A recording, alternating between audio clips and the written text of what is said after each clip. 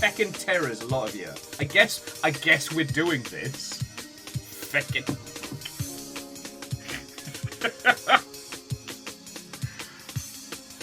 I was going to start in 2 more minutes, but apparently we're going already.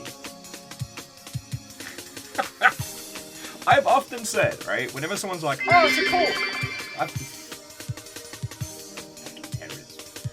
I've often said, I do not control it. Like, it can't be a cult because I'm not in control. You know, one of a cult leader's main goal is, you know, yeah, controlling of others, right?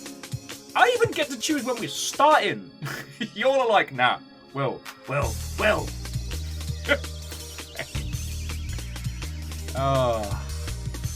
So, happy Thursday, Watto, and welcome. I am sorry that we started late. A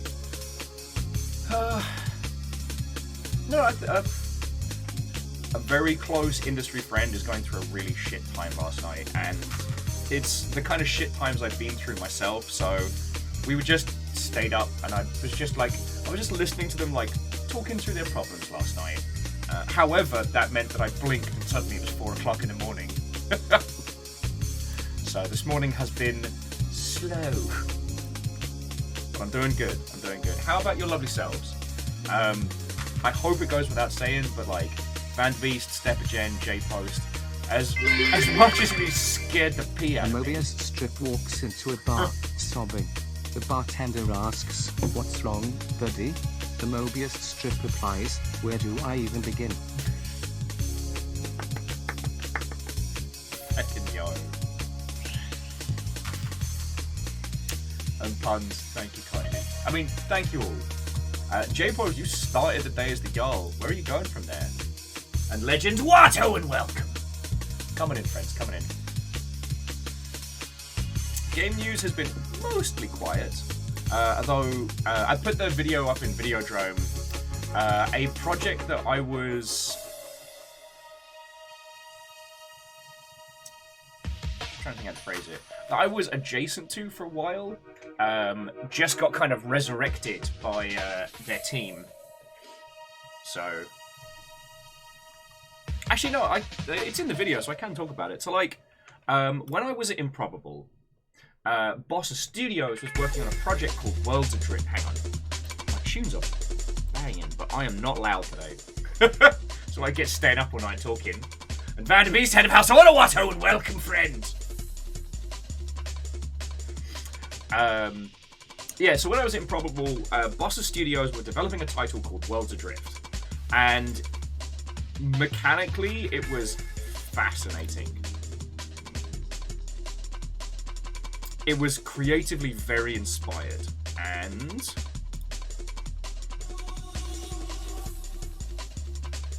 it did not properly launch. Choose my words very carefully here. But what I can say is that Boss Studios just announced they're making a feckin' banger of a game called Lost Skies. And that is essentially the heart and the intent of what they wanted to do with Worlds Adrift. I guess there's two sides to every story. The Mobius Strip cries more. Hey, cheer up. At least everyone is on your side. Alright. Pond, where do you find these? I mean, also, thank you. Where do you find these? A jam, Watto, and welcome. Coming in, friends, coming in.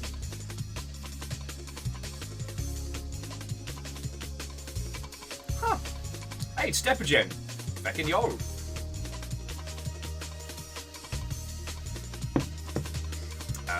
But yeah, so TLDR, some industry friendos have just announced a new game, and it looks really fun. What I can say was playing some of the early prototypes of Worlds Adrift. When we found the fun, it was incredible. I can say that. And so I'm really excited for Lost Skies, because if they can recapture that, like, so you build your own airships from components. Less complicated than the prototype that we played during the Landfall collection. But, you know, you have like core hull pieces, but it's very freeform in terms of how you construct it. But your movement around the world is primarily done by a grapple hook. And God, it was fun. And not like a Void Train that can like the grapple and float through the sky, like actual swinging into the skies. And oh my word, so good. I was very sad that Worlds Adrift did not achieve what we all hoped it would. Once again, I'm choosing my words extremely carefully today. So yeah. Oh.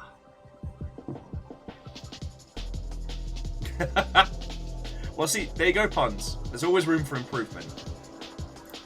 And Keldra, Watto, and welcome. Angel Kalina, hello, hello. How you all doing, friends? So yeah, apologies if I look a little tired and a little haggard. Like, I stayed up too late helping a friend, and yeah. It's one of the few times where I feel like I've actually stayed up late doing the good. However, I do need to start off with some proper apologies today. I am not going to be helping you save money today. I'm real sorry. I am not going to be fiscally useful. And here's why. So I got one of the Humble Bundle emails this morning. And it is the Image Comics Leading Ladies Bundle. It is 52 volumes for $20. And it is literally all of my fucking favorites. Like, no joke. So it is Saga, Paper Girls, Monstress, or however you want to say it, Bitch Planet, Lady Mechanica, and one more.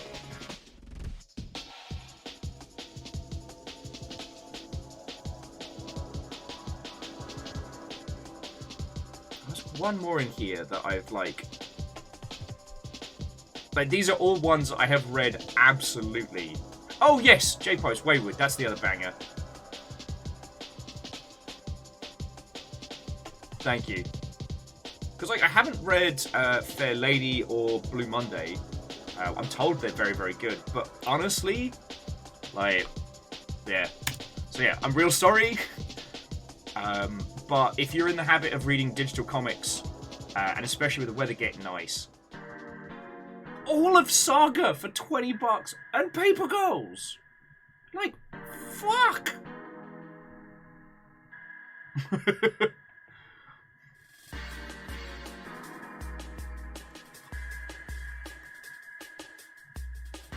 Feckin' yo. Yeah, I am sorry. I understand we're all fiscally hurting. Humble Comics Bundle, Leading Ladies featuring Saga, Monstrous, and more. From Image was just purchased for $20. Whoever that was, thank you for taking my recommendations, as I do not make this one lightly.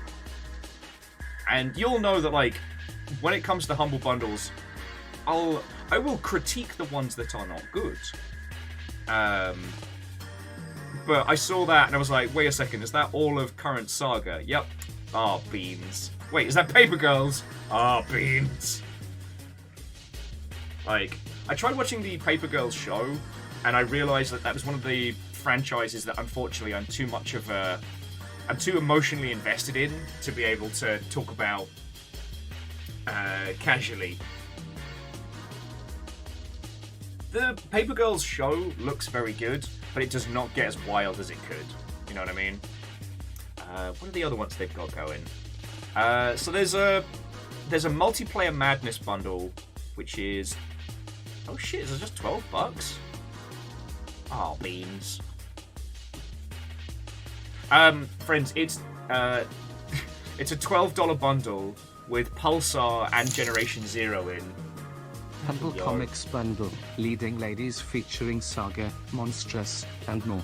From Image was just purchased for $20. Yo, and whoever that was, look, I really hope you enjoy those, because I absolutely feckin' adore those comics.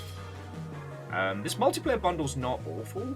I mean, for Pulsar for $12 is great, because that's basically like Star Trek of Thieves, but with all the IPs filed off. Oh yeah. Well, the only thing I will say, Legend, is try and give yourself little breathers between the volumes, because the pacing of Saga is very well done, and sometimes I had to reread a few of the early volumes because I got into it later than everybody else.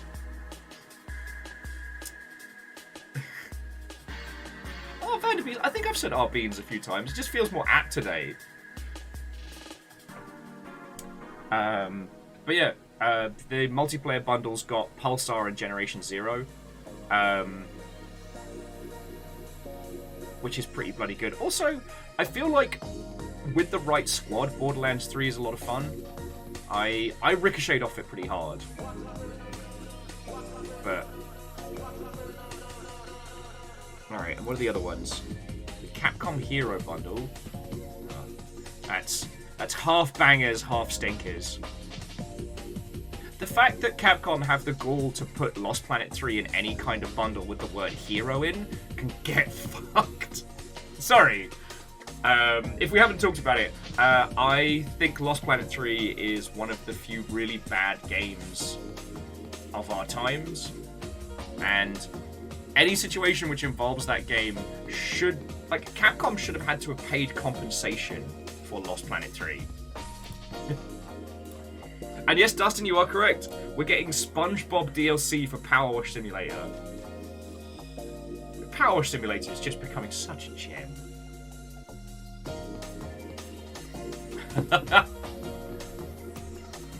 Old Greybeard, if I really did have that power, you know I would use it very sparingly. Oh, and the Whitethorn bundle, I think, is still up for a day. Yeah, so Ragnar, Lost Planet 3 is the mech mining one, and God, it is trash. Okay, no, so the reason why I say it's one of the few bad games is it's badly constructed, and it's not made with even a hint of love. And Red Burning Dragon, Watto and welcome. And yeah, no, Durry, no joke. The next DLC for Power Wash Simulator will be Bikini Bottom. It's been confirmed. You even have in-universe themed items, which I think is brilliant. I also didn't know that because I haven't seen it, in the SpongeBob movie, apparently Matt Berry and the epic rap battle of ancient history guys have a throwdown.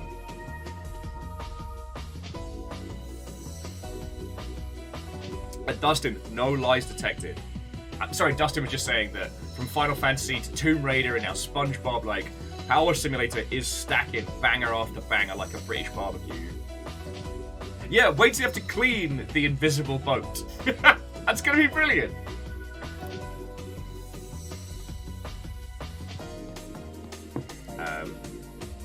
Oh yeah, so Ragnar, just for the record,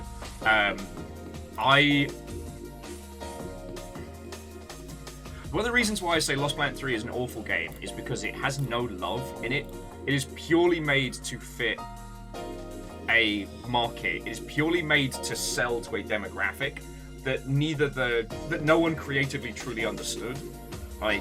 Lost Planet 3 has the fucking creative and artistic intent of those dodgy fake games around mobile games. You know? Save the Kingdom, my lord, has more artistic intent than Lost Planet 3.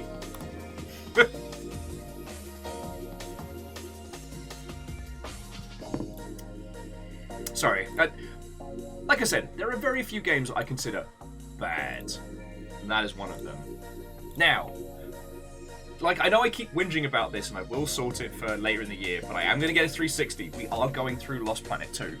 And I will show you why it's still a game worth talking about. It breaks my heart that the PC version is fucked because of Games for Windows Live.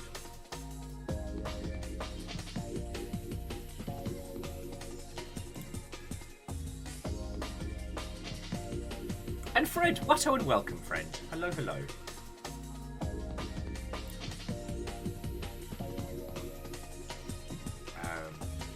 Yeah, sorry, I didn't mean to get all wild-eyed and crazy on that one.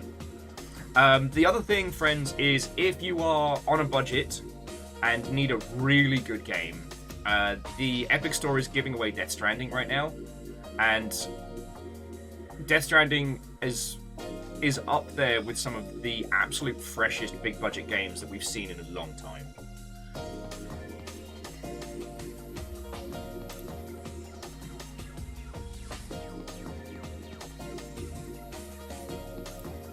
I mean, Legend, if you make it work, congratulations, but it's not a repeatable situation.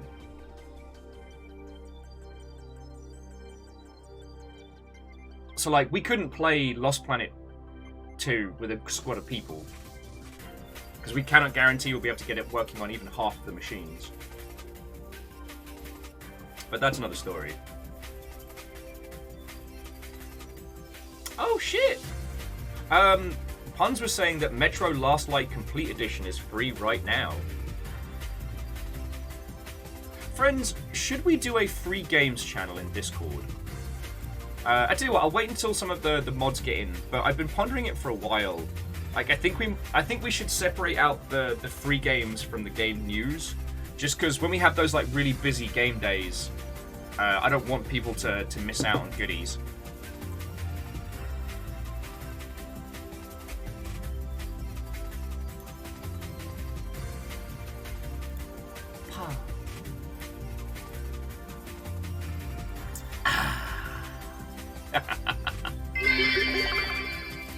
Fighting gamers be eating good this year. Fuck Viking yeah. 64 big shout gamers be eating good this year. Viking 64 big shout eat your fill nerds. Fuck yes. But this does mean that I need to share with you a very disturbing fact. I watched the Mortal Kombat reboot trailer, and the sound design was so good that it didn't make me feel ill. It made me want to get soup. Like, the sound of all the gore. I was like, I could go for, like, a really good soup right now. I don't know if that's messed up, but, like, that was my big takeaway from the Mortal Kombat trailer, is I want grilled cheese and soup. It's just, they've reached a point with their violence that it's so, like, symbolic and so over the top in an artistic way that it no longer feels like, ugh! It just makes you go, oh wow, okay. Combined with, like, the visual, I'm just like, man, I'm hungry. Oh shit, Barry's saying the open beta for Street Fighter comes out tomorrow. Oh. I worry about breaking my hands, because I have absolutely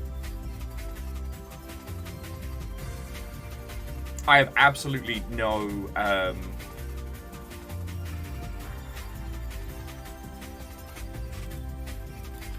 self-control.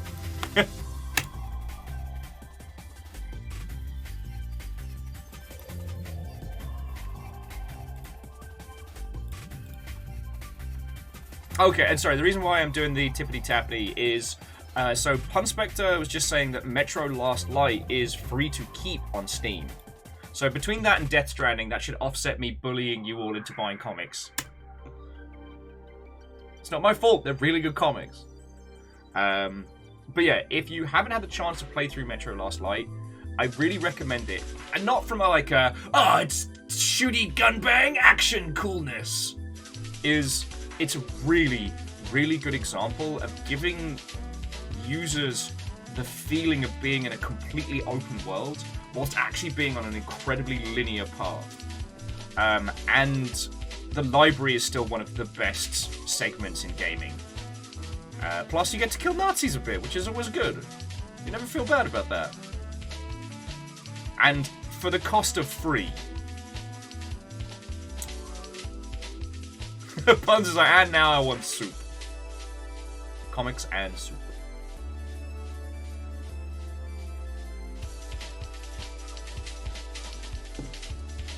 I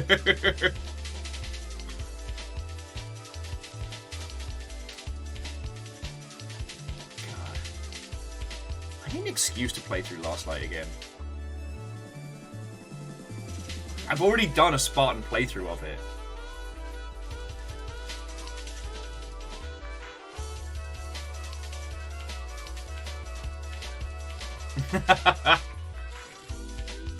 No, so the library segment in Metro is fascinating because you encounter these.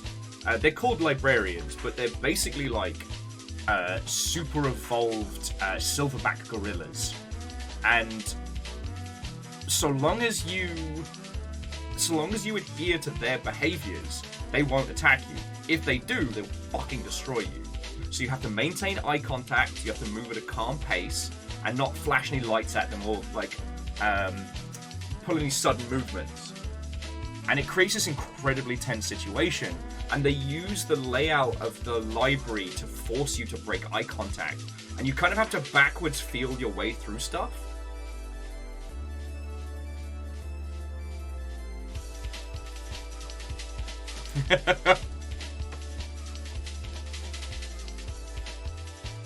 So Dory, they are best played in order because elements of the story are kind of unfurled like a trilogy. Like Artyom's not particularly a fascinating character, but he's just a kind of a blando vehicle through a fascinating world that starts out as something very, very, very, very typical and morphs into something special. So yeah, XT Johnny XP. TLDR, Metro Last Light is free on Steam and it's free to keep. Epic is giving away Death Stranding. None of you need me to pitch you Death Stranding, right? Like, Norman Reedus and his delivery fetus. But it ends up... Okay, we played... I'm getting the book. Because you know what? Jam and a few of you probably haven't seen the book. Because we played through this the last one. Yes, I know. I'm getting the book.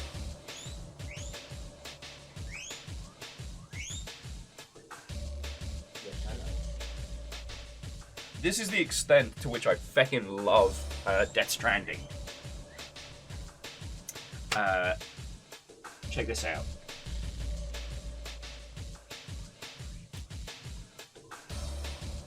This is not a Death Stranding art book. This is all of the screenshots and photos we took throughout our playthrough of Death Stranding. Yes, I know guinea pigs. They have very strong opinions about Death Stranding. And...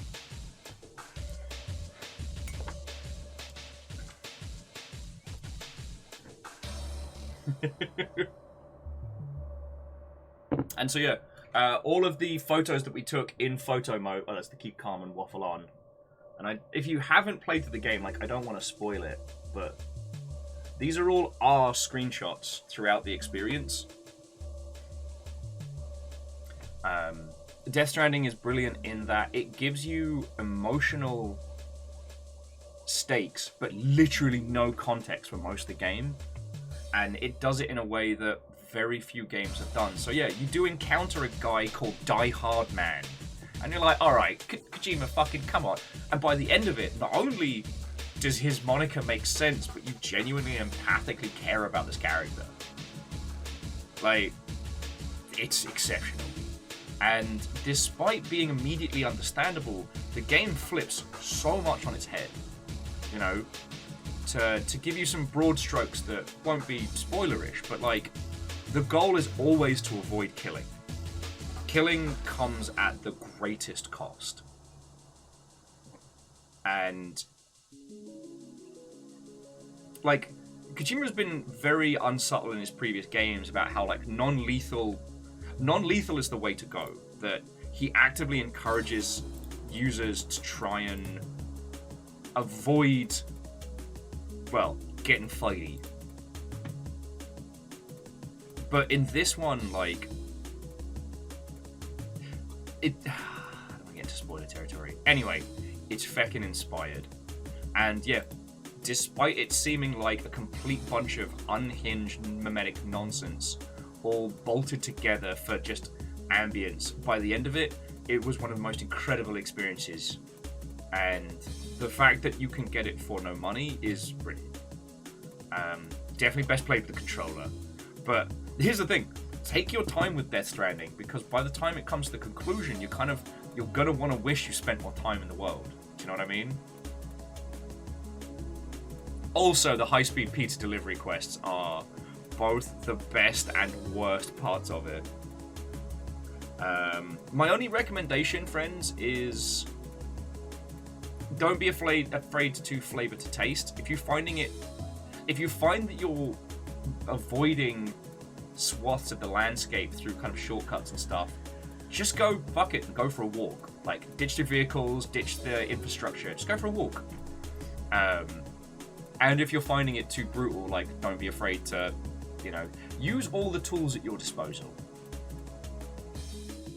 God, there's so many little details to it. So things like, you can get like a little pull-along tug, like a little hoverboard. You can stack your packages on and pull it with you. Which, when it's empty, you can also use as a fucking hoverboard. Like, you can Back to the Future down a fucking mountain and do tricks and shit. It's great.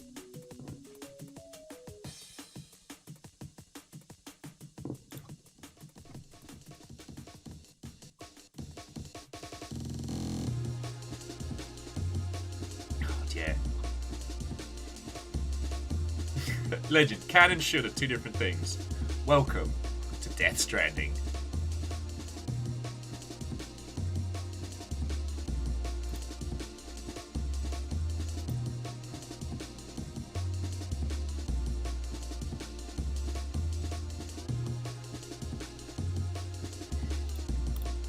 Okay, sorry. I was genuinely sitting there just thinking about our run through of Death Stranding. It's such a gorgeous experience. Also, the first and best femme-presenting character that fucking Kojima has put into a project. And you know what? Because I've spent years saying, absolutely, positively, do not hire Hollywood talent for your video games. It's not worth it. It costs too much money, and it always ends up being like, no. And then Death Stranding, of course, goes and proves me absolutely the fuck wrong. Mads Mikkelsen's character and performance is brilliant. At first, I thought old Norman was just going to be kind of a face on it, and I don't know how much of it was facial capture. I don't know how much of it was the animation team. So I don't want to put all of it. I don't want to put all of it on just the actors. However, they are utilized in such a way as to enhance the experience. Darius, the photo book was something custom made. I got like a 50% off for a print service online. I just went for it.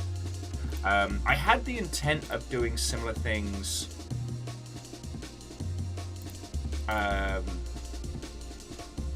I had the intent of doing similar things with our Subnautica run and stuff like that, but then the world... Okay, thank you. Yeah, the world keeps... the world keeps being the world, so unfortunately that one's been on hiatus.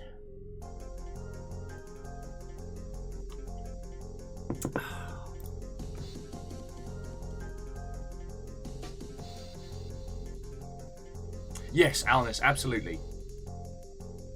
Now, I would say that for individuals like us, there are only a few specific use cases in which I would recommend the purchase of, we'll just call it big talent, like performance talent that comes with a big cost. There are only a handful of situations in which I'd recommend that you do that. The obvious ones being like the Thomas Was Alone effect and stuff like that. But for whatever reason, with Death Stranding, the utilization of big talent actually worked. Whereas it was a fucking disaster in Metal Gear Solid 5, let me bloody tell you. But we don't need to talk about MGS5. It's okay, we can get through a day without it. I still think I was very funny when we played MGS5. And I think about that a lot. That sometimes I think I'm very funny. Oh, Fred, I'm so sorry. Hopefully we'll see you later. And Square Peg, Watto and welcome. Yes, so the Epic Game Store is giving store credit back when you make purchases. This could be a big one. We'll see how that shapes things out, but yeah, the Epic Store essentially doing like a proper loyalty point system is a very powerful move. What that entails is that EGS have said that on specific purchases, they'll give you back 5% of whatever you spend to use on other games. Now, when you combine that with things like Fortnite, and I don't know if Fortnite purchases will count towards, but that's a really big fucking deal. Because what it means is that, alright, so you're a wee babby, you play Fortnite and nothing but Fortnite, and you bug your parents and they give you an Epic Games Store card or Fortnite V-Bucks or what have you. You redeem those, you get, I don't know, Goku punching Batman, I don't know. But then suddenly, you have $10, like from all that you have spent, you've then got like $2 or $3 worth of store credit, just kind of looking at you there, and you're like, alright. Maybe you spend some more on some more V-Bucks, maybe it starts to stack up, and then suddenly, you know, when childlike boredom hits, as it often does, people start looking at other titles. Oh shit, does it apply to the Unreal Marketplace? Like, I haven't had the chance to look at it proper. I don't know if they're considered two separate entities. But I would be very interested to find out.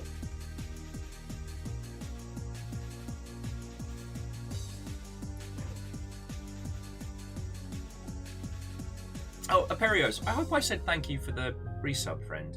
Sorry, I just was so excited talking about free games and Mortal Kombat Soup. I forgot to be like, oh yeah, and that's, yeah, 42 months of subs. I should probably say something nice about that. God. A fucking mess. And again, friends, I do apologise for starting late today. I do not regret why I stayed up late. I was just, a friend needed a person to talk to who had gone through some shit that's like the shit they're going through, and I was like, fuck, that's me. I'm that guy. And Lizzie, Watto, and welcome. Actually, so Lizzie, Caffeine, because you're both here, I wanted to ask your opinion on something. What are your feels on us having a channel for free games in Discord? Because I mean, I can put this in the mod chat.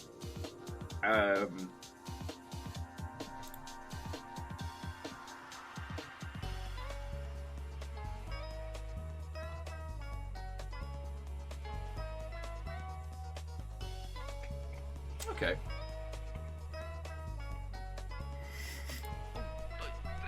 Oh, sorry. The reason why I was chortling as well is I was just checking the Epic Store to see if there's any more details and information. And look what popped up again. Crime Boss. Roque City. God, I know I need to pick up a copy of this absolute dumpster fire because it's going to be gone someday. Because Crime Boss is an example of spending money on big talent that does absolutely fucking nothing.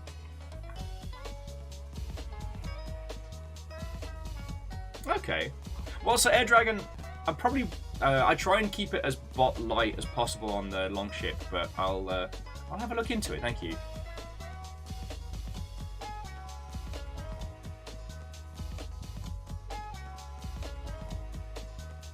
Oh, an Angel, like again, it's nothing I can really go into details about. It's something that I've experienced very similar, and I was very, very lucky at the time that I was going through the shit that I had really good friends to talk to and like talk through the problems and stuff.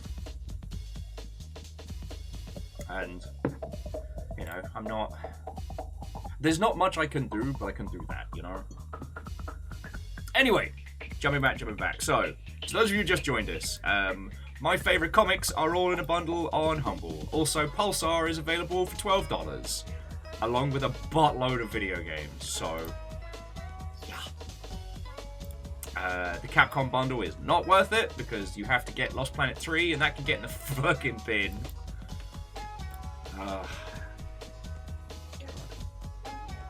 It's interesting that, like, of the Capcom's experimental phase, where they started hiring Western studios to work on Japanese IPs, that DMC missed the mark on the IP, but had a cracking combat system and some really interesting like level design and stuff like that. It did very poorly and nearly sunk Ninja Theory.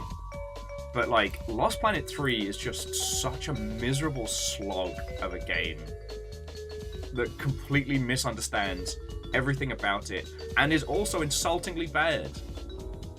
Like, sometimes when you play a game, you can tell there was no love that went into this.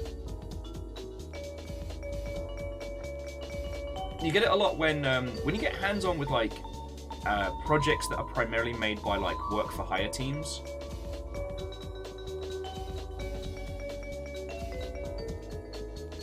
Like, you can genuinely feel that the people there they were there to collect a paycheck and peace out.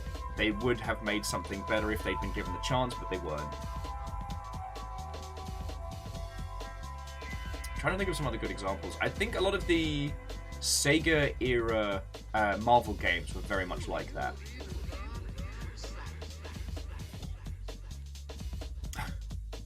Well, Legend, that's very kind of you to say, but it is worth pointing out that I was a piece of shit for a long time.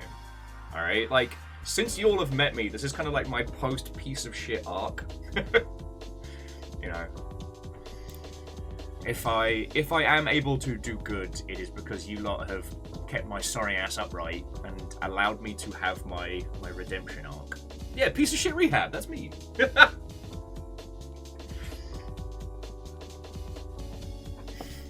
That's me.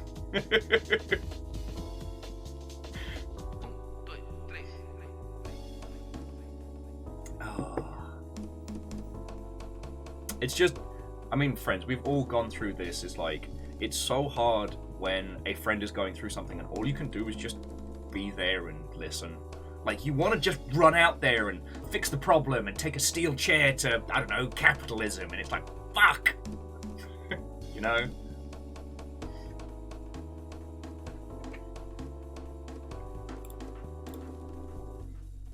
Captain on the bridge. What?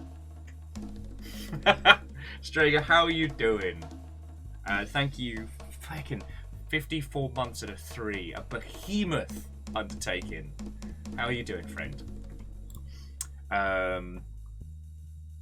Yeah, so again, friends, if you didn't get the pitch, here is more comic books than you all will know what to do with for $20. Long live Jarl Infinitus. Shit. Screams Lizzie. So yeah, friends, if there's anything you all want to chat and banter on, game news has been quite quiet today, and honestly, I'm okay with that. You know, we had a very front-stacked week in video games, you know. Oh no! Strager says they went back into work today to find all the fire. Are we talking like that one indomitable clip from Community where you open the door and there's like things are on fire, someone's swinging a towel, there's screaming and blood.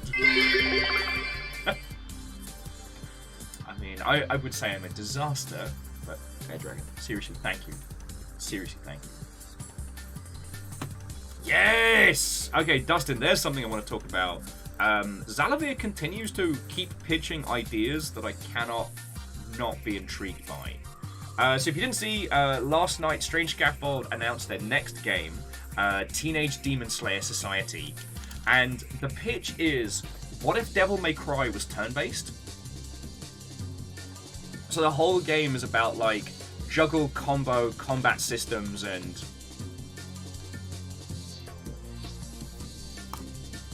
like wild zoning chains and all sorts of feckin' goodness. Hang on, here we go.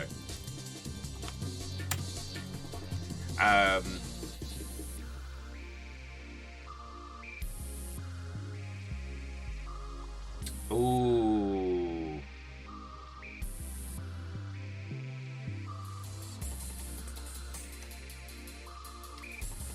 Okay, so first things first, because Hookshot, I do want to talk about that. So first things first, that is Teenage Demon Slayer Society. Please, please, please, give it a follow, give it a wish list on Steam, because, you know, we look after, you know, the long ship, we look after our own, and I'm not saying we are responsible for Zalavir, but we stand strange scaffold in this household.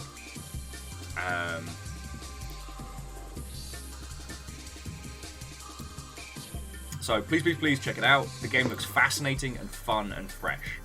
So next up, Hookshot was saying, their only news, they commissioned an artist for some D&D art.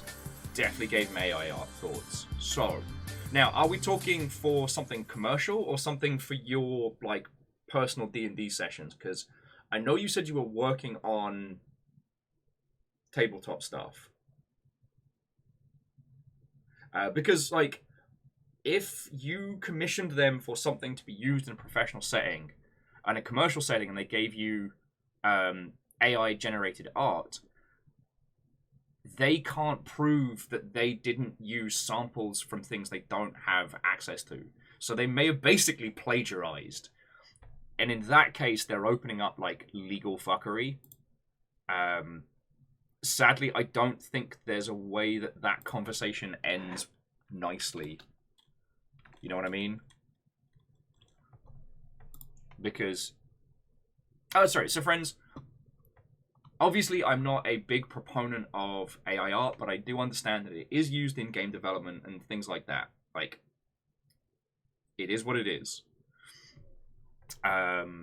However, if we're looking at it purely from... I'm going to put the piano soundtrack on, because that's how I'm feeling. Yeah, feeling cool today. It's very tired and need of more coffee.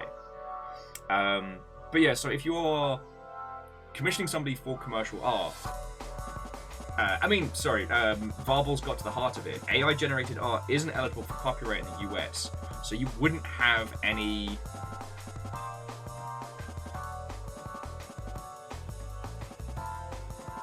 so you wouldn't be able to use it in a commercial setting.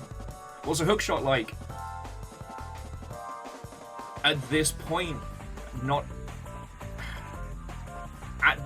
you have commissioned somebody for something, and they have provided you with something that is unusable. Like, at this point, I would... If you have not paid them already, I certainly would not pay them.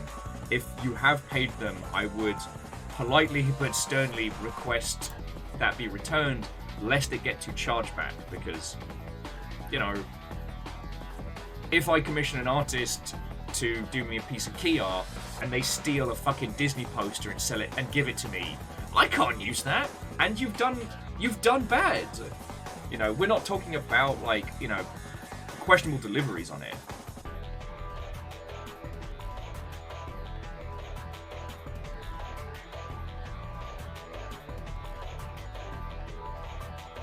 But yeah, Hookshot, though, I'm really sorry about that, friend.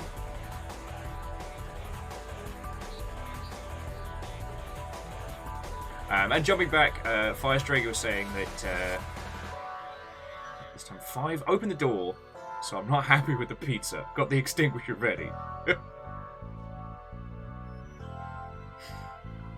So yeah, I'm glad it's not actual people fire, but oh god.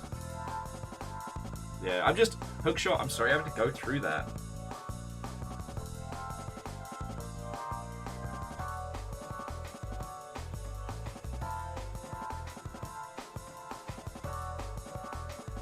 Because that does suck.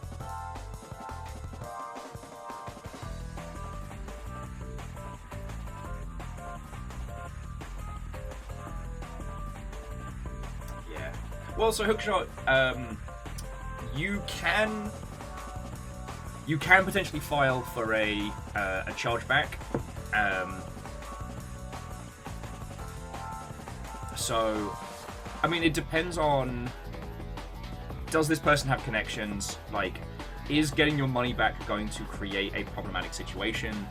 You know, and could that cash be utilized towards another artist?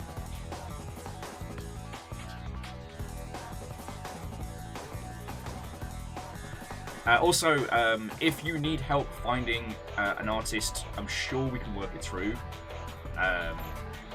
I mean, the best person I know for that is currently working full-time at a game studio in Seattle, so I don't think they have bandwidth, but... Hello, puppies. But yeah, no, we can help you with this one. Okay, so then Hookshot, commiserations, friends. It happens. It's shite when it does. And at least you found out about it at this stage and not when you went to print and then suddenly found out like, oh shit, I don't actually own the art that I'm selling. Oh, beans.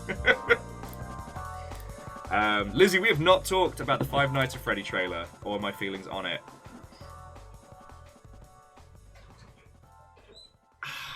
It's gonna be good. It's gonna be good. And that's something that it is distressing me because, one, it is a live-action film and thus on the list. The gentleman they have playing the lead looks like a all-cavity, wall-insulator white guy, but is actually a very, very good actor. There is a series, I believe it's Future Man's on Hulu, right? Yeah. There's a show called Future Man on Hulu. And if you can stomach the first couple of episodes where they make an inordinate amount of dick jokes, because that's what they thought video gaming was, it genuinely goes places. I made the mistake of having it as like one of my trying to go to sleep shows, because I thought it was brain dead and stupid, and then I ended up staying up till 6 in the morning. The finale had me in tears. Like, I still think about it because, like, in terms of mind fuckery, it's next gen. But yes, so they have that person playing the lead, and they're very much leaning into the reasons behind the hauntings and whatnot, but they've upsettingly accurately depicted the old Fazbear's Pizza. This is a quick time to remind you that the person who came up with Five Nights at Freddy's is a piece of shit. He is a piece of shit. Now, obviously, I would never ever condone piracy on this Twitch.television, as that would be very much against the terms and conditions. I would never do such a thing, yo-ho. Sorry, what? Sorry, what? It's just the wind.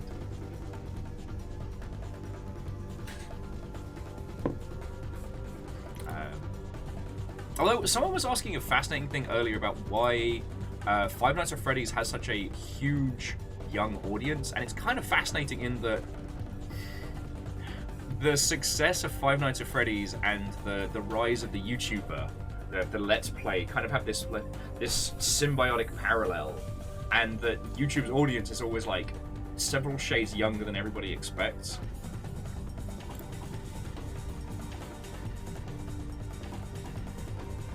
Yeah. Matthew Illard as William Afton is a power play, and it really does seem like they didn't just grab who they could. Now, what's going to be really interesting is putting this up against Willy's Wonderland, which was the budget film with Nick Cage. Hey.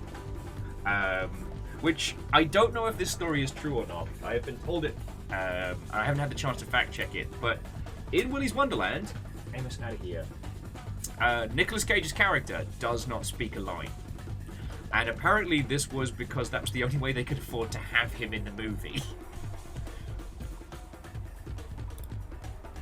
But that one's definitely more schlock horror. Amos, mate, out of here.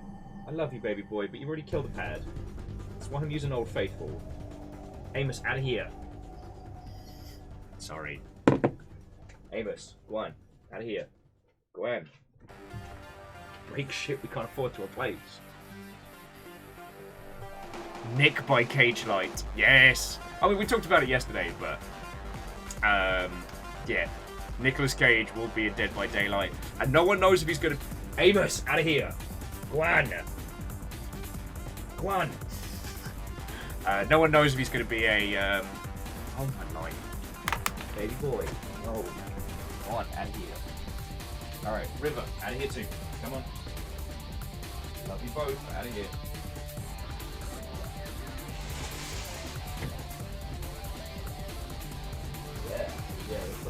gate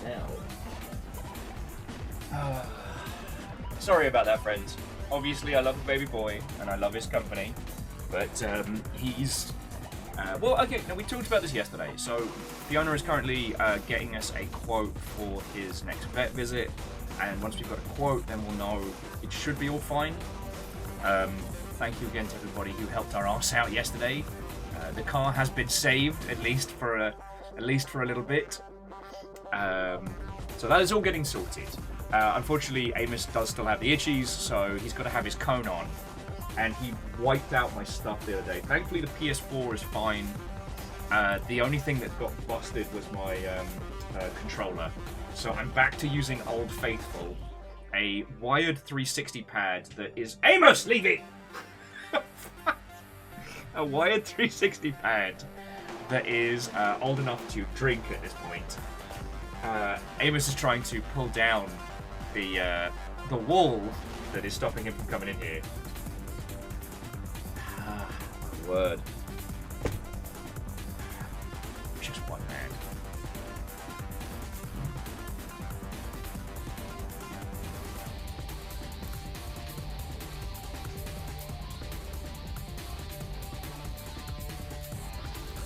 So puns, in fairness, I've only really seen what we've been talking about in the Longship, so I haven't looked into Nick Cage's Dead by Daylight-ness. And Lizzie, I had actually forgotten that it's Jim Henson's Creature Shop who are doing the animatronics, so that's gonna be fucking haunting!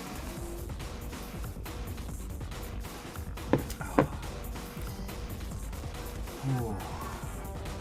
I think that's really it for what's been going on today. Like,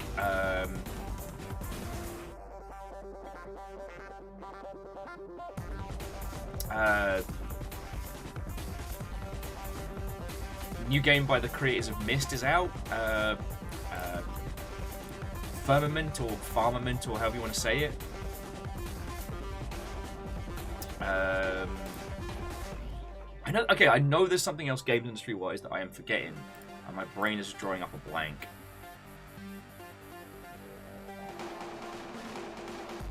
I mean, this is also why announcing stuff just right after Zelda is not a great idea, because things get lost in the noise so quickly.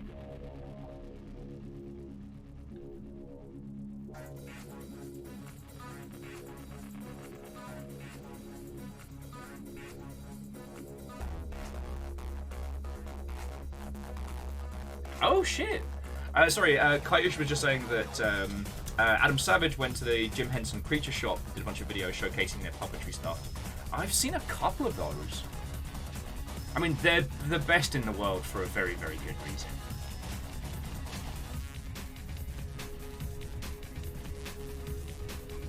I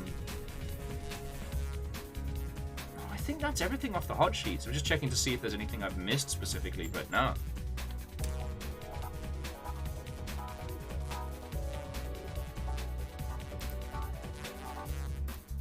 Well, so Kite-ish, the thing that struck me after Lizzie was maniacally cackling at me about it this morning was that we're not looking at something that's going to be like, you know, like the new Evil Dead films level of horror. No, we're dealing with like the Wheelers. We're dealing with horror for kids that will scar them for a life. Like, we won't see like little Tintin getting torn limb from limb and thrown into a blender, but like, this is going to be the movie that scars some people, because when the Creature Shop are allowed to get spoopy, they get fucking weird with it. Alright? We all saw fucking Dark Crystal. We all saw Labyrinth. When it wants to get fucking nasty, it can do it without having to break outside of the PG-13 constraints. That's where I'm like, oh god.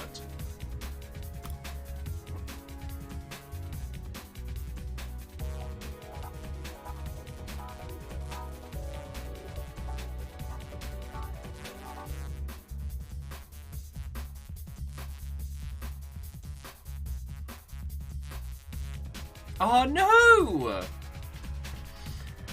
Aperius was saying Nick Cage was a producer on the film Willy's Wonderland.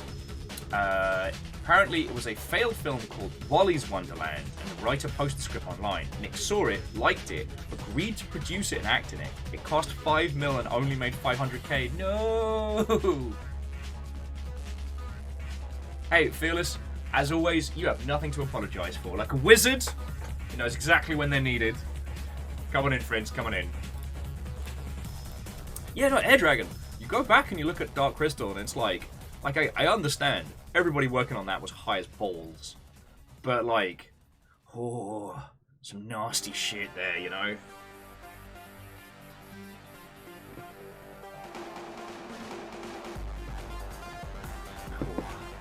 Anyway, so speaking of weird, nasty stuff, hello! Tonight we are going to be, well, this afternoon, what time of day is it?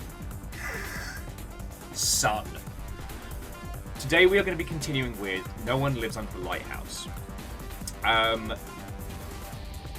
wanted to request something. I think we need a ritual master. I think we're going to need I don't want to say a guide, but with Nobody Lives Under the Lighthouse, we have done like the main playthrough of the game. And we have not done the true ending. Now, we can putz around about on this, we can fact with things and see if we can find out how it goes, but I think from this point, we need at least one knowledgeable person to kind of guide our adventure through. And I wondered if anybody wanted to take up that mantle today. It does mean that you'll have the spoilers, but it also means you can kind of direct the flow of our little gaming session today.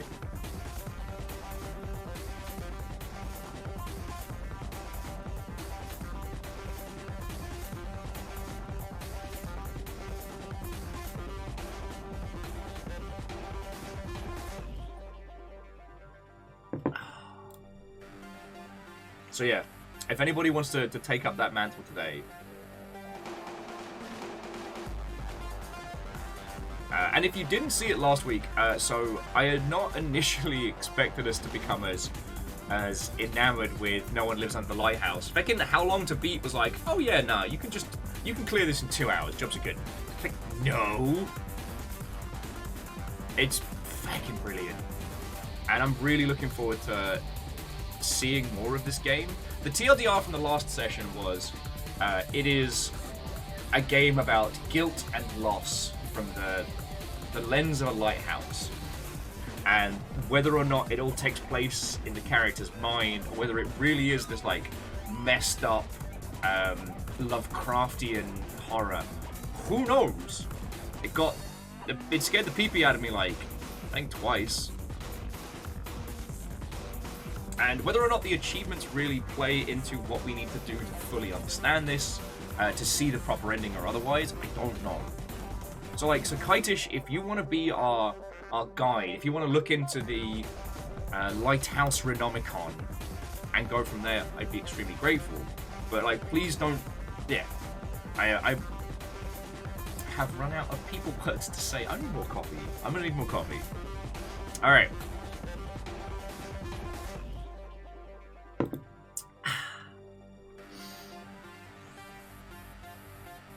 I'll tell you what, friends. I'm going to pour a cuppa, and Kaidish, if you want to have a look at the guide, we can get our stuff together and get ready.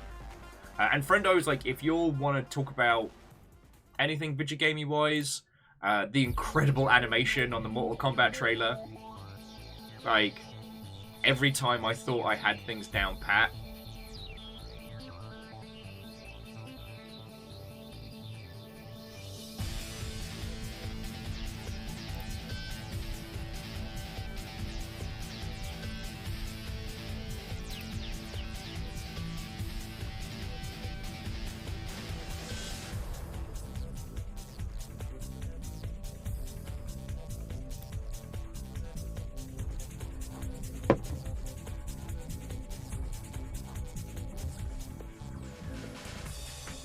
oh yes, and Dory Quill, that might have been it.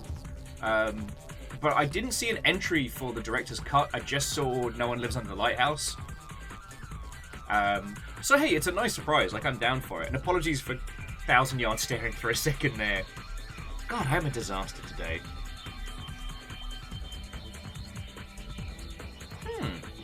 Aparius was saying that the new Mortal Kombat is said to have a team element to it.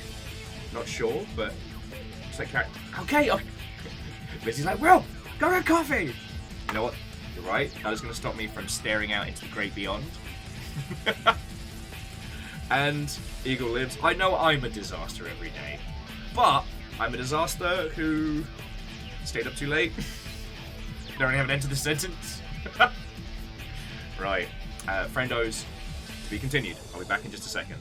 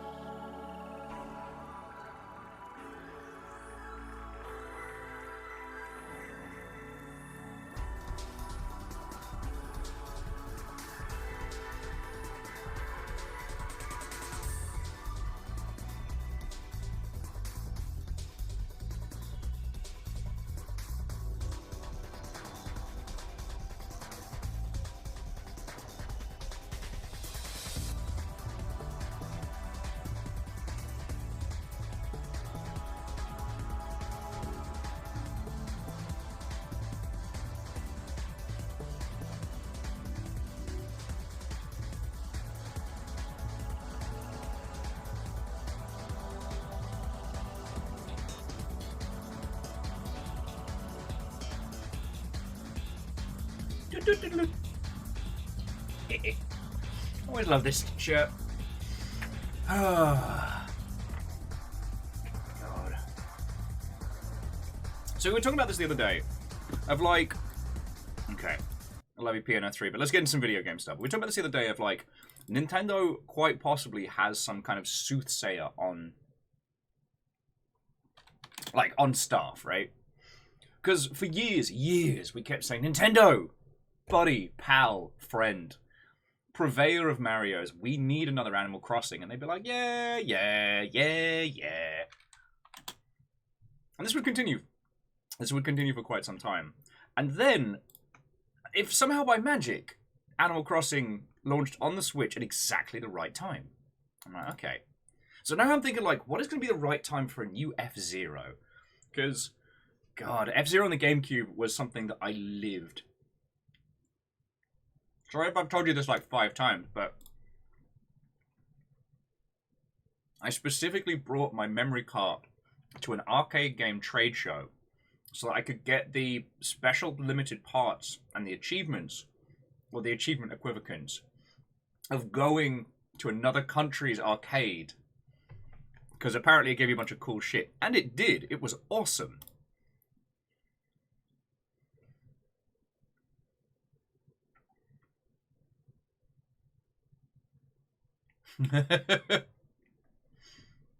Barry says F-Zero will be the first Nintendo game in VR. And Eagle was just adding that F-Zero X is like one of their favourite racing games of all time. I can completely understand that. Big, loud lighthouse sound.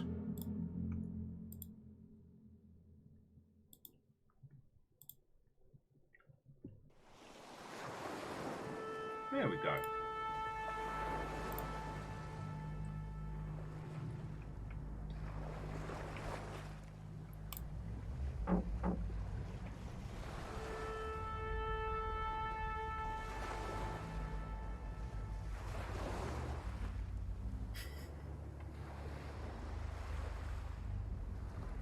I'm just saying, Air Dragon, like, someone knew exactly when to release Animal Crossing, and they did.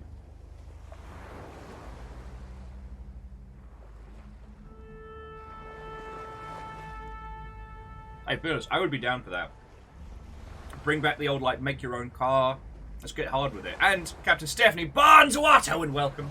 Hello, hello. So, friendos, this is a curious one. It is sort of a horror game, but not in the most horrifying of means. Like, this is not spoopy in the sense that it's going to give you nightmares and bad times. It's weird and strange. It's... I don't know. My friend described it as having that King in Yellow vibe, in that it's not unsettling or scary, but it's kind of like tales of the weird as told through a very personal lens. Also, it's got this fucking great art style. So yeah. It's terrifying. Okay.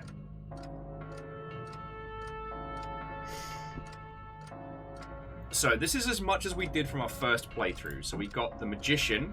We followed the false sign. I'm not quite sure what that means. We got the Emperor. As expected, you kept your domain clean. Big Veggie Tales from the Crypt energy. Fucking yo. The Wheel of Fortune, and yet both your fortune and your doom are your own achievement. Okay. Strength. You listened to no warnings. The Hanged Man, and then your fate was revealed. We got the Tower. From day to day, you fought the silence in the tower. I think that was from turning on the megaphone every day, the gramophone. And then the Sun, but your inner light is enough.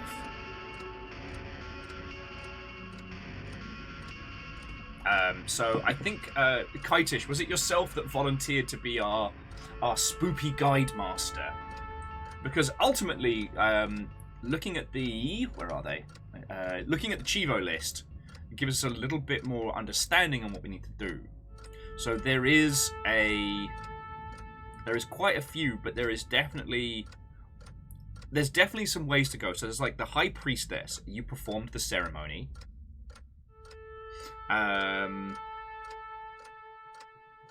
There was Temperance. You were patient to continue your search. The Fool. You picked the wrong target. Hermit. You found shelter when no one could.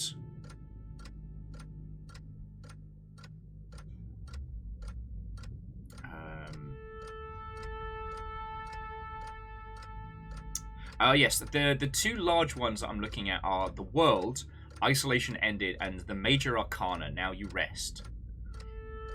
So it feels like whatever the ceremony is and things like that, like that's where we've really got to like focus.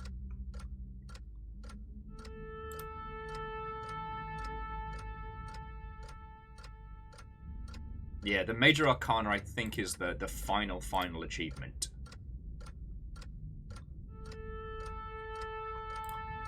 So yeah, so that's what we're going to be working on today, whilst obviously talking about good nonsense.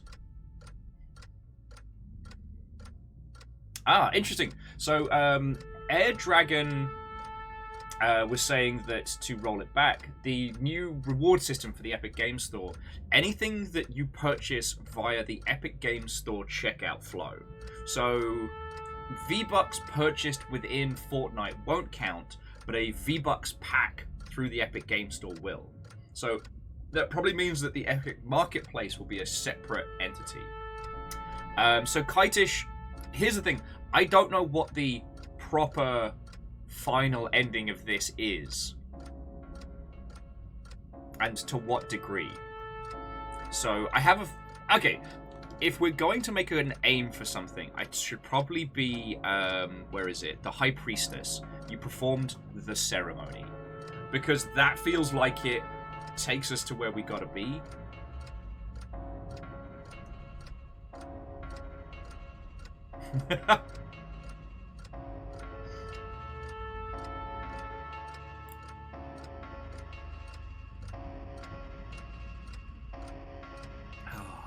Like I said, I had a feeling this was going to be kind of a quiet follow-up stream, and I definitely expected it considering how late I was. But even if it's just a handful of us who go through this, I'm really excited to see how fucking deep this goes. Because the calm, unsettling nature of it was so well delivered.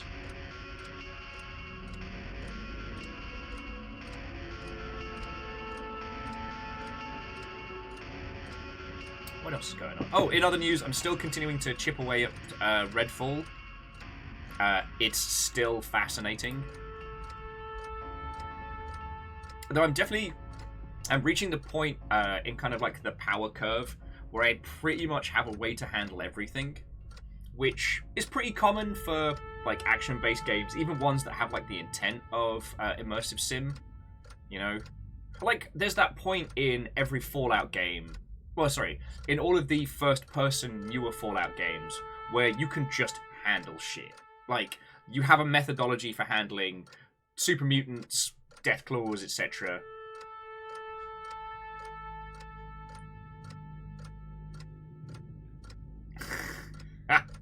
Does it still put the ass in fascinating? There is a distinct lack of good booties in Redfall. I'm just saying. There is a distinct lack of the bootay. Some might say that's probably its most damning criticism. It has not the badonkadonk.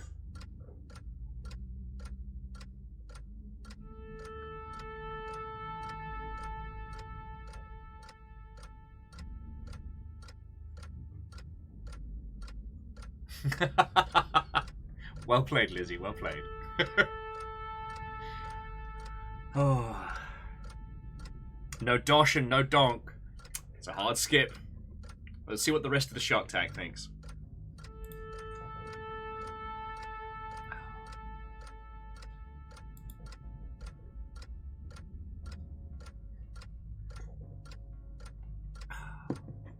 Sipping on my coffee.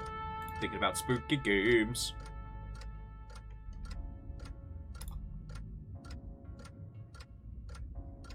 Trying not to just spend the rest of the afternoon rereading all of Saga.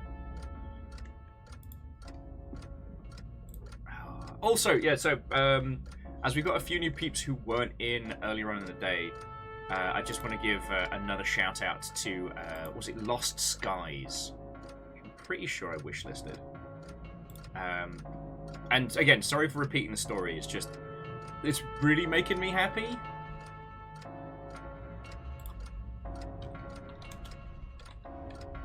Oh, I guess I didn't wishlist it. I guess I'm a piece of shit.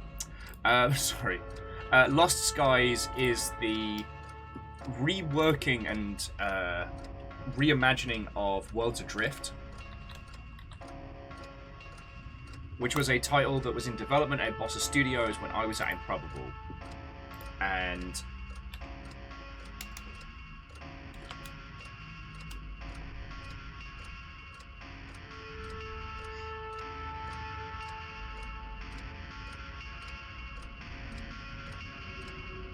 I'm going to be very, very excited to see this title. Again, I have to be stupid careful with what I say, but what I can say is that you build your own airships, and the main mode of locomotion is like grapple swings. So it's just feckin' brilliant across the board. It's got a real kind of like airships of thieves kind of vibe. More so than like the squad v squad of whatchamacallit? Oh, Wings of Steampunk or Punky Steam. Skies of Steampunk or fuck, I can't remember. Damn it! Like one of the most iconic titles in the space, and I just blanked it. Guns of Icarus, that was it. I'm just gonna get there eventually. Oh.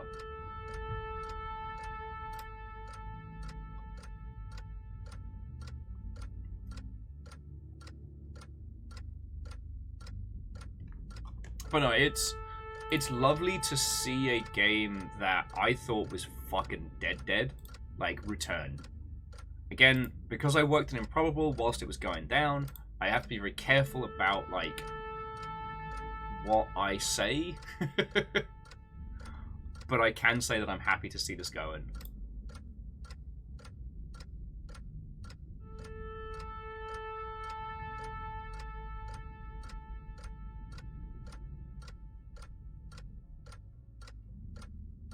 Well, so Jam, I have a feeling that that's something they've taken into consideration. Like the idea that essentially you can grapple onto the underside of your ship and that be a getaway method. Because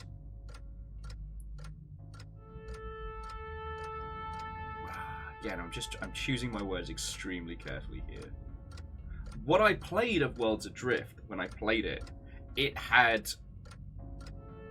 when it shined was when you did elements like that, of using your ship to grapple onto islands or move around, or having your friend kind of like drag you and pull you along. It was so good. God, it was so good.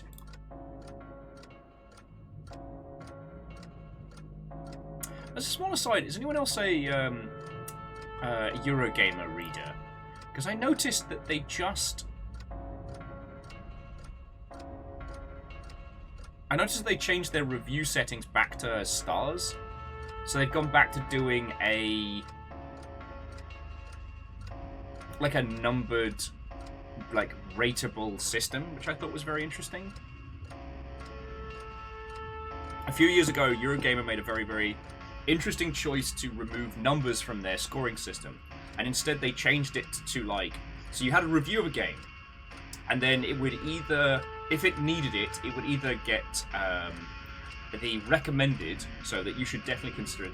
You should consider checking it out, and the essential, if you are in the gaming space, you should absolutely play this. And then they had one other mark, which was avoid. This, do not buy this. Do not buy this.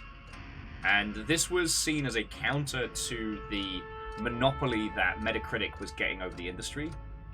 and that was how they'd be for a long time. And now they've moved back to a star scoring system, and I'm like, huh.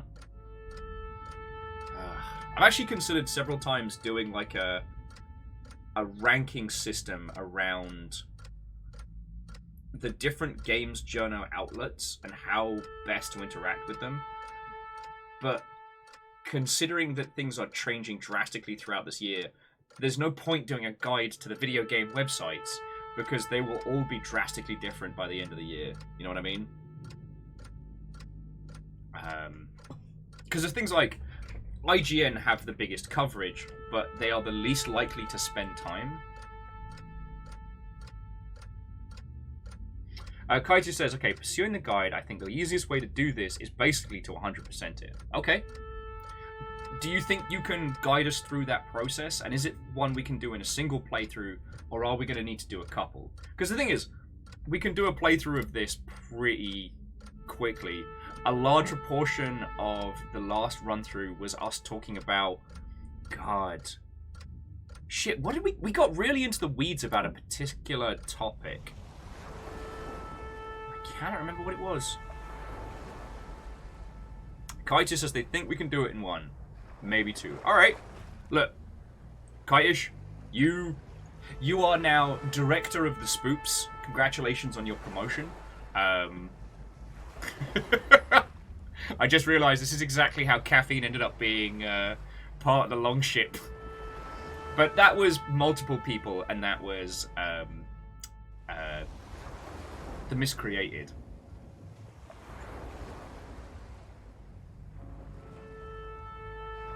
Dustin, are we talking about the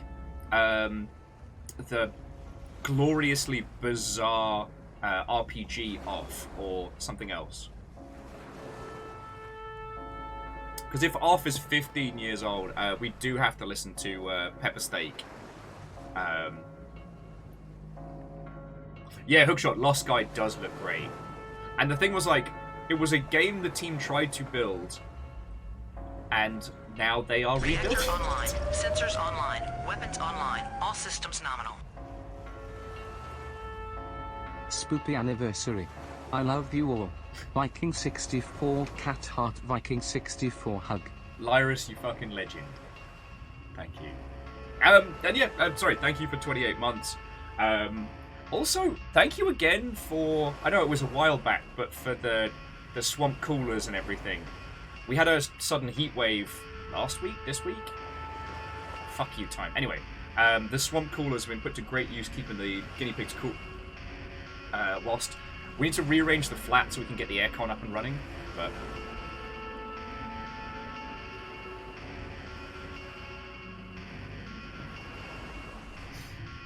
also, Kaitish says that we've managed to get the achievement that's bugged.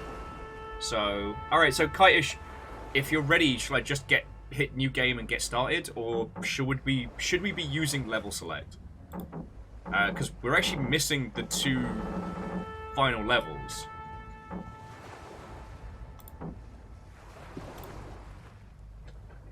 And yeah, Lizzie, we can't forget Caffeine's favourite game, Barotrauma.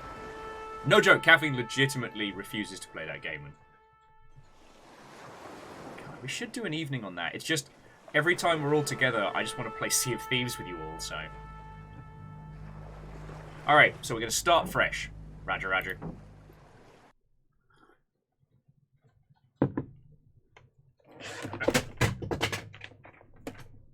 Too much shit on my desk. Okay, day by day. Alright. And we are in. Alright, we'll just take a little moment. Because on this one, I think we can go into the underground and whatnot, so... Okay. Give me the beats. I will say though, friends, if you want a game that is fun and stupid and silly until you get good at it and then it becomes amazing, I do recommend Barotrauma. Kaichi says we got everything in.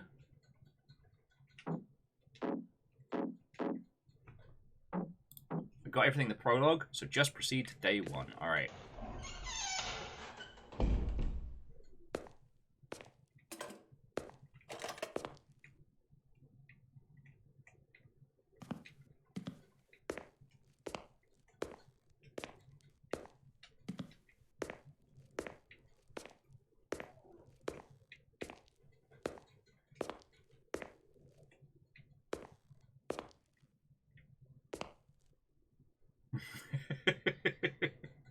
Aperio says that I should apply to do voice acting next time Respawn do a Jedi game, because apparently I sound just like the droids. I'm pretty proud of that. I think it was DJ that got me doing that.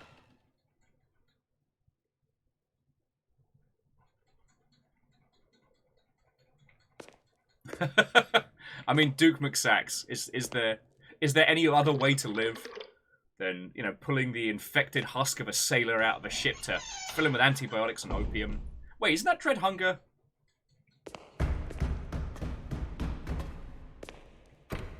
Piss off, mate! We're fucking closed! I tell thee. I'll open a chippy, I said. I'll open a chippy up on the Shetland Islands. It'll be nice and calm and I won't have to worry. But no, everyone keeps banging on my door at 4 in the morning. Oh, we need a kebab!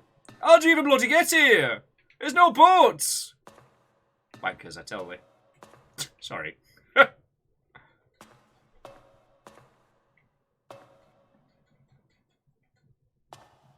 Oh yeah, we haven't plugged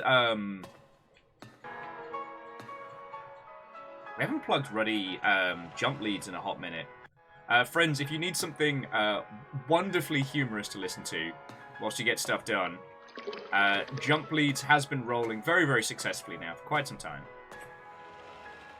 I think they're up to episode 4?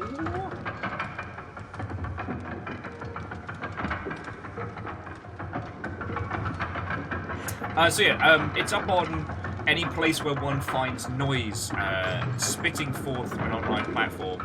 I'm listening to it on Spotify, I think, but yeah. Alright, there we go.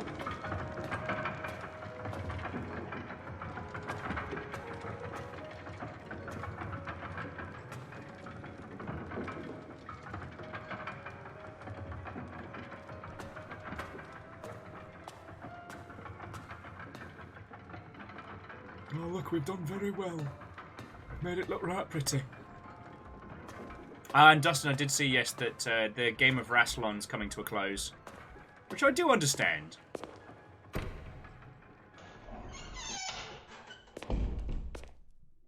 Oh, Jesus, River. Fucking timing!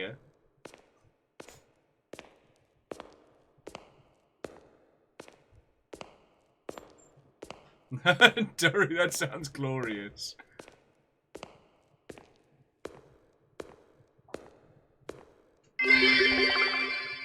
Woof woof. Indeed, indeed. And Bacon, thank you for the bits, friend.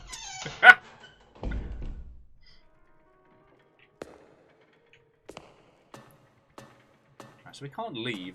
What do you want from me, video game?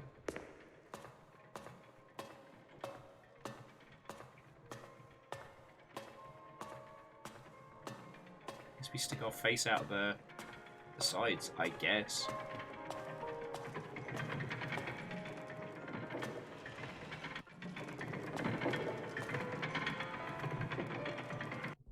Oh, interestingly, the windows are already showing like signs of the crackage there.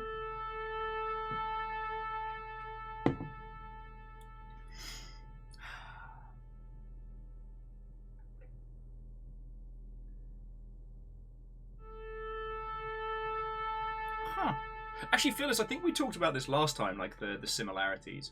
And I mean, what I do find interesting about this is how much of it may or may not just be our character going through shit, and how much of it may actually be dark Lovecraftian forces that go om nom nom nom nom nom nom nom nom.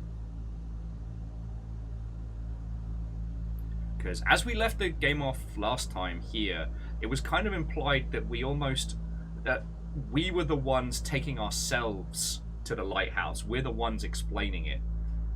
That we may have lost I believe our son. But then we also found a great big demonic temple underneath and shit got weird. So... and not to continuously quote friendos who make great YouTube videos, but Dan Olsen did a wonderful video about Annihilation called, like, Deciphering the Metaphor.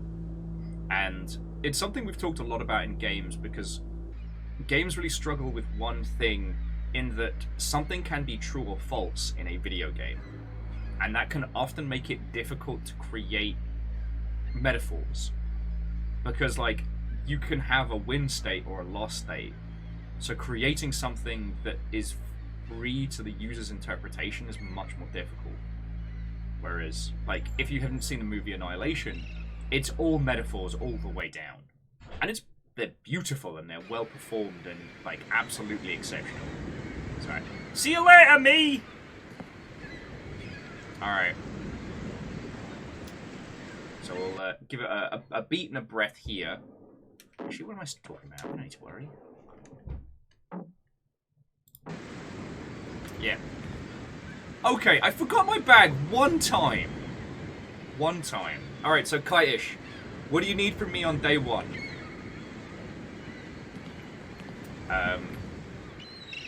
But yeah, it can be very difficult to create, like, strong metaphors in video games without just, like, turning to the camera and fucking saying it. I think that's why we end up talking about paratropics so much. Because that's, again, that is all metaphors. The fact that you as a player are given a gun that you do not use, and that you, like, laboriously load it. Although I think you fire one shot, but yeah. The whole metaphor about, like, you know, tapes consuming people and media and all sorts is intentionally very on the nose. Okay, so one thing I missed was setting up the crucifix in my house. Okay. Let's go find some fancy baubles!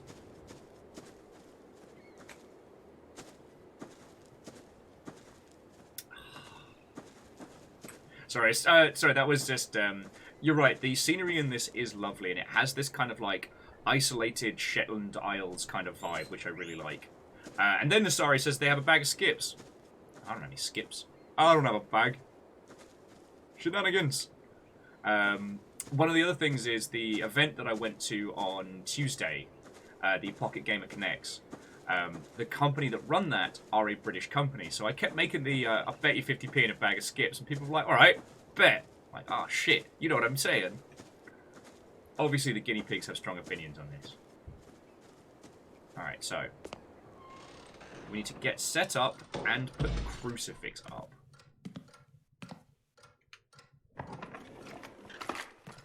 Okay. Alright, so there's the first stone. See, we actually, that's what's fascinating. We have the stone to start with. Ah, there we go. Now, where do you go?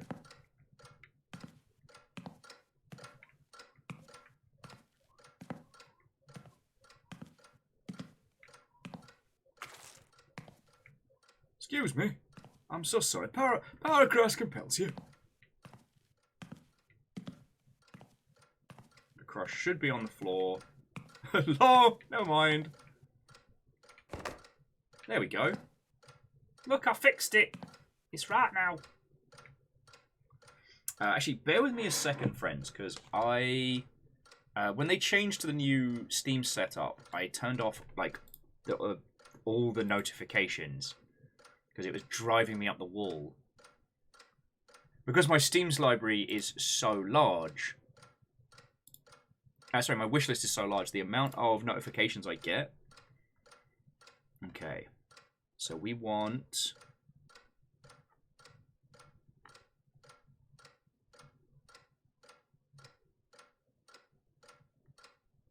Hang on. I want my... How do I turn on my Chivos?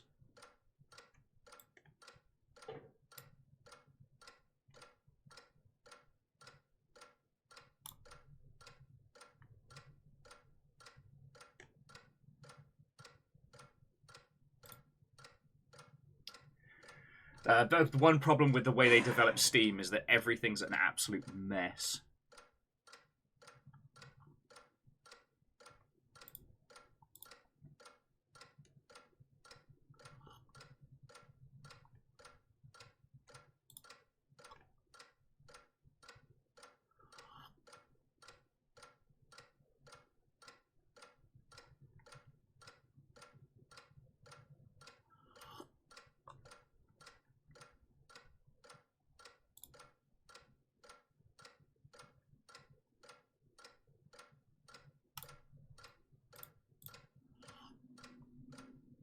Alright, let's see if that helps.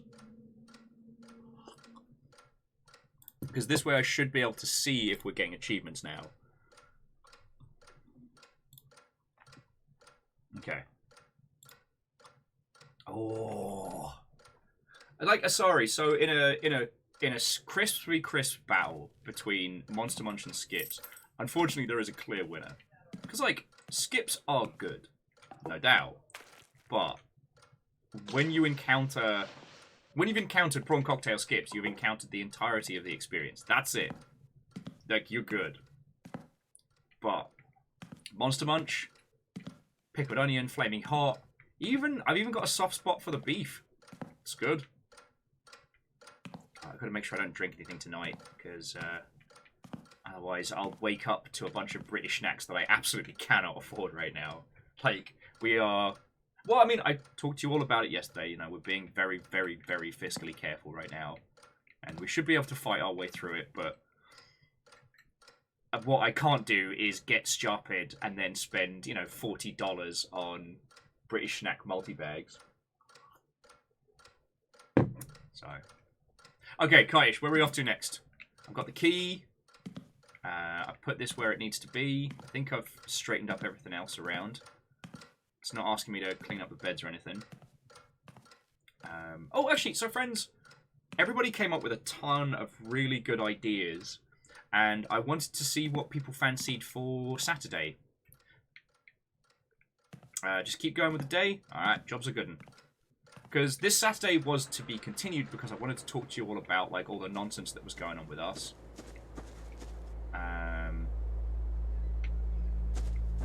Bovril. Sip it or skip it? Sadly, I'd say skip it. Okay. So the next thing to watch out for, go down to the beach after lighting the house, but before turning on the crank. Alright.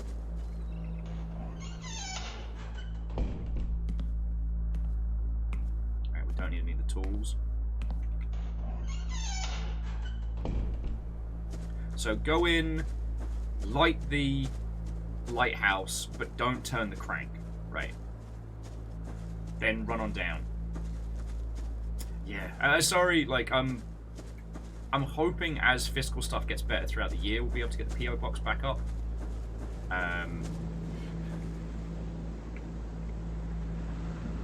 Yeah. Also, Wolfgrad, like, to put it into perspective, like, a tin of feckin' beans out here is like $6. Just a singular tin of Heinz beans. Alright, where's the bloody...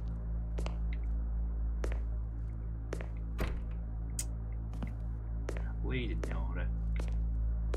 Gotta find the oil thing, don't I? Oh, that'll be upstairs. Yeah, so Wolfgrad, they absolutely know what they're doing. And they do it for a... So that's what it was. It was like fall off the bloody top.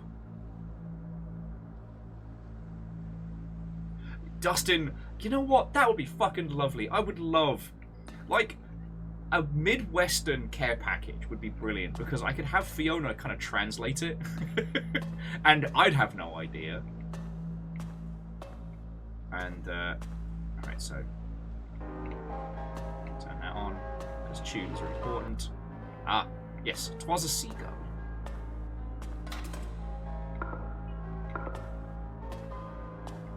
And Scotty Doggy, Watto and welcome, how are you doing? I do have a tin. I do have my GDC beans still in the cupboard, so if I ever desperately need, like, you know, home comfort food, I can do beans on toast. Scott, you have arrived for the snacks talk, and to QB, right? No, so it is QB behind Rolling Thundaga, right? I did see your message. I have been swamped, so I apologise that I haven't checked the potential for being a surprise character. Please feel free to bug me about that, because, like, I've been doing a lot of consultancy stuff on top of streams, so I've been very... Whee! Wait, so Heinz beans are expensive in the UK as well now? Like, okay, I get it. The like Heinz was the. Hey, come on in, Hunter. Come on in. How was your stream? What are you up to? Tell me your tales. But no, so like, if you were on a budget, getting like the Sainsbury's or Tesco home brand. All right, so now we're heading down to the beach. Haven't turned the crank. But yeah, getting the home brand beans and then doctoring them so they tasted better. Like, that's every British student's first task in self-sustaining. That or learning how to make super noodles taste good. But like the Heinz weren't the expense, I guess. Oh yeah, just quickly have a look around. Okay, and we're off to the beach.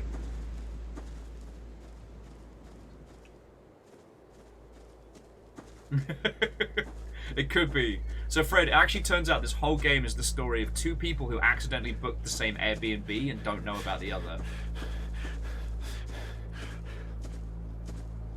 Oh yeah, so Neo should know. This is one of those fascinating things. Like, American baked beans are drastically different. They're like a brown sugar based thing. It's wild. They're super different.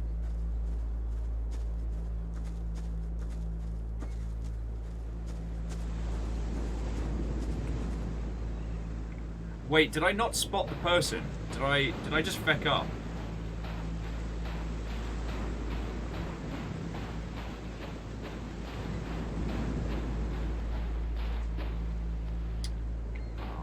Beans. Beans on the brain today, don't I?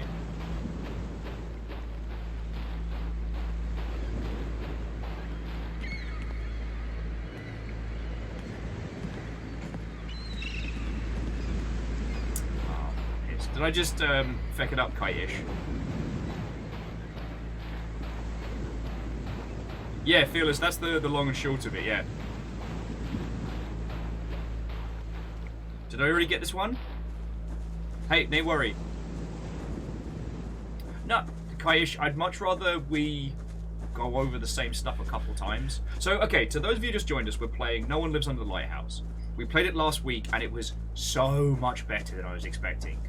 However, we didn't get the proper ending. There's more. There's like 2 full more sections to this game. And so Kitish has volunteered to basically play guide.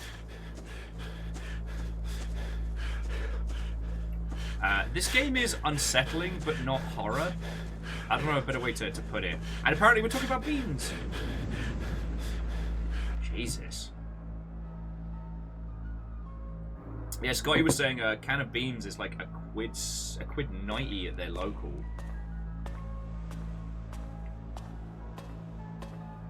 Fact. Yeah, sorry, it's very weird the first time you encounter it. Kind of like cornbread. Although I do like cornbread, it's just weird. The Americans discovered a way that they could have cake with dinner.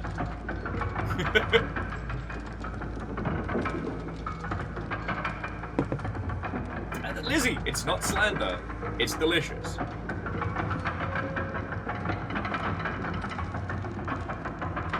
Yep, Real Hunter, Control Alt Bingo. This was...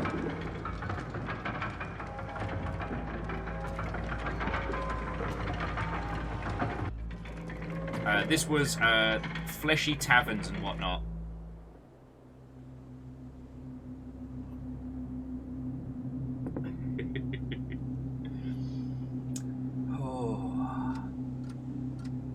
No, it is very fascinating. I haven't had the chance to talk to anybody that knows like the psychology behind, you know, like the memories of taste and things like that. That the nostalgia around food is so incredibly powerful.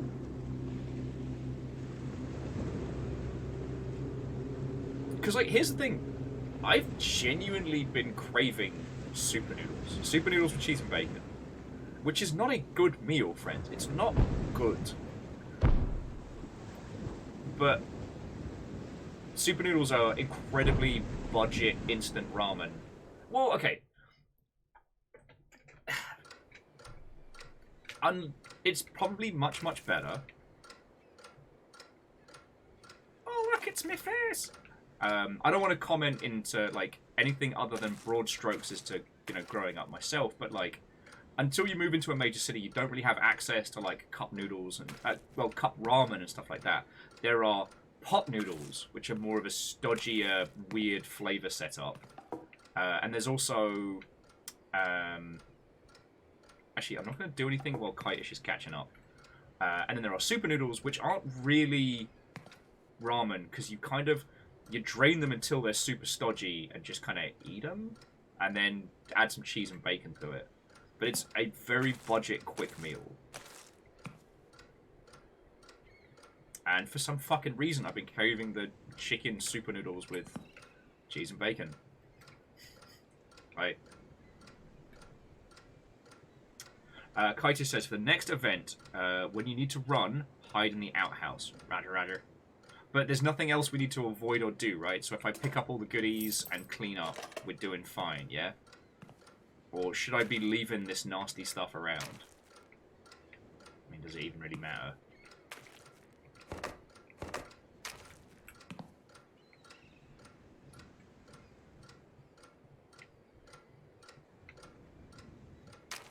Okay, correct. Everything else we've got.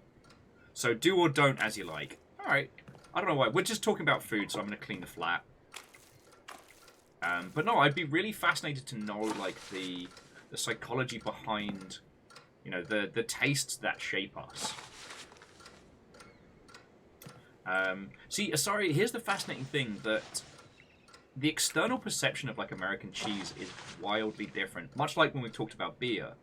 Like, so, what is considered, like, US craft singles?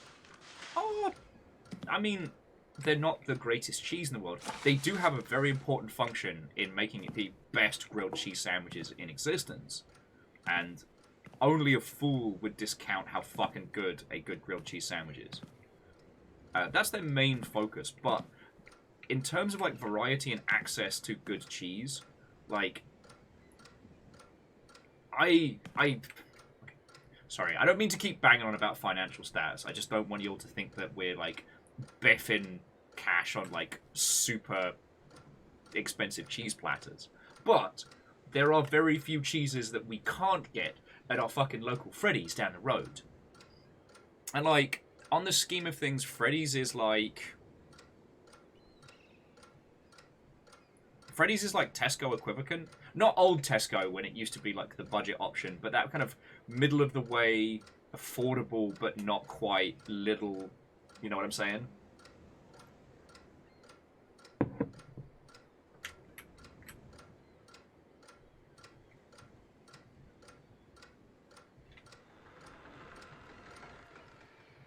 So, yeah.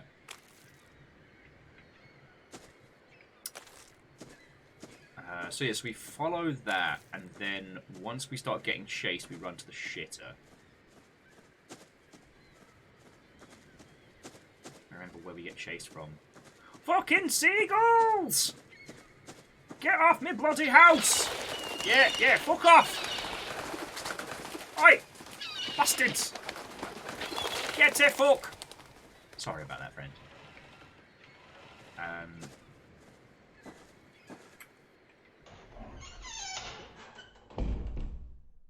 Because I will say, it's one thing that in the video gaming space, we really do understand nostalgia and experience. A lot more so than a lot of other art mediums. Or at least in terms of, like, what we put out, you know.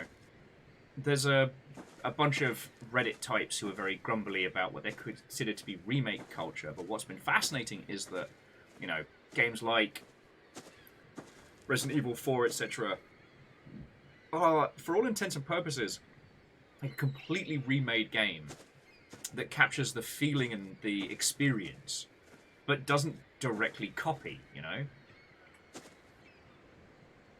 Bacon was saying that they are very amused because this is what they were told. So the P&W grocery stores are roughly equivalent to. Winco is probably Asda-ish, yep. Freddy's is approximate to Tesco, but wants to be Sainsbury's, yep. Although Sainsbury's has kind of dropped in quality, but not in pompousness over the years, but that's a story. Why were the beans blazing it? They wanted to be baked beans. Oh. The devil's lettuce does not actually go well with baked beans. And it doesn't go as well as a garnish as you hope it will. Before I moved out here, obviously I never ever ingested illegal substances, but if I had, then I would have had a farewell to weed party with my mate Dave. Not Rolly Dave, different Dave. And during that, Dave flexed his muscles as a chef, because he was a fucking great cook. And as our final pièce de résistance, he went for fried egg on fried bread with a garnish of the devil's lettuce, which obviously he didn't do, but if he had, I would have said that it was 50% some of the best cooking I've ever had, and the garnish was very pronounced. But yeah, going back to bacon's analogies. Oh, sorry, Wolfcrad. Thank you for the bits. Trader Joe's is trying to do like the M&S. You know what? Yes. Although M&S is a lot more snooty than Trader Joe's. Trader Joe's wants you to be there. M&S is annoyed that you're inconveniencing it. You filthy peasant. Safeway is Morrison's. Oh, nice. Scotty's currently prepping their CV for a job at local... No, you can't come in here. No, because you break stuff. Amos, no. No. I love you, baby boy, but look at what you have wrought. Look at your kill. Sorry, like I said the other day, sadly this took a massive tumble and no longer works. So that's why I'm back to using Old Faithful. Sorry, Kite-ish, where do I need to... Okay, so I don't get chased tonight, so what should I be doing for the rest of today? Just prepping the lighthouse as per usual, right?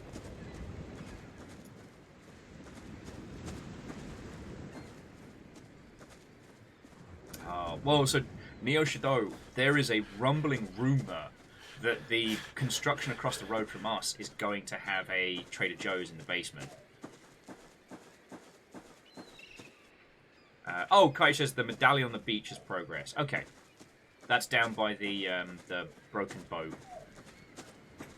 Hang on. Sorry, friends. Bear with me a second.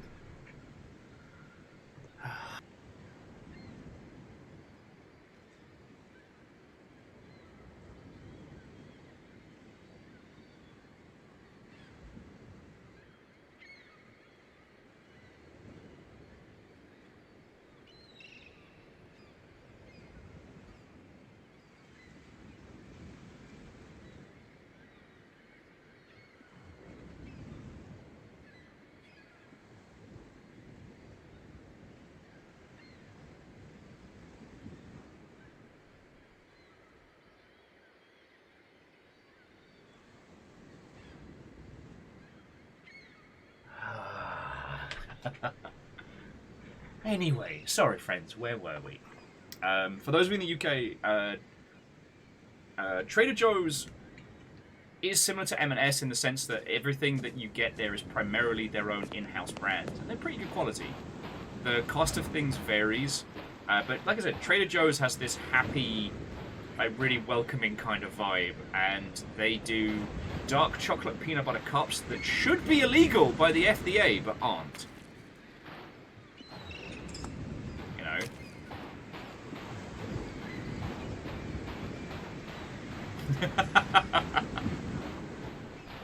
Oh, Scotty's saying Trader Joe's sounds a lot more like Waitrose.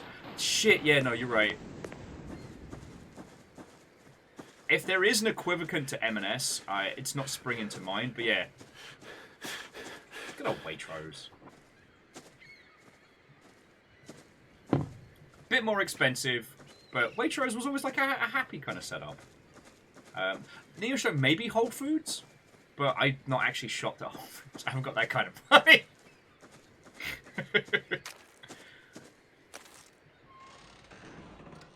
Now, what I will say is I don't think there is an American equivalent for Costco, and that is where... sorry, a British equivalent for Costco. Because there is the cash and carry, but it's not the same. Costco is a treasure. And again, I know I'm telling a lot of old stories, but fuck it. Like, what are Thursday afternoons for? Well, I guess some of you might not have encountered it, but yeah. In the UK... Oh yeah, I guess we're getting the Lighthouse prepped next, yeah.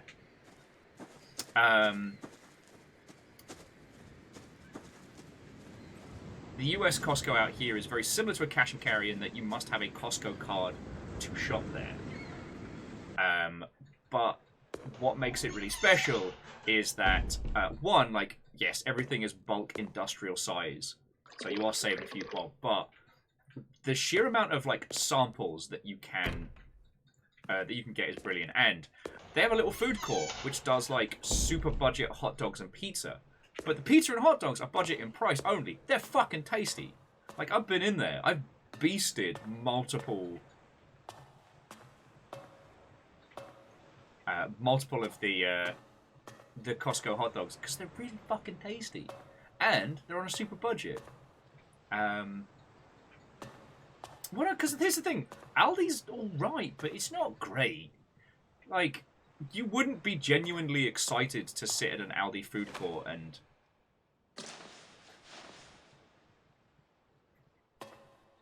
All right, I guess we got to clean up the mess today, don't we? Yeah. Yeah. Yeah, Air Dragon, it's you're entirely correct. Like, Costco uses the food court area essentially as a loss leader, but it's all good.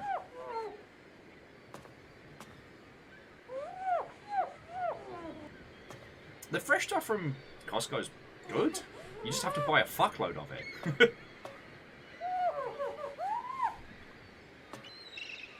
But we don't eat enough food in this house to justify a membership.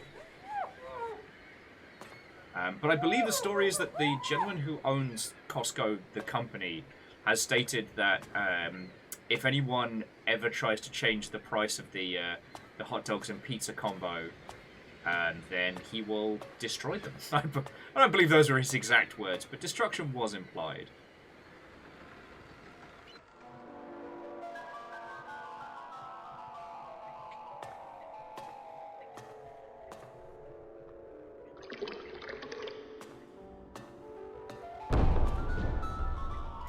Piss off, mate!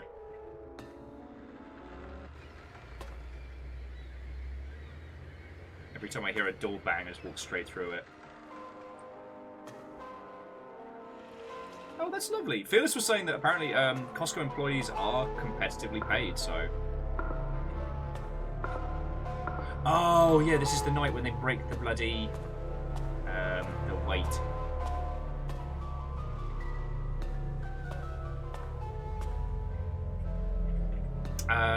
Yeah, you know what, Ragnar? Sure. We've got a nice slow Thursday going on. Let's have a look. Oh, it's real nice. I honestly, like, somebody like Fearless or one of the other squad would be better to advise on weathering. Because, like, you've seen my style of Gundam painting. Like, my whole thing is I want this to look like a feckin', you know, superstar sports car that just came off the line, you know?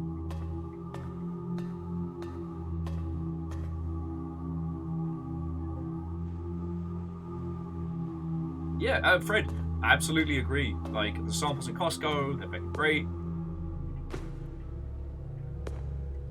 We gotta fix the rope and get 3 bags of sand, don't we? Yeah.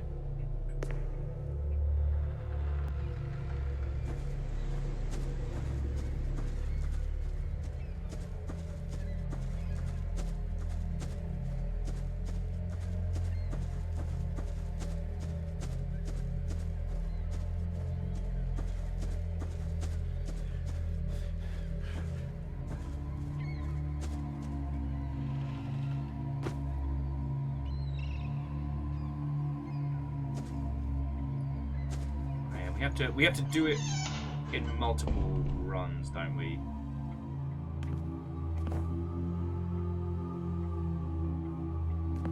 Okay. And again, Kitish, feel free to use the @Viking Blonde if I'm drawing us too far, or if there's something we absolutely have to do for like proper ending. Oh.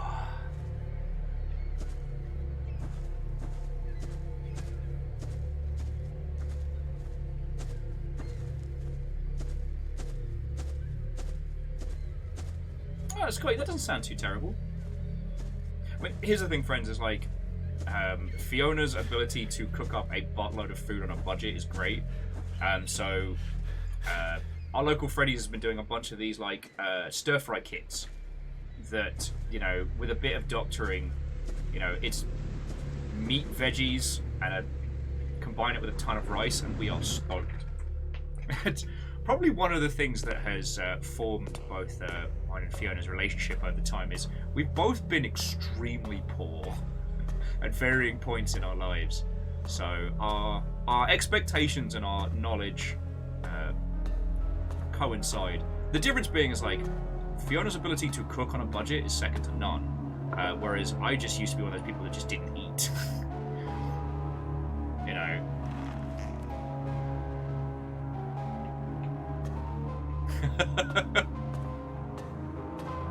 I just know a person that could cook up mushrooms in such a way that they tasted like actual beef. Really wish I'd been paying attention. Involves a lot of marinating. Amos, what's up?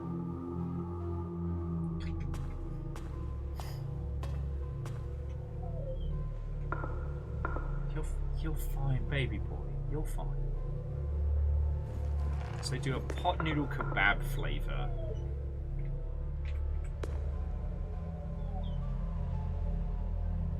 Hang on a sec. Sorry about this, friends.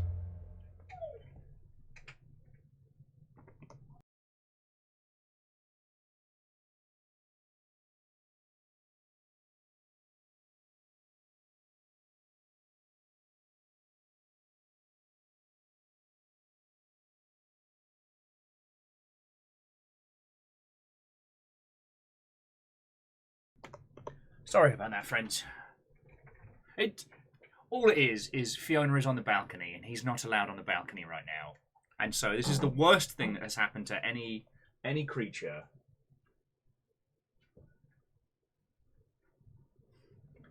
He's flumping underneath the guinea pigs now.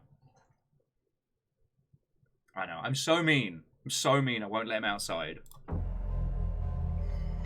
Alright, what are we doing? Oh, sandbags. Huh.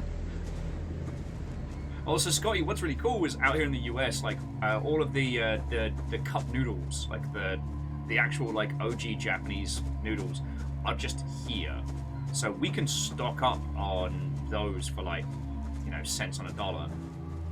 They do a couple of really interesting ones, like a stir-fry noodle, which is really cheap and very filling, like on the run, which is fucking great. So yeah, remember to run to the pooper when it's time. Roger, roger.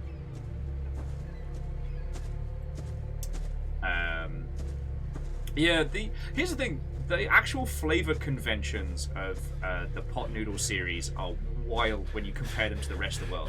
The rest of the world had flavors like chicken and beef. Pot noodle had nice and spicy.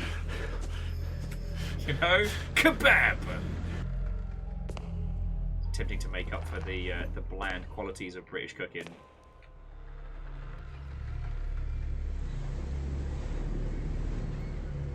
Oh, Durry, fuck yes! Durry was saying their specialty budget food they perfected is bacon ends and pieces, stir fry, eggs, and frittata. Oh, woof. There we go. So now's the raw. Fuck it.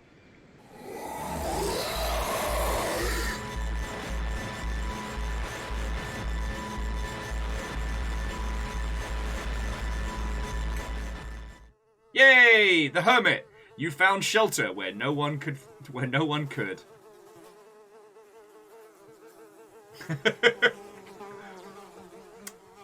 It's me, Poopsmith!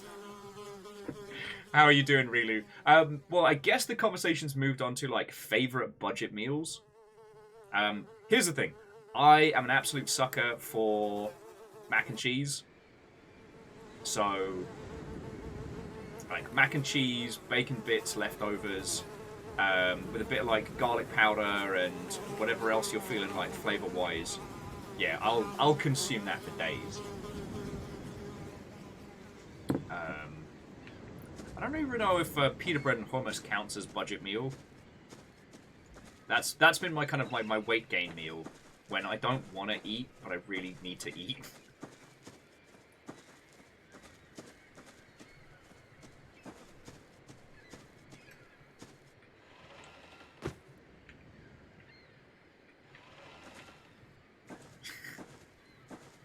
I just seem to be in a shitty situation. Damn it, that was good. I didn't even see that.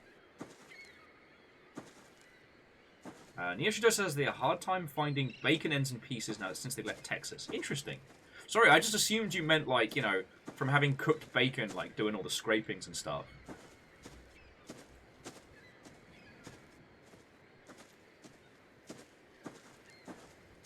God, what are some of my favourite, like, budget meals?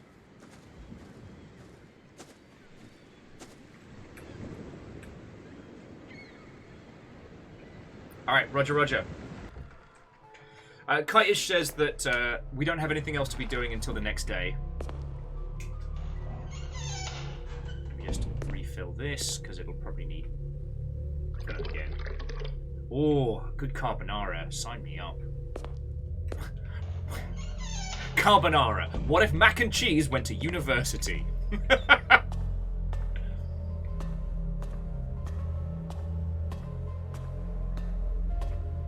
Oh, okay. This is either cheap food or fancy food, depending on like which kinds of packets and the ingredients. But one of my personal favorites is getting the risotto in a box, get like a couple of those, and get one of those whole ass rotisserie chickens for like $4 or $5, and just making an industrial quantity of chicken risotto. Now, that's not cheap on the immediate, but like the cost per portion is dinky.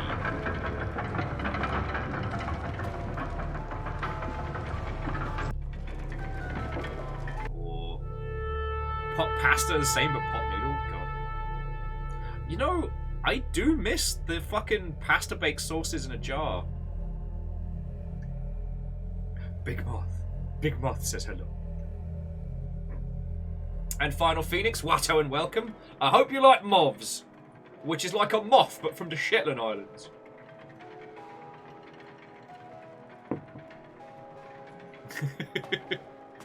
No, Hunter, if it's feckin' tasty, feckin' yo.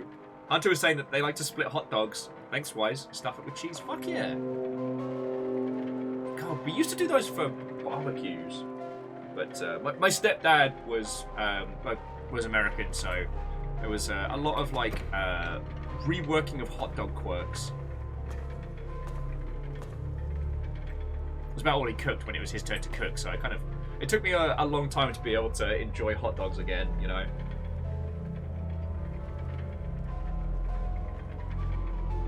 God, what are some of my other like budget meals? I do industrial grade salad.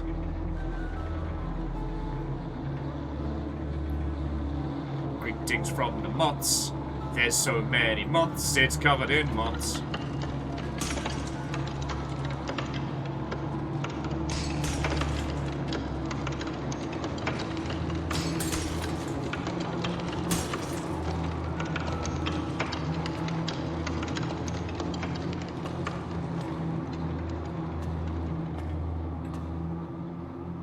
Kitish, do your moths not buzz?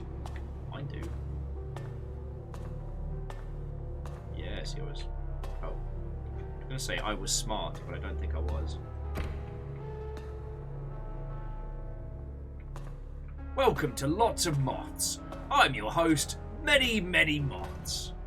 But Rila was saying they once made basically like a bacon soup, which, back off! We're talking about soup!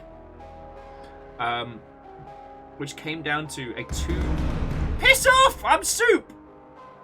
A 2 kilogram packet of bacon ends and scraps. Slow cooked it with sweaty onions and a tin of tomatoes with some seasoning for 8 hours.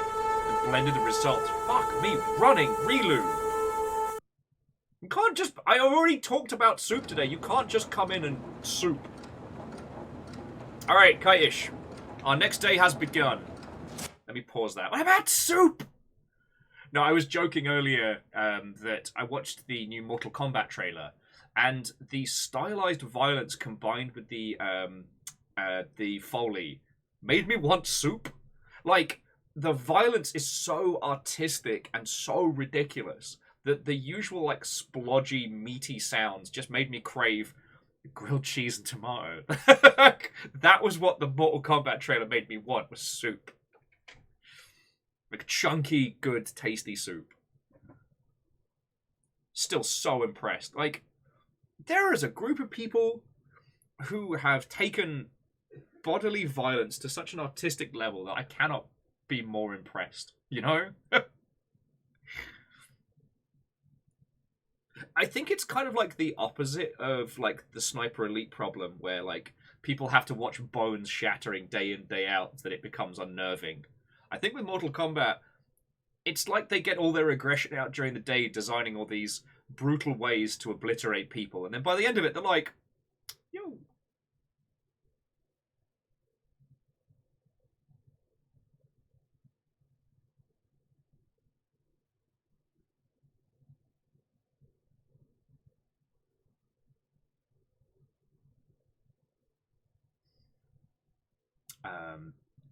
Okay, so Kaitis says there are 10 mounds on the island.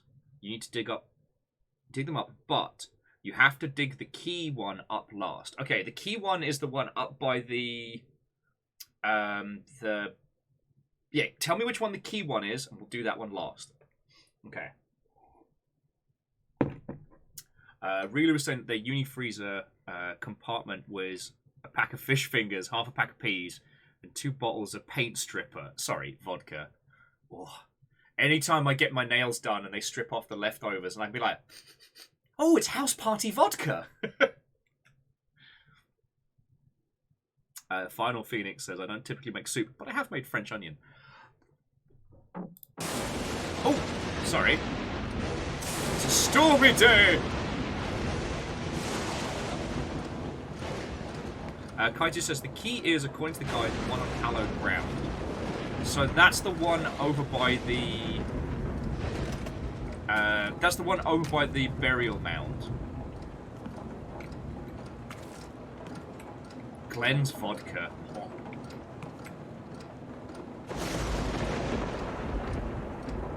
Oh shit!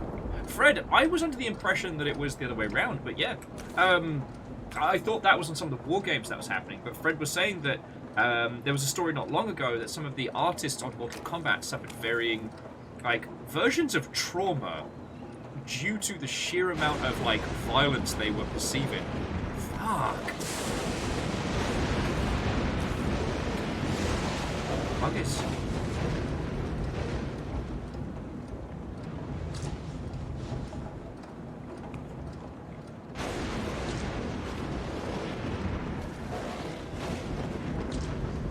I know we talked about this last time, but just I want to re-point it out in case you weren't here for the previous episode, that the storm hides the sound of the roar in it, and so you can't always tell what's going on. It's so artfully done.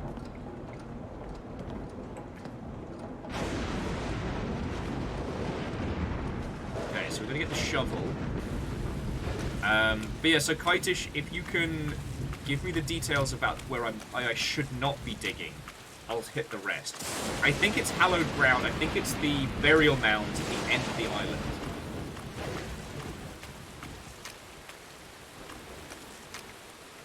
Oh.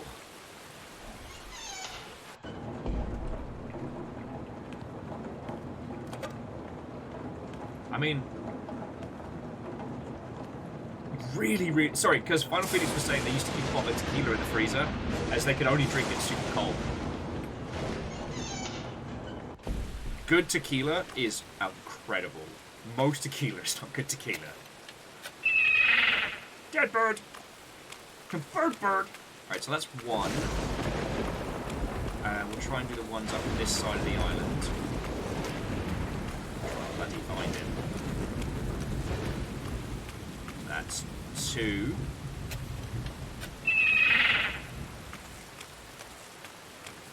There's one up by the shitter and there's one person. Yes, this is 3.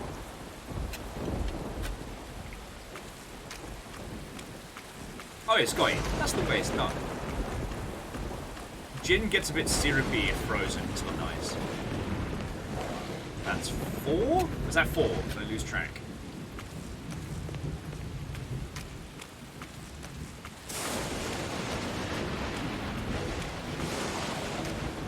Five.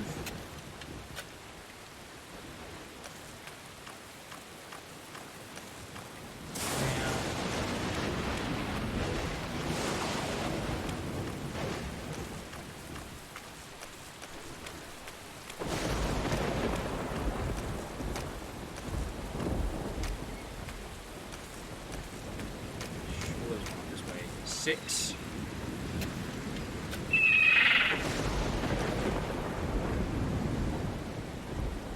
Oh, it's the key for the lighthouse is what we have to dig up. So that's 6. Yeah.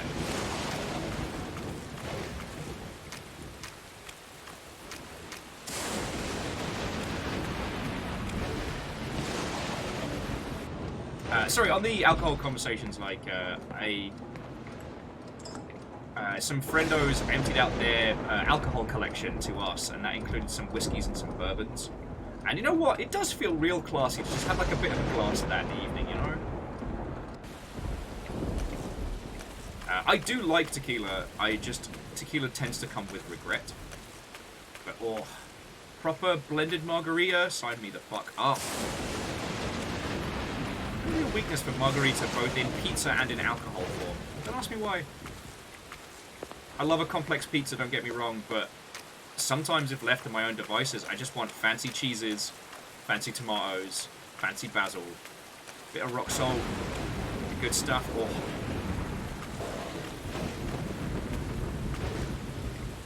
Dingomaniac, you are entirely correct. Salt and lime will mask the taste of bad tequila any day of the week.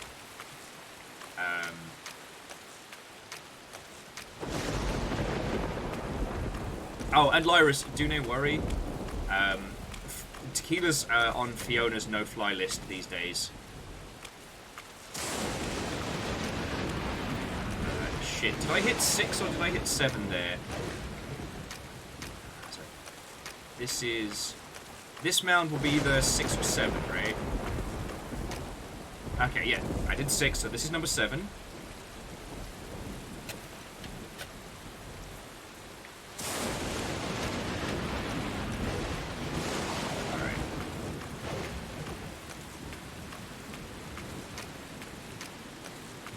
This is 8. I'll try and find one more somewhere. Because there are 2 on that little, on the air quotes hallowed ground. So we need to find number 9 before we dig that up. It's going to be down the beach, is it? You're true.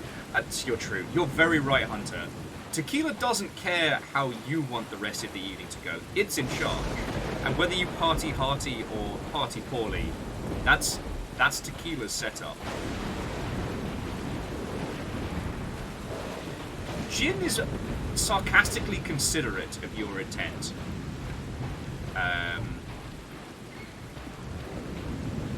Vodka's just happy to be included.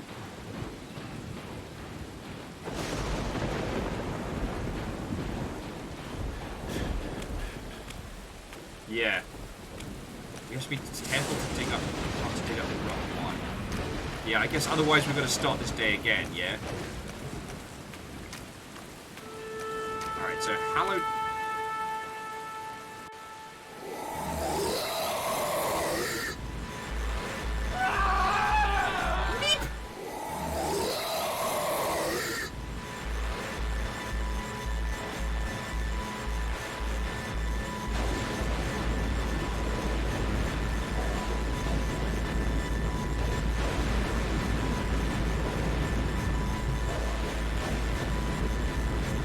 Try and hide in the boathouse, see if it works.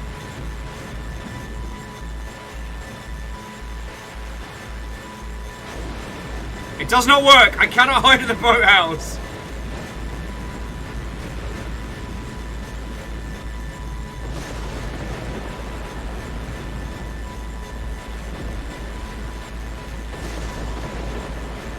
will say, like, Lars, if you enjoy citrusy drinks, gin can be real nice. Although for some people it just tastes like trees, so...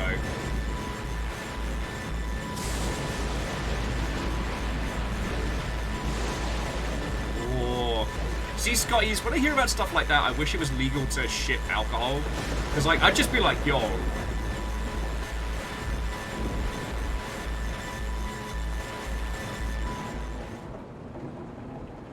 Ragnar, I do know the story of the invention of tonic water.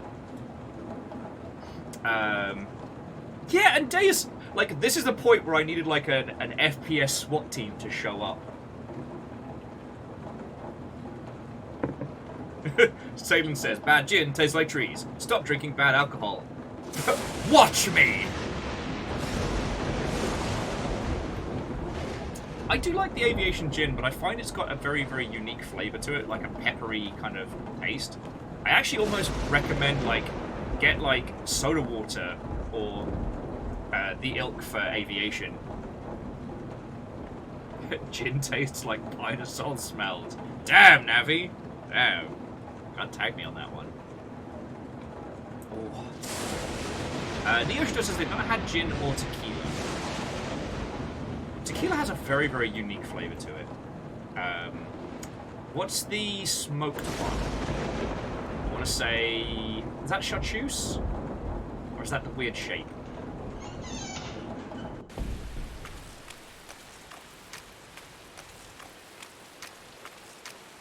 Mascal, that's it. Which one's chartreuse then?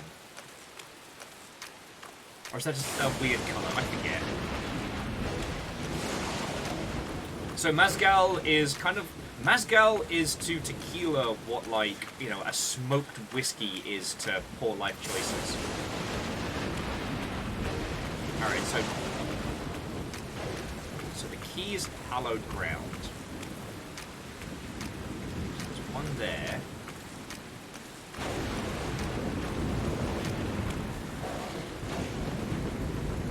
Interesting. There appears... So, Kaitish, there appears to only be one mound on the island. And I'll put my shovel away so I don't accidentally dig it up. But, like... Because it's there, and I don't see another one. So, basically, I've missed one on the island somewhere.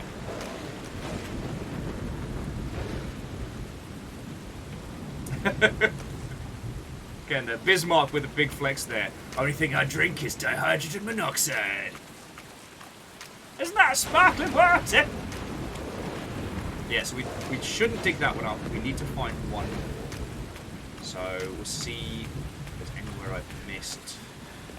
Like, if it's like hiding around a corner or hiding around some block somewhere. But no. Again, friends, like, when it comes to drinking, please never feel like you've gotta. Drinking's kind of like 40k. It's expensive, it's weird. It has strange rules, and you're never quite sure who's won. But the history of it's fantastic.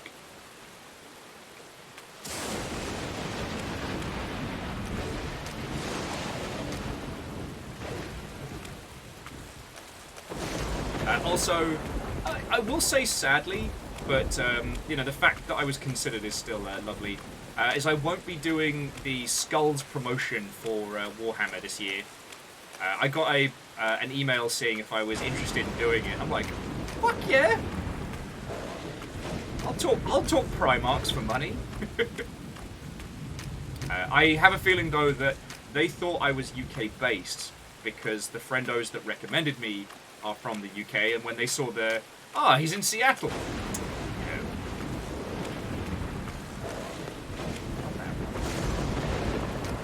And I completely understand it. Like, if you've got a limited PR budget, also there's a part of me that wasn't ready to go back, you know? I've been clean for many years. What I probably would have ended up doing is doing like either a charity auction or something for whatever the limited freebies were.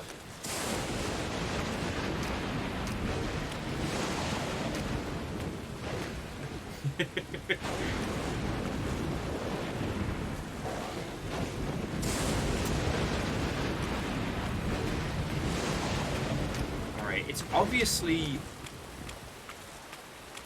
definitely got this one. There's not that much island. So what am I missing?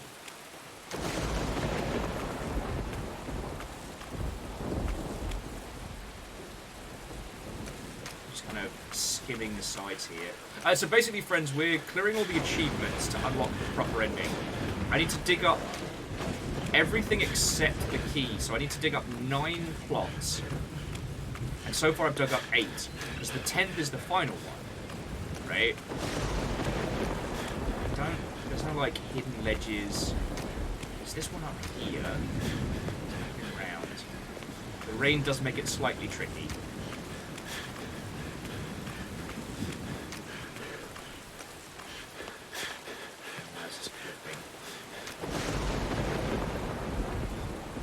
Ragnar, dark rum versus clear rum. I keep drooling over the bamboo rum. Every time we go to the store, Fiona has to be very stern with me, and it's like, Will, we cannot... There we go! Found it! Will, we cannot spend, like, 40 bucks on a bottle of rum. But bamboo is this, like, dark brown sugar, really sweet rum that's really easy drinking, just neat. Because otherwise, like... Oh, no, I was thinking of Kashaska.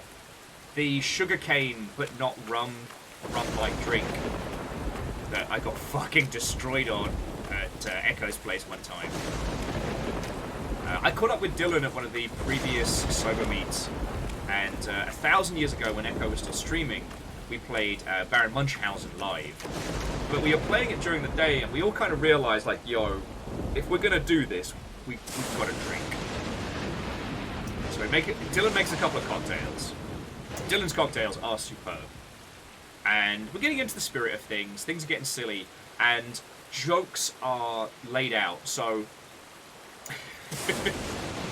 as I told a particularly terrible joke, Dylan kind of stared at me, laughed, and then, what I didn't know at the time, pretended to chug, like, Kashaska from the bottle. And I didn't realise he was joking. So I took the bottle from him, dead-eyed him, and started chugging it myself. So I'm just chugging the alcohol. Let me tell you, they found me that day. I went missing. There's a file not found in my memories. It was a good time. It was a good time.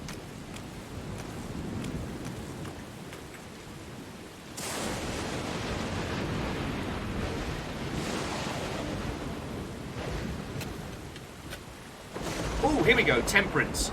You were patient to continue your search. Achievement unlocked. Alright, so there's the water can.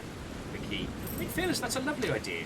I mean, I'll have a chat to Fiona. At the moment, I'm juggling a lot of things right now, so forgive me if I'm not. The only reason I don't want to commit immediately is because I have a chronic fear of letting people down when it comes to making plans, and planning things is very stressful. But yeah, the idea of just drinking some rum and being silly. Actually, here's a question more for the group as well. What do you think would be a good rum to make grog with? So, grog being rum, water, lime, and probably with some, depending on the rum, some extra flavours, maybe some bitters or a spot of simple syrup or something along those lines. Because I want to make a good, tasty grog. Because one, it's a fun word to say. Grog. Love it. You know, it sounds like your orcish mate that's down the pub. Oh, you want a pint with grog? But in actuality, it's water and rum and lime. Don't get scurvy, feel better.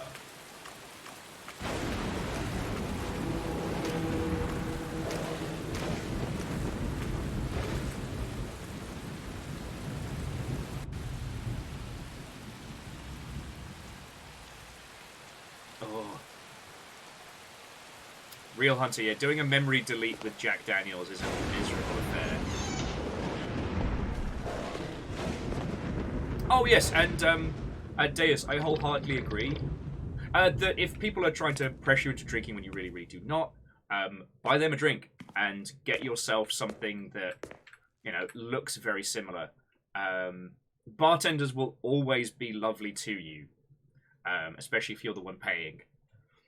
So, like, if you've been drinking, like, you know, gin and tonics, gin and sodas, or, you know, anything that looks like an and Coke mixture, and people are trying to push you into stuff, you can kind of go, oh, no, I'm just going to have another Blair and Coke. Then you just ask the bartender, like, yo, can you just pour me a Coke over ice in a short glass? And they'll be like, hey, don't worry, got you.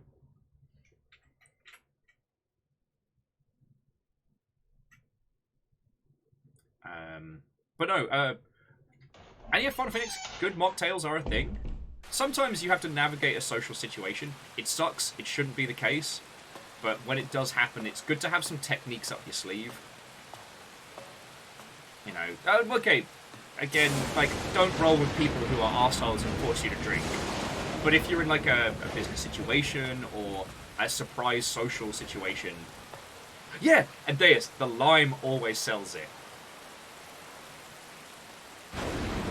One habit I have for gin and tonics is I always squeeze my lime and throw it in. Because, what was it? The 9-pound hammer down in Georgetown would always do me a muddled lime for my gin and tonics. And I really like that. But, let me tell you, if you squish a lime just into a soda water and otherwise, it really does look like you're having a strong bevy. Hey! Dustin, congratulations. How about that ending? How about that ending? Like, I won't go into details for anyone who hasn't finished Let It Die, but just inspirational.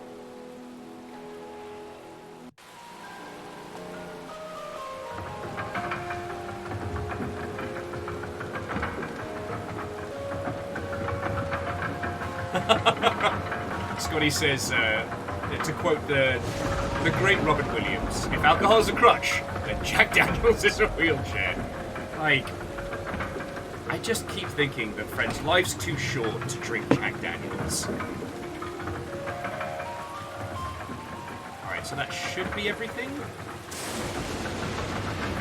Lighthouse is running. Everything's cleaned up. Yeah.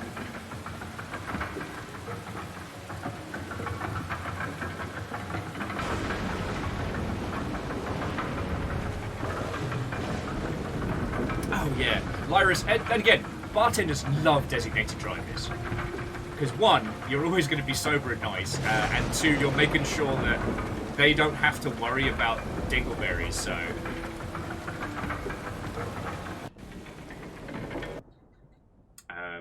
And yeah, so like Angel Kalina, when I can't remember if you said you were down Seattle way or heading this way, but you know, when the time comes, sadly I don't have a lot of free time these days to go drinking with people, but I will always make like recommendations on places and the ilk, you know.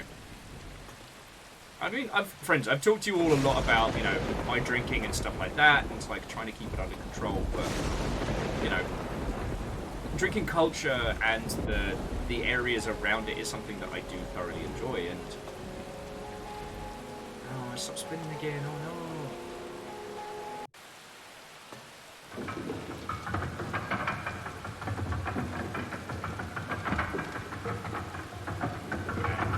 And it's something that I do like talking about, is what I'm saying.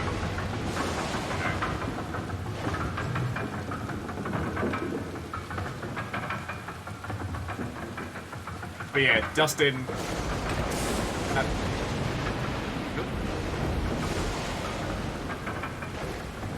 Still good.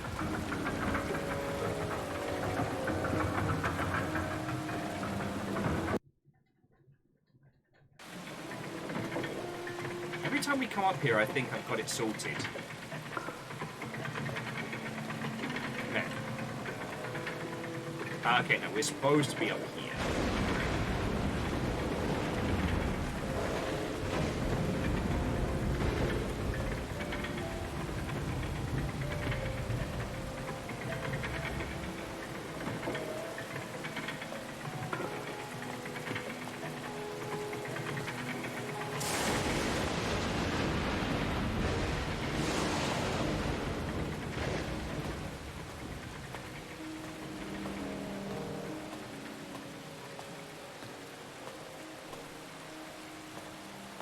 Sorry, friends. Apologies for not finishing my thought there. I'm just trying to make sure I'm not doing anything stupid or wrong. Because in theory, if I follow Kitish's instructions and I'm not a complete dingus... Ah, here we go. Then we shouldn't... There we go. Then we shouldn't need to do multiple playthroughs.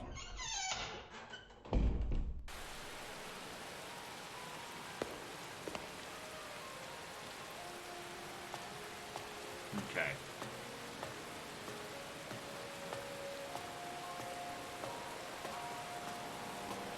Oi! Ragnar and you lot, don't be terrors. You know what Angel Kalina was meaning. Terror's alive here. Ah.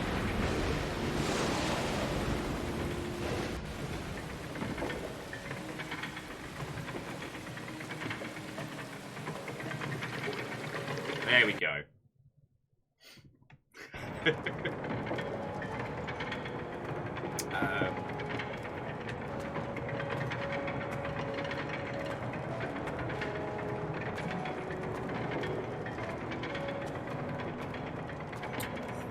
Done with this section.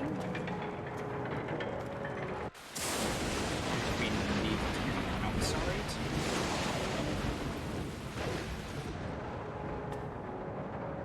Oh no, this one we have to fill up the lighthouse multiple times. Alright. I remember now.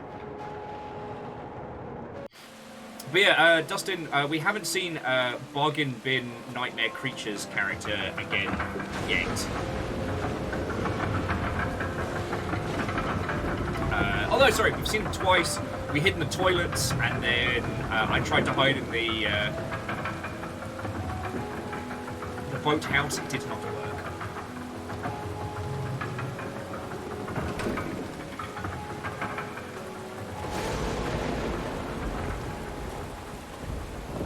Oh, and yes, when the torch goes out, and we have to refill the thing, and it gets weird.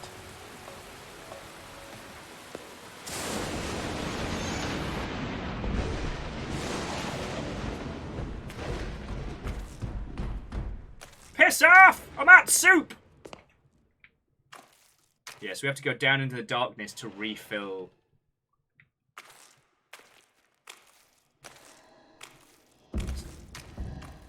Been spoopin'.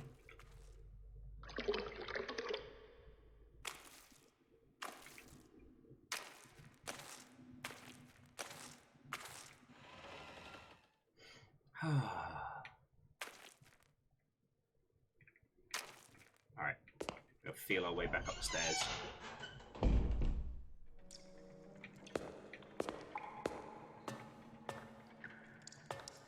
Again, I know we talked about this the first time we played through this, but like, this game is an absolute masterclass in pacing.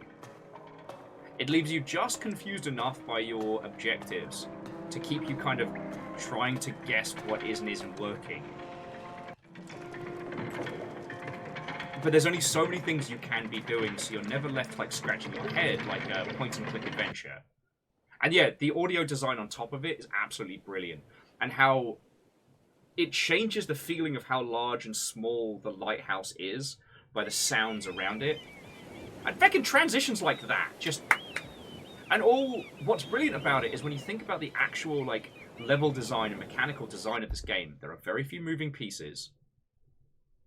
Now, get off me fucking roof! And there's only one main environment. Like, later on, we start going down into the temple and stuff. But, yeah.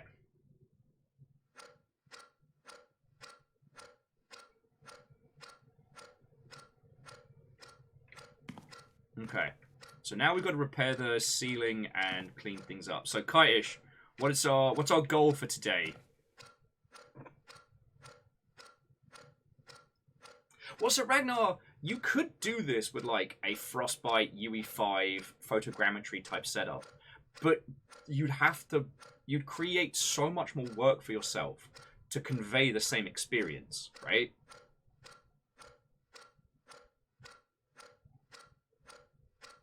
Okay, so Kai says we need to bury the bird that the monster kitty left for us. Oh, big kitty meow meow. Big kitty meow meow.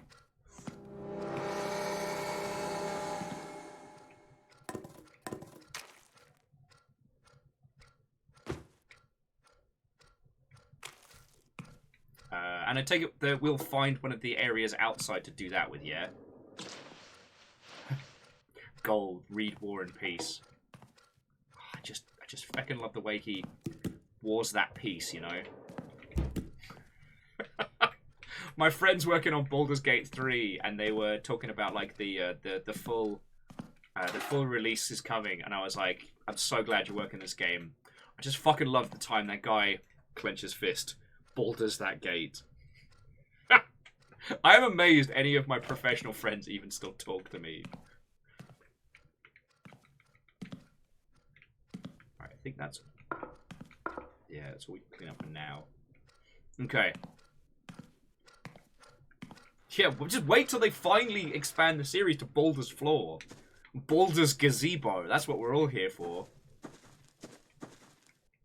So, Lyris, they did leave us a present last time, but I didn't bury it. Kitish, do you know where we need to take it to be buried? Is it on the island again?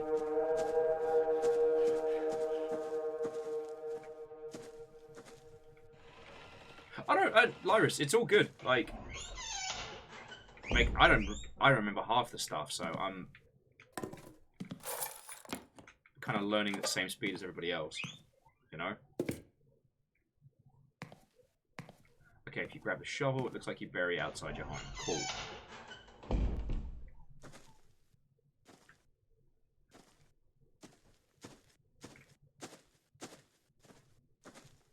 Baldur's Floor DLC when? When's Baldur's getting a semi-detached? Oh god, I'm gonna be insufferable. Okay. Outside the house. Back maybe?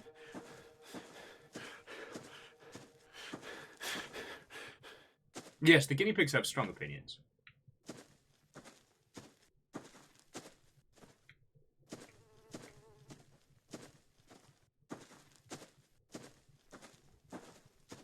Baldur's Garden Maze.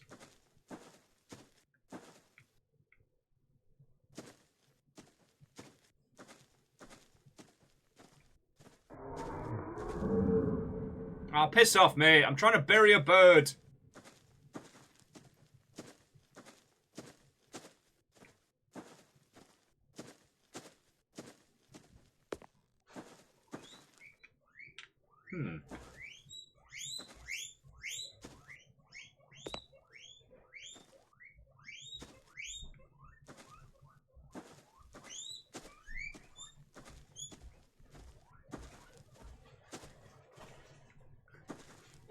Fiona is being bullied by the guinea pigs. That sound you heard was them being brought salad. Right, Lawrence? Should be out the front of the house. Left side as you exit between the house and the rock. Aha!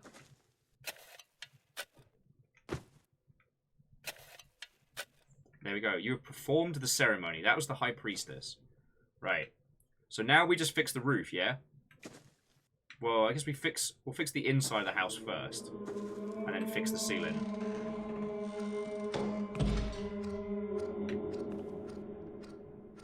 Scotty, did we talk about this last week when we were playing this?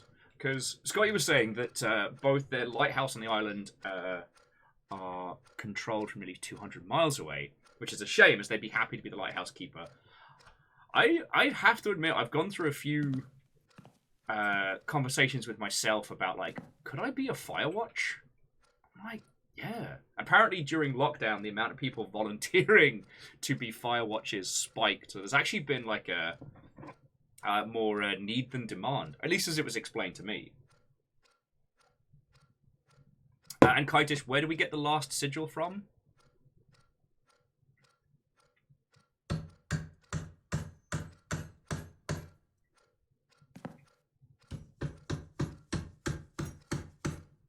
Yeah, and Uberdan, then we can fix Baldur's Gate. Like, honestly, I just wish Baldur would just be a bit more careful with it, you know? It's like, buddy, come on.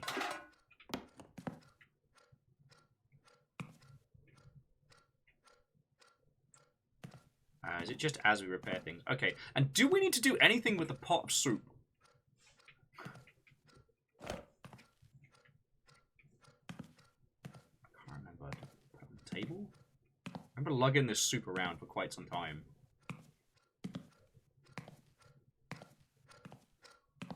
I feel like we need to do something with this. I have soup! There's just more soup, Kite-ish. It's just more soup. What do you mean you're at soup?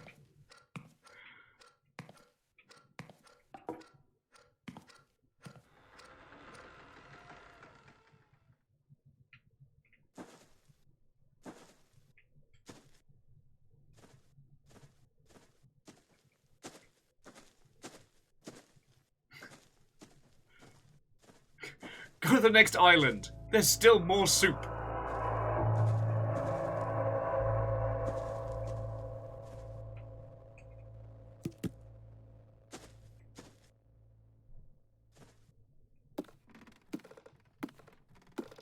Yeah, Ragnar's correct. Portal has the companion cube.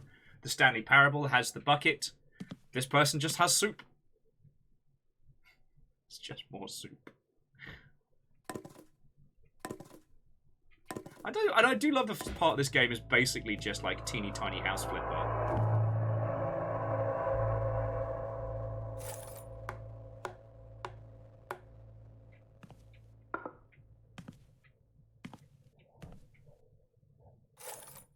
Oh yeah, so the other thing that you were saying, Ragnar, about like this in Frostbite, the expectation that that engine would set would also, like, your animation budget would spike. See, here's the thing. We have a plank. The plank needs nails to be put in and then secured. What animation is there? There's none. We don't even have a hand holding the nail. We just plunk it down, fade to black, sound effect, fade back. There's the nails. And we as the player completely understand what's happened. You know, none of us are sitting here being like, my immersion! It conveys it perfectly without having to spend thousands of fucking hours animating a hand, bashing them all in. You know what I mean? Kitish has confirmed the soup is a red herring. Red herring soup.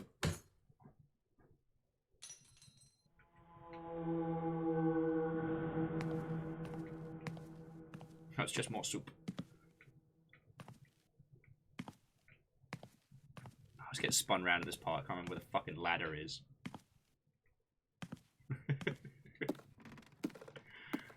I'm glad nobody says that anymore, you know what I mean? I'm glad we heard the death of immersion as a term. Kai says the sigil should be inside on the floor. Cool. Alright. Yep, there it is. Let me plonk this in. Boosh. Alrighty. So, now what? Now get gun. Oh, do we need to put photo up?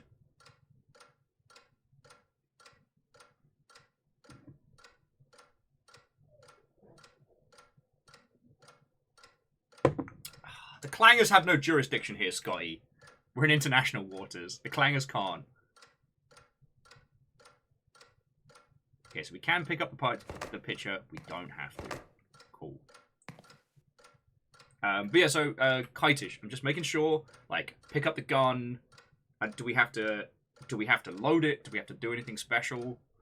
Because I have a feeling that the way I played it was what missed a larger portion of the Chivos before, right?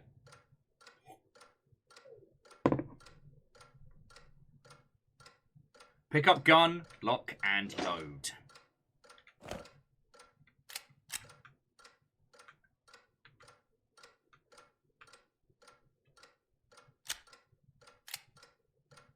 Alright, the gun is loaded.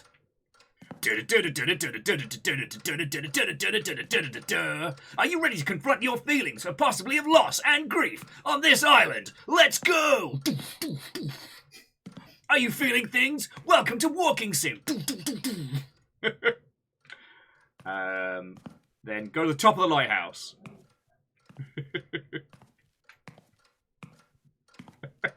Sorry.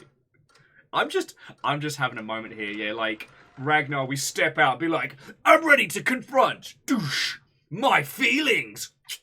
And then, like, BFG Division starts blaring. I don't know if you all saw, someone did a comedy game a while back that was Gone Home with a gun. And that's it. It's just the same video game of Gone Home, but you have a gun. That's it.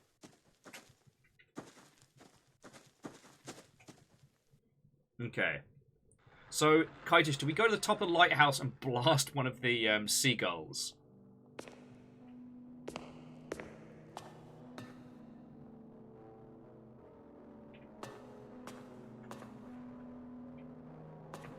I had an unfortunate feeling that's where we were going with this.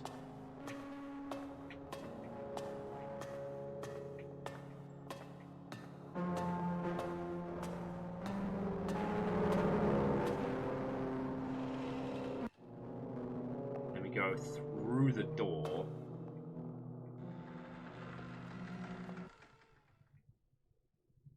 Now, is it any specific bird or just one?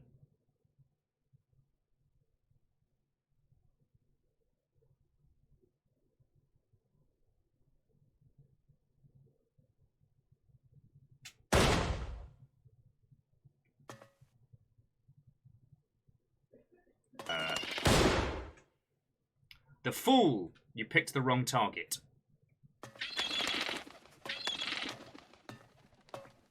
Okay. Now, am I in trouble because I just biffed both our shots, or...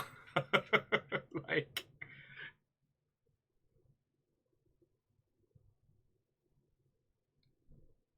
Okay, clear to proceed. Alright. Can I offer you some soup? Lighthouse soup! It's made with violence. Ragnar! Did I just waste 50% of our munitions? I mean, you saw the shot. That should have been, like, multi-kill. Right. I don't even have our fucking lantern. Can't see shit down here.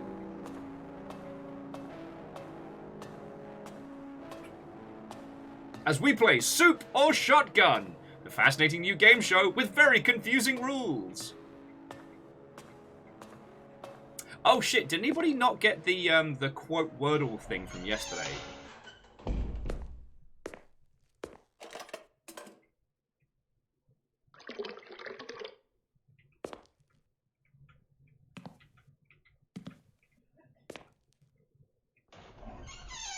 Nothing better than a souped up gun. Piss off! I'm at soup! Oh, darn it. Did you want... Would you like some soup? Would you care for soup? There's something about horror games that...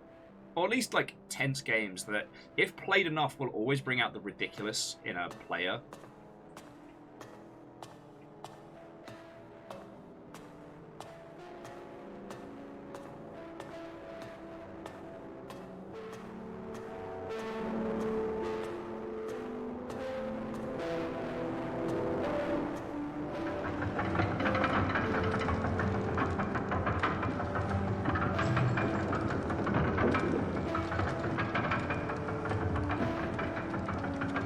So Kaiju says next event is during time travel shenanigans. Cool.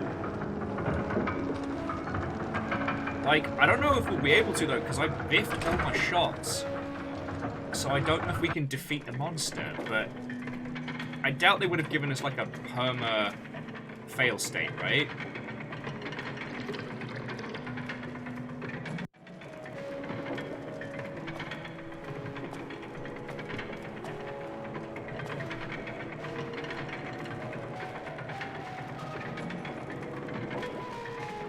There are shells in the combat arena, yeah, and the rest can be avoided, but it's the monster in the down below.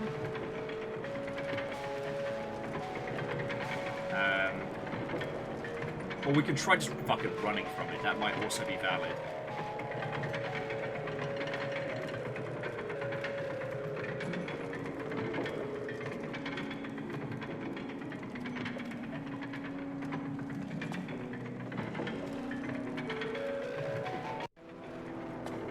Oh! Fuck. Bastard. Get down on purpose.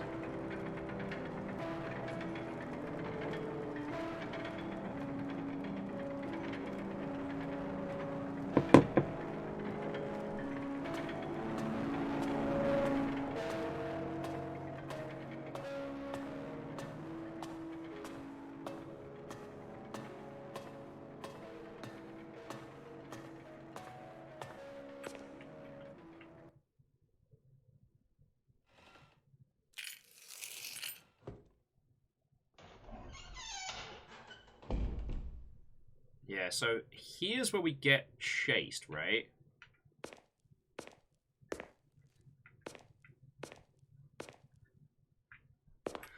This might get a little bit loud. We're going to get jumped by a monster down this way, and I'm going to try and run for it. Because I don't have the... There we go. Yeah, because I don't have any shotgun rounds left.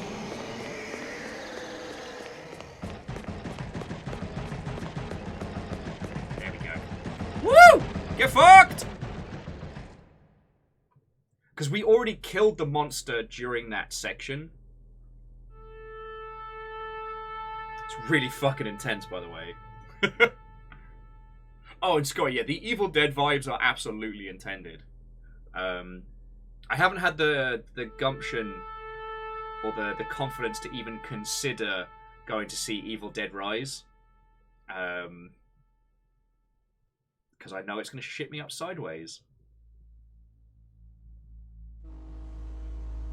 Air horn sound, cash register sound.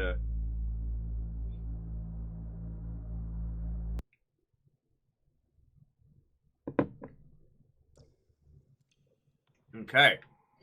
So now we're down in the tunnels. So, Kite-ish, is there anything we're up to in the immediate?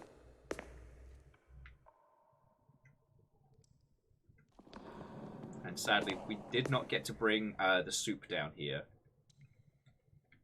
Oh, yeah, no, Dustin, that was peak. Feck it! We bail! Boing. That's my we bail sound. Oh.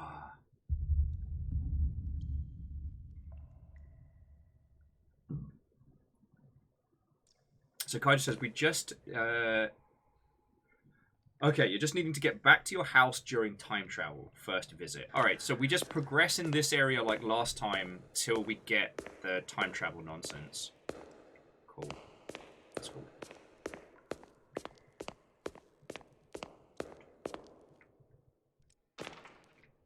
Now, one of the reasons why I'm still so enamored with this game is it doesn't feel like we necessarily got a clear answer. Because, like, initially it's nobody lives on the lighthouse.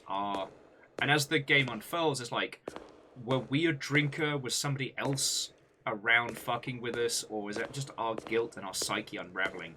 Is this whole thing like the biggest fucking delusional trap to excuse our negligence as a parent? Or is there really a fucking Lovecraftian super temple underneath this tiny Shetlands island? Right? Like, right now, your interpretation of this game is entirely valid. And when we finish it, there may be more of a distinct conclusion.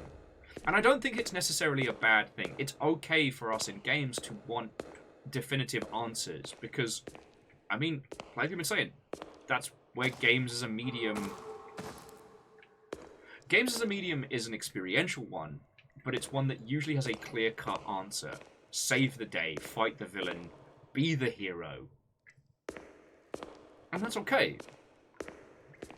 You know, we have a medium that's based around win-loss states. Bees! Don't worry, friends. It's full of bad.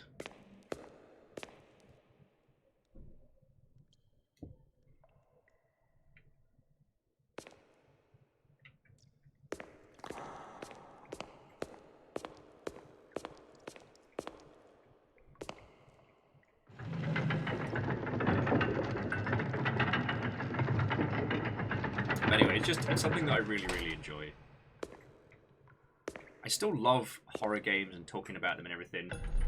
I also understand that for you don't want to watch horror games all day, and not all horror games that I personally enjoy have something deep and meaningful to say. So, because like Sucker for Love, we played the demo of that. It's very, very good, and it would be interesting to see how they unfurled it into a full, complete experience. But I think we all understand it, you know.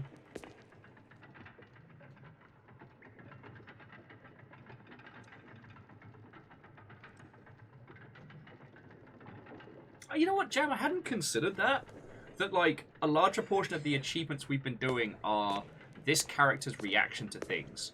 The idea that, you know, shooting the seagulls is because they jump scare you.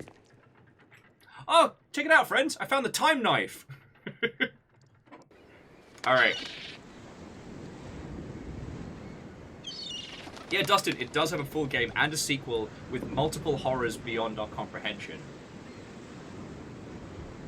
And Hand of Doom has come out. Tarl, Tarl, Tarl, Ist, Tarl, Knife Hand, Tarl. Well, why doesn't it work? Alright. Welcome to the island, we get drunk here every day. There's a bunch of seagulls that just keep getting in the way on the island. I'm on a fucking island. Sorry.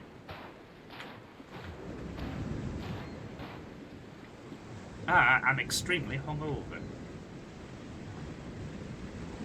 No, actually in real life. Today I'm just tired. Okay, so here's where we want to stop by your... Hey! Firestrager just purchased Humble Comics bundle, leading ladies featuring Saga, Monstrous, and more. From Image for $20. Okay, I know I've raved about this bundle today, and even if you don't pick it up from myself, please, please, please, please, please, go check out that bundle. It is all of Saga, and Monstress, and Bitch Planet, and Lady Mechanicum, and Paper Girls for $20. Like, I don't know, again, if you read digital comics and you haven't read these, then it is the absolute, like, gang-busting win. Okay, so Kai says, you want to stop by your house first. Alright. To the house!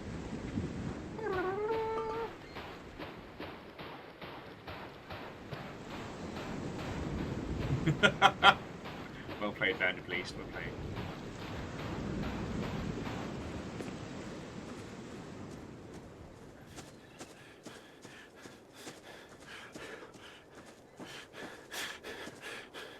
Aw, thank you. Okay, the cross will be under the bed. Set it back up. Roger, roger. Yeah, and Firestriker, like, I haven't finished reading Dice myself. I think I still have one volume left to acquire. Well, here's the thing. I'm not a great proponent of comics. It's more that I read a lot of, like, Image-published stuff, a lot of standalone things, and I don't suffer bad comics anymore. So, I promise you, like, if I recommend something to you, like The Wicked and the Divine, or Dice... Okay, I'm just listing Kieran Gillen projects now, but Kieran's fucking cool. Also, Kieran released the RPG setting for Dice. You can literally play the adventure with your friendos.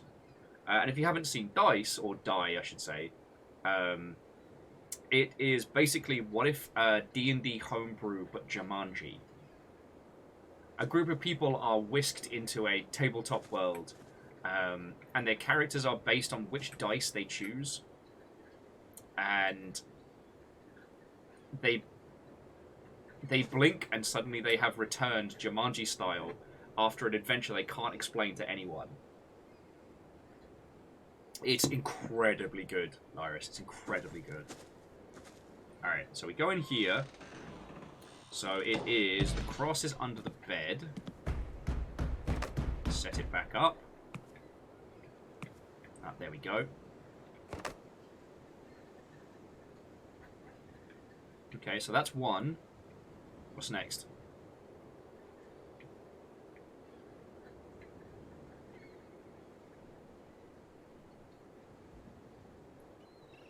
Proceed to the next visit. So, grab everything and get ready.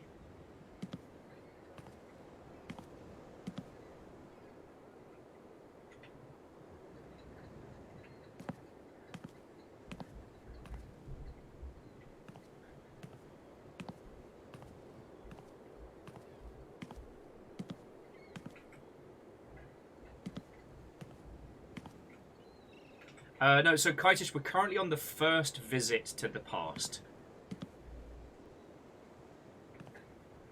We haven't gone back to the labyrinth. So this is still visit 1, by my understanding.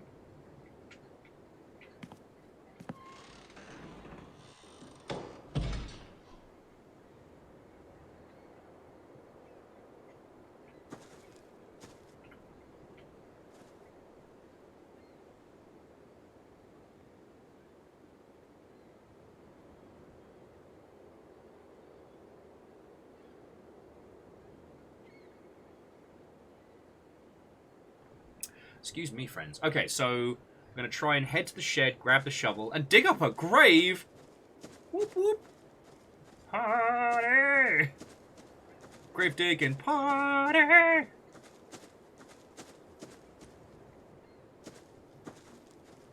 Huh. Scotty with the lighthouse facts that their local one was built too tall, and they had to lower it by 13 meters.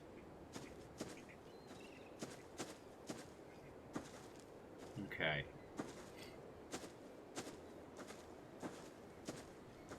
So I can't seem to open up the shed. Am I wrong?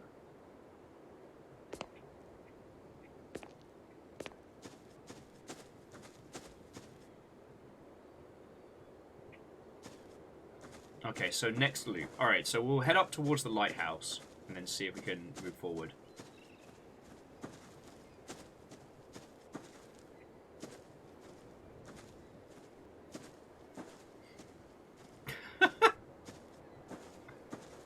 Oh yeah, no, Kaitish, absolutely. I wholeheartedly agree. Better we keep trying than we miss it and then have to go back around the Hulk. Hey! Humble Comics Bundle, leading ladies featuring Saga, Monstrous, and more. From Image was just purchased for $25. Fucking yo! Well, whoever that was, again, like, super thank you. You're all fucking cool. What I mean is, like, that yes, it is lovely because, you know, thanks to, like, the Humble Partner link, I do get a couple of bucks for each of those, but honestly, it's just, you know, anytime somebody takes your book or video game recommendations and actually does heckin', like, read it or play it or what have you, it's a really lovely feeling. And especially, like, Saga. Holy shit.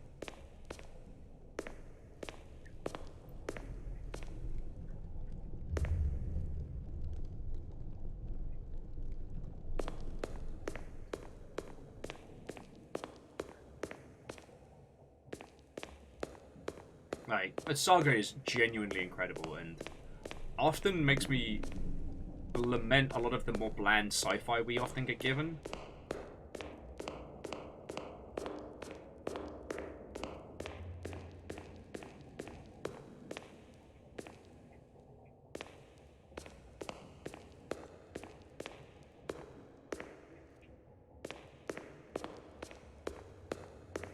I came through there, I just got bloody turned around. Oh, bloody tell me. Hey! Humble Comics Bundle, leading ladies featuring Saga, Monstrous, and more. From Image was just purchased for $25. Feckin' yo! Hey, all of you, thank you. And I really hope you feckin' enjoy it. I mean, honestly, like, $20 for Saga is worth the price of admission. Oh, and hey, Final Phoenix, I really do mean that. It's a big old compliment when someone's like, yo, thank you for the recommendation. I'ma do the thing. Okay. So... Oh, and if you didn't see this last week, so each of these strange hanging pendulum orbs, that's filled with a bastard spider. Bastard spider, man bastard. Fucking yo! Neo Shadow just purchased Humble Comics Bundle, leading ladies featuring Saga, Monstrous, and more. From Image for $20. This keeps going, friends. We're going to have like a little, I don't know, like a little long ship book club. Because, like, I've not finished well, I don't know if it's still ongoing or otherwise. I've not read more than the first, I think, 2 volumes of Lady Mechanicum. Same with Monstrous. Monstress. I never know how I'm supposed to pronounce it. But yeah, Bitch Planet's amazing. Fucking yo! Larry's Dragon just purchased Humble Comics bundle, leading ladies featuring Saga, Monstrous, and more. From Image for $30.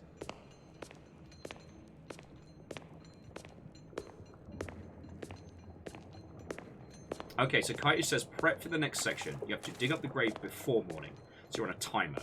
Grab the shovel, dig up the grave in the stone circle, and open the casket. Roger, roger.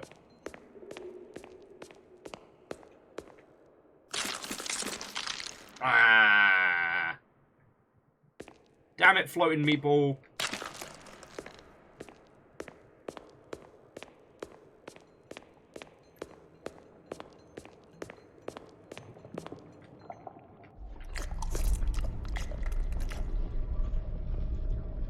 I don't like it. Oh, sorry, yes, no. Floating flesh ball. Floating ball was my father. Ist, Tarl, ist, knife, ist, Tarl. Oh, actually got to get the knife out. Alright.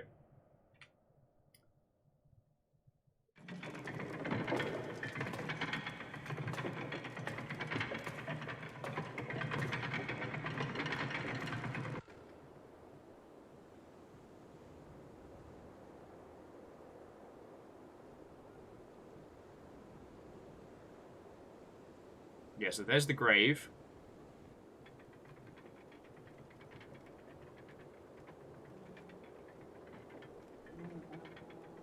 Moth. Oh yeah, so...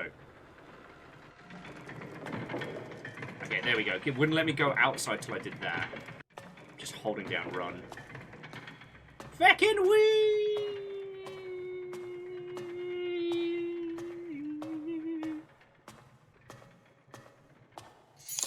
Leaping down the steps. Feckin' yo! Humble Comics bundle, leading ladies featuring Saga, Monstrous, and more.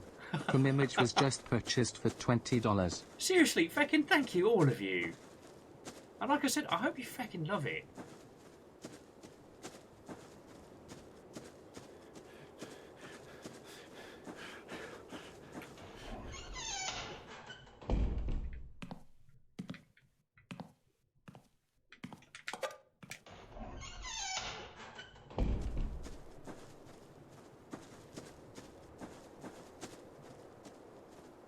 Stone circle, you said, yeah?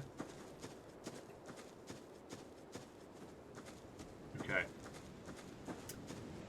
No, again, all of you, that's fucking cool. I just keep trying to think of other things to add. I managed to get Bitch Planet from Twice Sold Tales. Fuck! Wait, did we do it?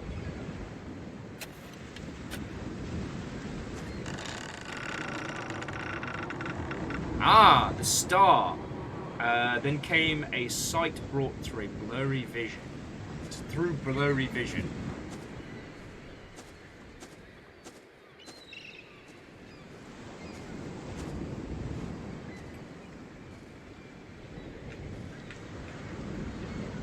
Okay. That's another Chivo off the list. Bring your spoops to me. Oh. Friends, will you excuse me for just 2 seconds? I just need to go get some water. And throw some in my face. It's getting a little warm in here. But I'm good to keep going, obviously. Air Dragon says they've been eyeballing the Battletech bundle. I mean, if you don't have it and you're going to like actually play it, I think it's a winner. The Games with Friends bundle is very, very good. And yes, Scotty, we did reset the cross, yeah.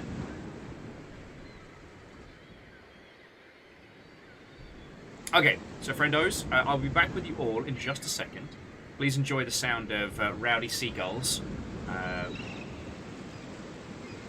And yeah. I don't really have anything to answer. Oh god. Can't even speak. I'm just going to say a big old blanket thank you, alright? And remember, friends, no one lives under the lighthouse. I make myself laugh.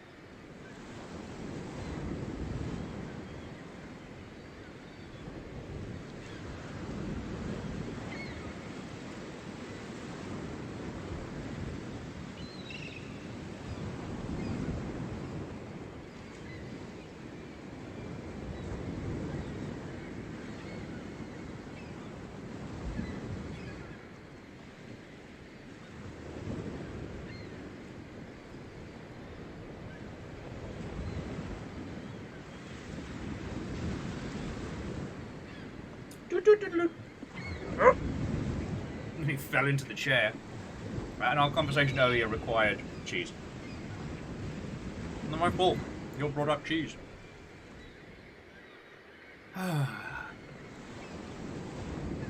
Stop me if I told you this already, friends, but at the Pocket Gamer thing, I actually met one of the OG Battletech guys. He showed me one of the model things he's creating, and I felt like the dumb baby at the grown-ups table, because one of my other BizDev friends does... Hey! Twizlight just purchased Humble Comics Bundle, leading ladies featuring Saga, Monstrous, and more. From Image for $20. Twizlight, that's really fucking cool of you, thank you. And unfortunately, the wee baby Amos cannot digest cheese, so he's not allowed it. But, I'm just saying. Oh yeah, one of my other BizDev friends paints, he paints more miniatures. He's pro Gundam, but he's more into like, yeah, mini mechs and stuff like that. He was showing me mine, he was showing me, God, where is my brain at today? he was showing me his builds. I was showing him like my last big works. And then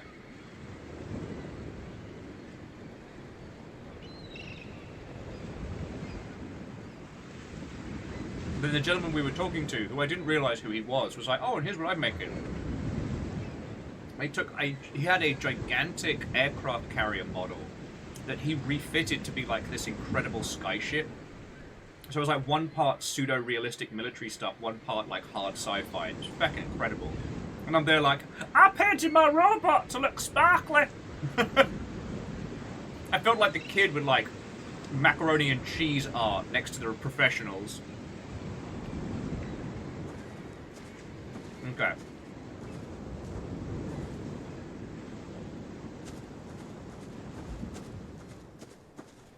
So, Kaidish, is there anything else to be doing now?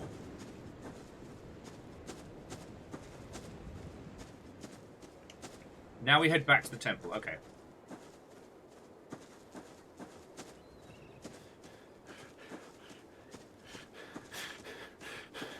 And I think we do that by either heading back to our house or heading to the lighthouse. I can't remember which.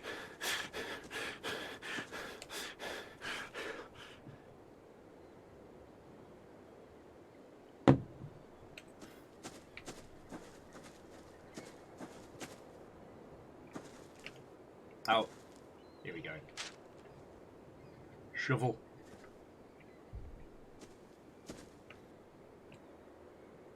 Was that just telling me to return the shovel, or was that a hint?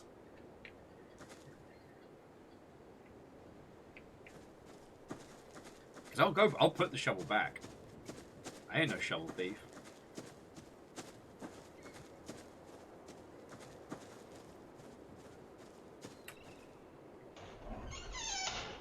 Kai's just like, I don't know. It's not in the guide. But we can't put the shovel back. What the fuck?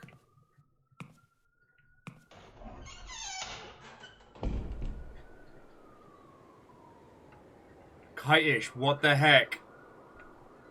So here's the picture of the shovel.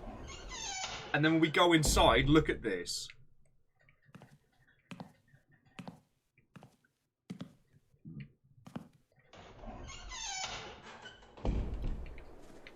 I don't think that there's no other buildings we can go into. See what happens when we take it into our house.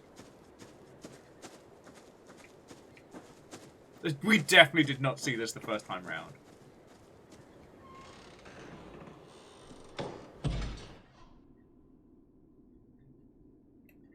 That was fucked up. Oh, okay. Kite-ish says that they reckon it's a hint for the grave.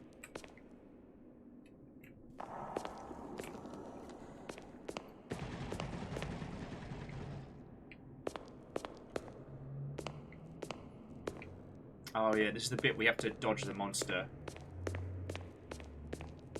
We sadly don't have any shotgun rounds left, so we can't fight it, we just have to avoid it. The only thing I will say is the Ain't no shovel back, Will. Well, great. Now that's going to be stuck in my head for the rest of the evening.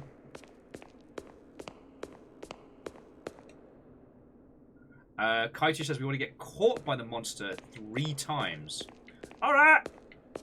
So basically, last time I did too good. Alright, let's go make some friends. Oh, that's not the monster.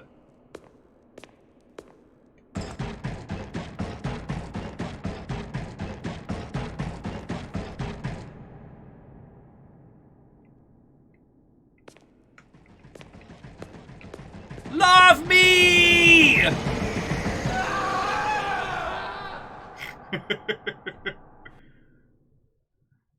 Dustin, I've had that inflicted on me so many times.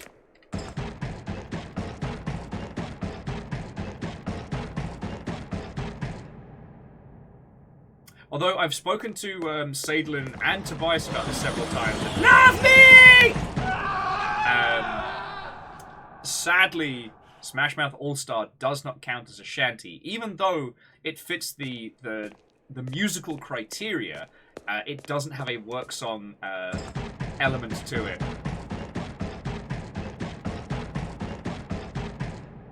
So sadly, Smash Mouth All-Star isn't a shanty, which is a crime. Somebody wants a hug!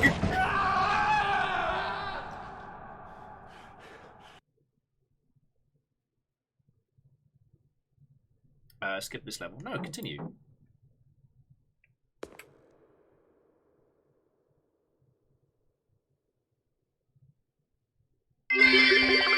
Hey! Cannonball.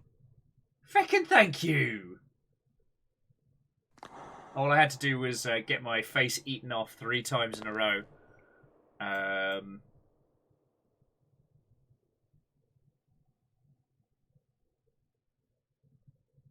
Oh, Kite, should I feck up? But no, Final Phoenix, thank you for 10 bucks in bits, friend.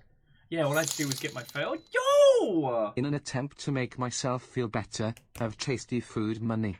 Zeke, you fucking legend, thank you. That's a buttload of... feckin' yo.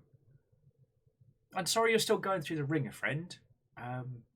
You know, if you need us, you got us. But yeah, no, fucking thank you. Fucking yo. No, seriously, thank you. Fuck, that's a lot of money. All hail New Jarl. Final Phoenix, you were set up for your Yaldom there, and Zeke was like, Steel Shed. Fucking thank you, friend.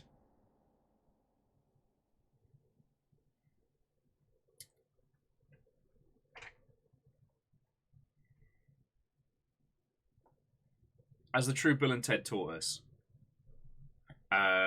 Zeke says, my only command as Jarl is be excellent to each other.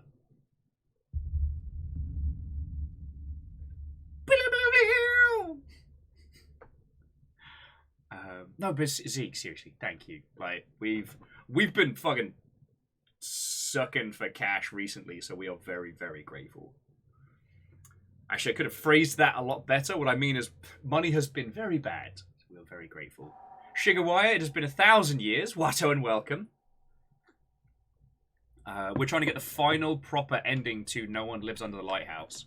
And what was the achievement we should have gotten there? Because I was a little distracted by Zeke being fucking cool.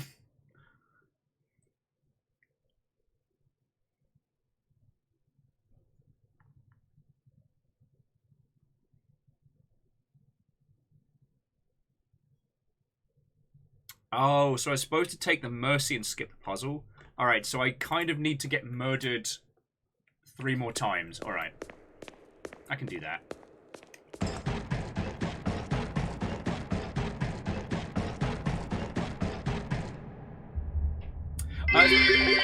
Hey! More sploosh. Freaking thank you! Love me! Final Phoenix, thank you for 1,000. You feckin' legend. So Shigawire, this is a chunky, low poly. I don't want to call it horror, but very, very horror-like, and it's feckin' great. Spoiler, it didn't work. Trying again.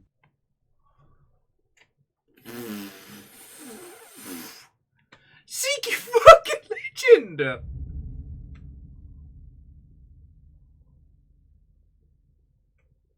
Zeke, I hope you have a lovely day. And again, friend, if you need us, you've got us. But holy fuck!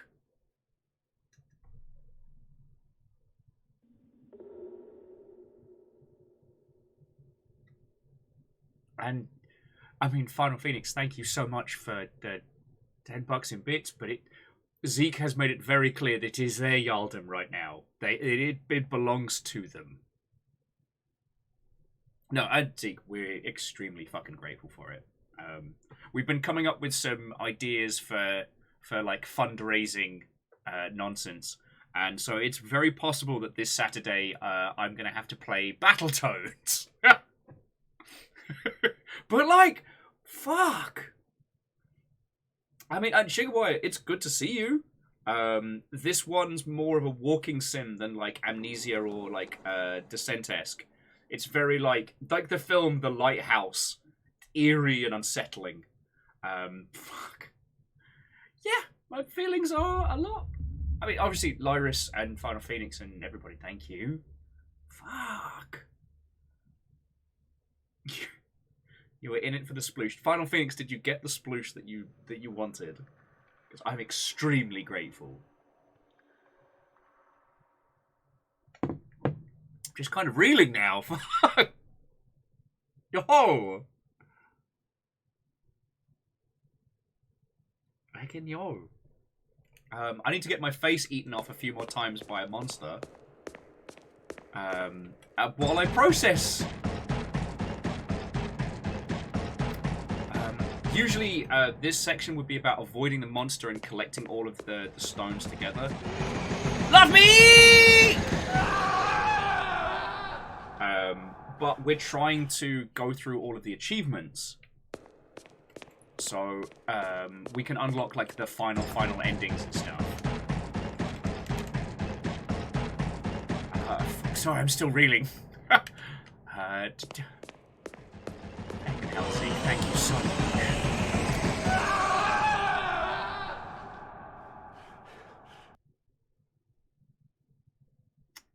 Oh, damn it. I'll restart the level and see if I can proc it again, Kai-ish. Hopefully. Hopefully I haven't broken it.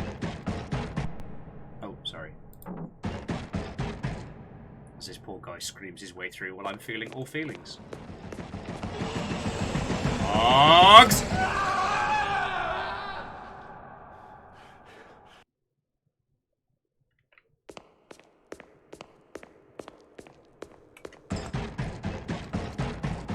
But yeah, so Shigeru, I hope you've been doing good. What's been going down with yourself?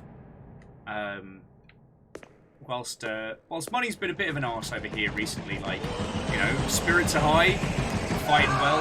I'm getting eaten repeatedly by an unhinged spider monster who looks like, yes, there we go, skip this level. There we go. The chariot, you went through the dangers. Okay, so now what? Hi, I'm discombobulated. How are you?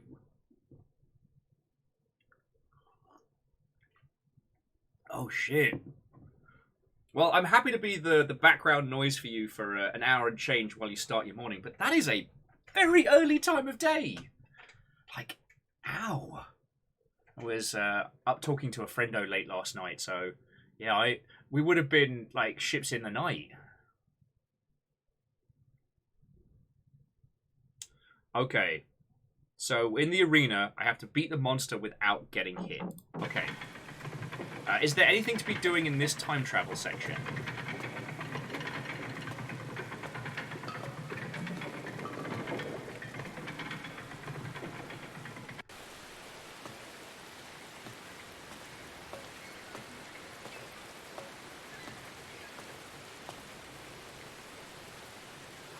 It's a rainy, windy night.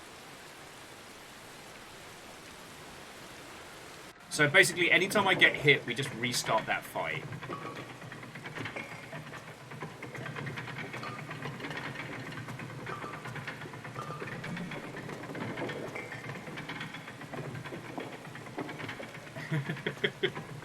I mean, Sugarwire, this game could basically be described as low-poly Willem Dafoe. And I don't just mean the character, I mean the aesthetic. If someone's like, oh, what's this game like? Well, take Willem Dafoe's mind. Make it low poly. Jobs are good.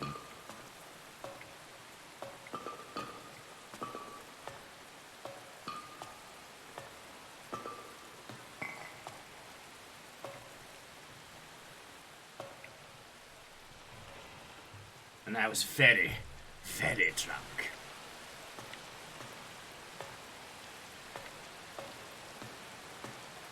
I find myself quoting the Fast Show more and more as I get older.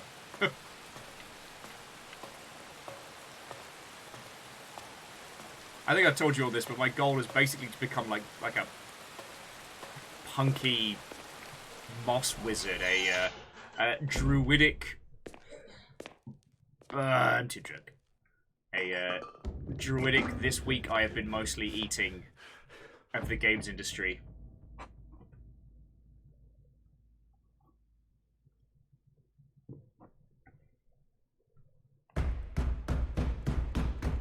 Wake up!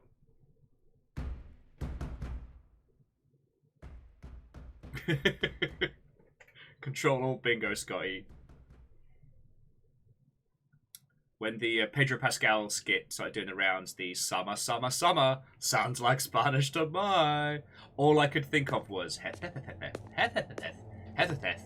Chris Waddle. Again, that is a joke that is old enough to drink in the United States. And of course, because it's been bloody warm over here, my brain keeps going, Scotchio! Apparently that's where I'm at. This was a joke for literally just me and Scotty.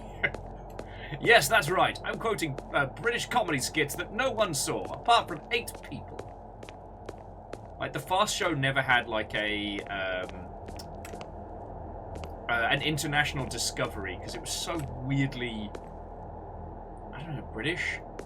You know, so, like, the IT crowds ended up being quite international, and Father Ted as well. Again, great examples of Hatsune Miku's range in terms of their, like, comedy and delivery. Look, it's a rock butthole. Toast of London, stuff like that. The Fast Show didn't, but Loads of Money did, but that was more for the memes. Like, I don't think many people actually knew that Harry Enfield's whole show existed.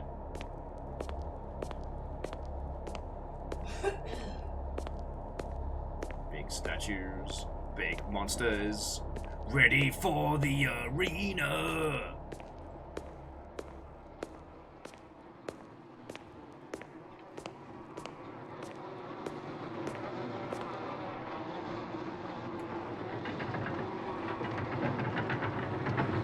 So Shigeru, I'm based in Seattle right now.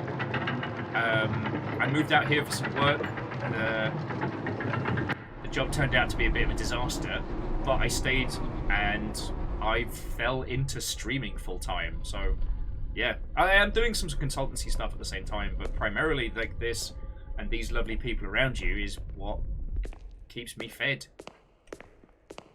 Okay.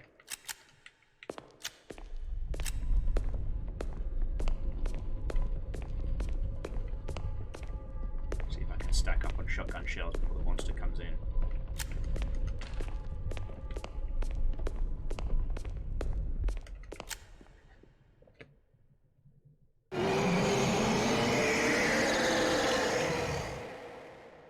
And Final Phoenix, that's because you are a person of taste.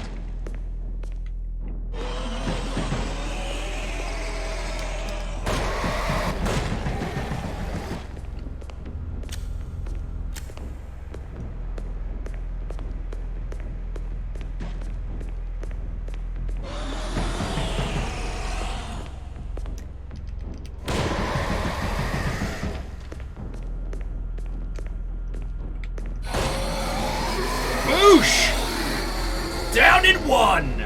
The Empress, you have proved your courage. Back of the net!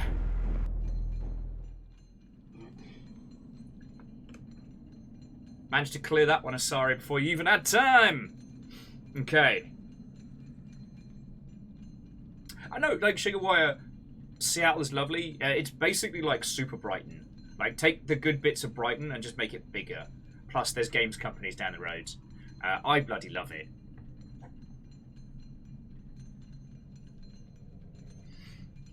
Kaichi said, so that should be an ending. Okay, more of the candles are lit than last time. So this time we've got, yeah, the Emperor. We don't have the Lovers. We do have, I think that's the Wheel? Yeah, Wheel of Fortune. We've got the Hanged Man. We've got the Star, which we didn't have before. We still don't have the Moon. Hello, Moon. So let me go talk to this thing. Welcome to the Oblivion Chapel. Again. It knows. For the 1000th time, you and I are having the same dream, human. I like the idea that this thing's perturbed that I'm still here. Do not lie to yourself. If you still have no right to change your own nature, and can no longer obey the voice of the Lord or his angels, you have failed the trial. You will fail again. And your sin is defiling the sanctuary in false service and poisoning your own mind, Dingleberry. Only repentance brings you peace. In the shadow of the moonlight, thou hast committed a sin. Thou hast forgotten. Acknowledge it, and repentance is coming. 4 to 6 working days. In pursuit of yourself, remember who you are and what happened to your son. And repentance is coming. Okay, and then... yeah. I think it's repeating. It just says, in the shadow of the moonlight, thou hast committed a sin. You've forgotten. Acknowledge it, and it's coming. I can mash the button, and it creates this cool effect, like... yeah!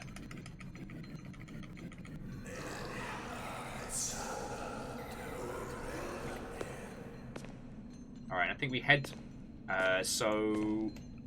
is there anything else we need to do in this area, Kite-ish?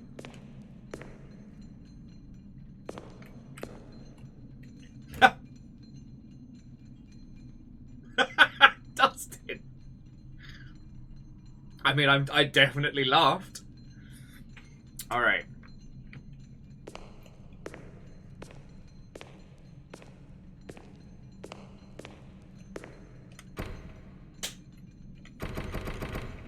Well, that's a pisser. Can't open the little door, so I guess deuces. Back out into the fray.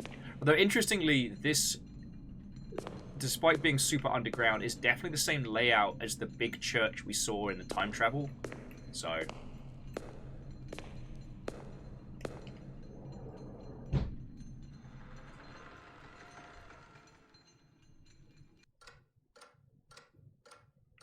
okay, so now we're back here. What's next? Doesn't seem to be anything to interact with.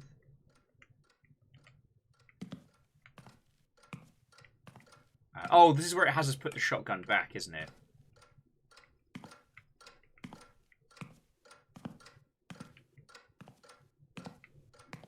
Kaiji says there should be a cross to pick up again. Okay, there we go.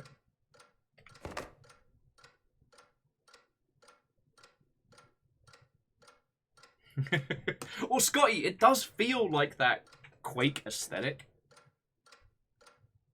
Also, I'm sorry, I'm always mean to AAA, but they fucking deserve it. Literally, we got the blueprints for how to make cool fucking shooters, and we seem to have just ignored them. Like, Quake, you are a space marine trapped in a gothic hell that gets darker and darker until you eventually just fucking kill Cthulhu with a telefrag. Like, shit, that's a great pitch. And I understand, like, Quake's more experiential, and that was... that Romero wanted to tell more stories with it, and they didn't have the resources and whatnot, but... alright, put it back.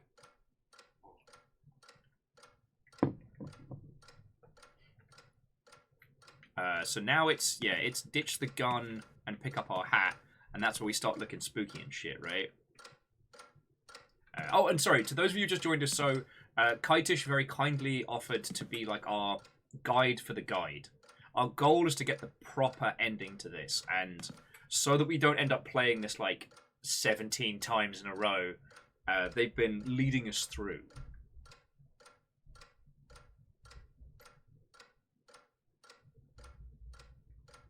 Well, you know what, Shigwire? It's been fascinating to see how many PC large releases have been flops, because, have been shaky. Jedi Survivor is a commercial success, and I love the fact that the entirety of the user base has now decided canonically that what's-his-face, the Jedi of Jedi Survivor, that his canonical outfit is a mullet and a handlebar mustache. It says, keep going, the cross should fall on the floor. Right.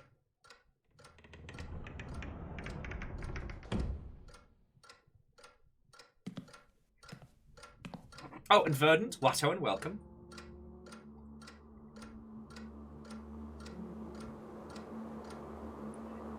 There in a tower, a rock that stands above the dark water.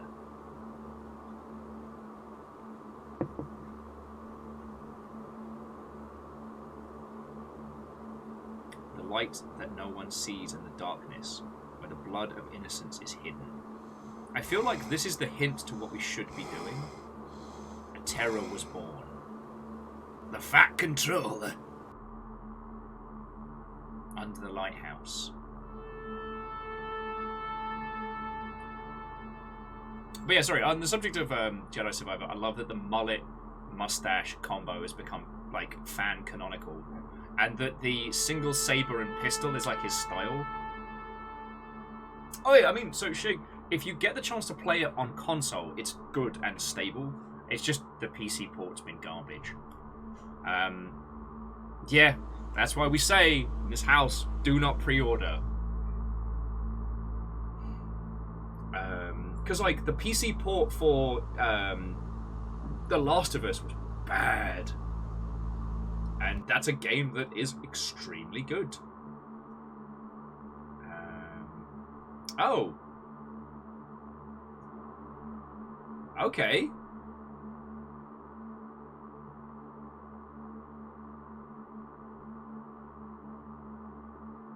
So, Kite-ish, we didn't see a continuation. Well, no, so, Shigawire, what I would say is that there is probably an aggressive misunderstanding of how complicated it is to port, especially native PlayStation games to PC, and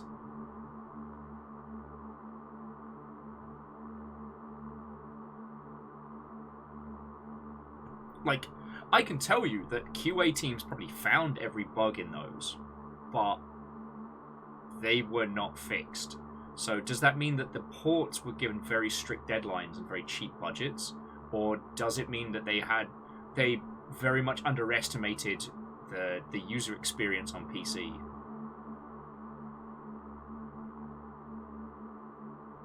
And hey, you know, I love talking about this stuff. As a previous QA person, I'm always reminded of, like, the shaky releases I've been involved with. We knew everything was wrong with it. It was bugged. But, like, as you get closer and closer to launch, your bugs start coming back with, like, initially, like, working as intended or requires more info. And eventually they just start flagging them as, like, will not fix. This is just not going to get fixed.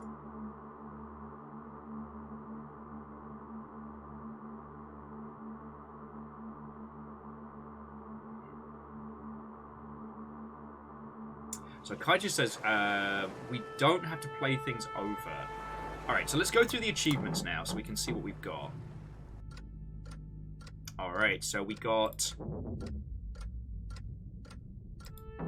the Fool. You picked the wrong target. That was shooting a seagull. The High Priestess. You performed the ceremony where we buried the bird. The Empress. You proved your courage. We murked the monster without getting hit. The Chariot. We used the skip feature.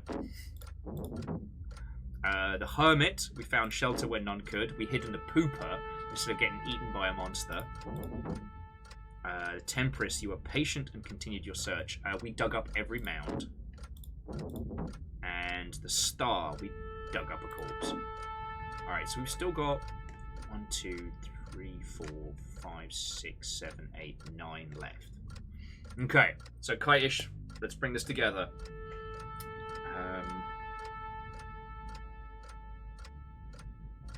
But yeah, so I will say, Shigawire, I've not had the chance to look into who's been doing these ports and who's been responsible.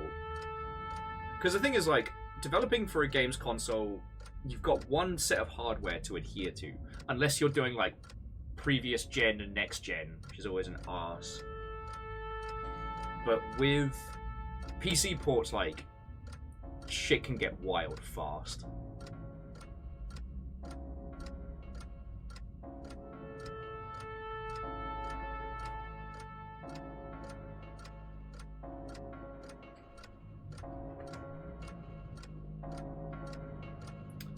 So Kaitish says, we start on day 5. The only thing you need to do is shoot the monster once and leg it. Okay. So level select. Do you know which day that is? Is it the day the previous keeper disappeared? So 1... Or is it the day the island drowned in fog? Because, yeah, you can see, friends, why we're getting into this. Because, look, there are 2 whole-ass levels we haven't even encountered.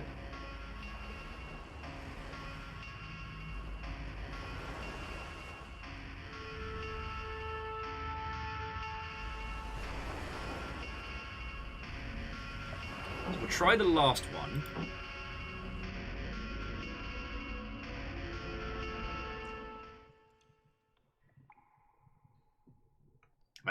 This puts us beneath the earth. So this puts us closest towards the arena fight.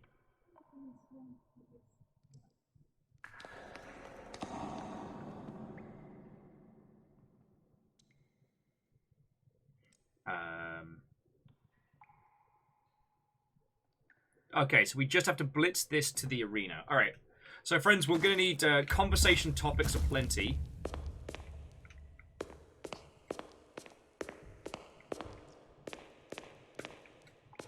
I got my gun!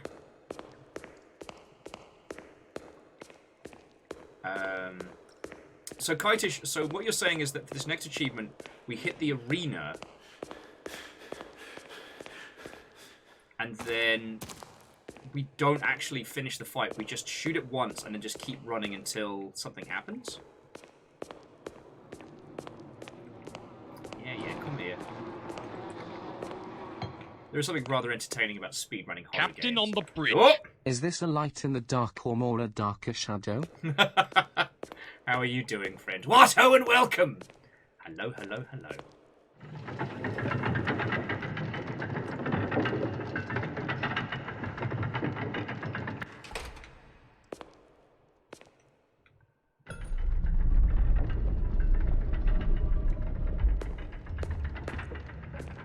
And Final Phoenix, that's always fascinating in, like, how... Oh, it's Stooge. Entirely fine. Obviously, thank you for everything that you do towards keeping this whole thing going. And, on top of all of that, like, the full 55-month compliment. So, thank you. Alright? Now, go do the thing.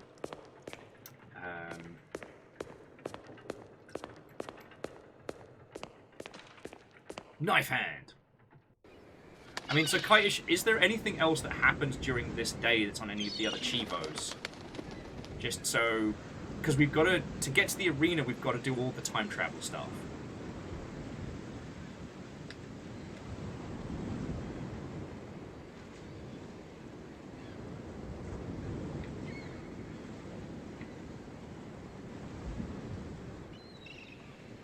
Because this is definitely the one of the longer sections.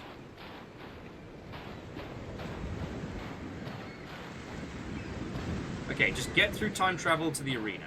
Alright, roger.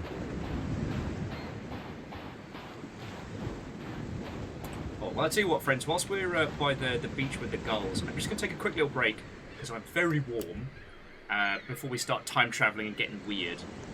So, hold that thought, dear friends, and I'll be back in just a second. I gotta pee.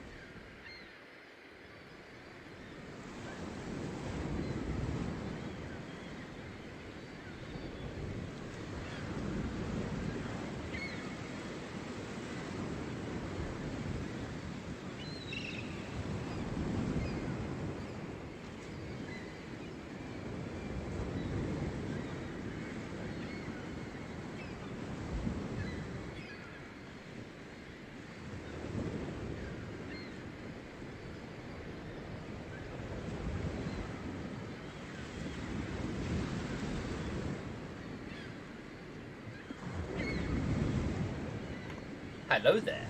Okay. Thank you all for waiting. Just dunked my head under a cold tap. Got my my brain back. It's always funny because it's not too bad today. I just a bit sleep deprived, but in general, it's always very interesting to go from the varying states of sleep deprivation. Fuck me running. Sorry. Getting overheated makes me a stupid, right? So when I then go from being like mildly cooked to actually bringing my core temp down, it's like, oh shit, I can think clearly again. And then as my temp goes back up again, it's like powering down. So sleepy. Brain no work.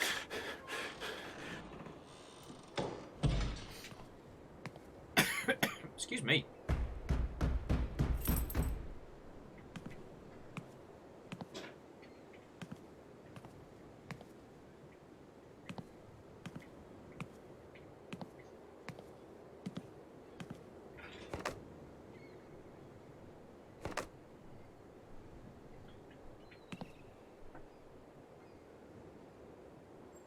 Okay.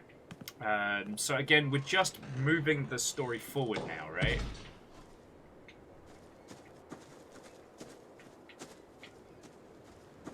Because this time travel section is a little lengthy, so I'm just trying to zip through it to my best.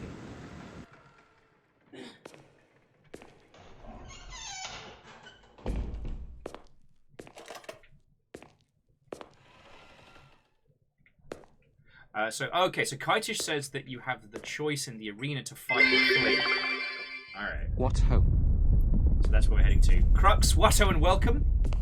Ooh. I've got a shotgun shell.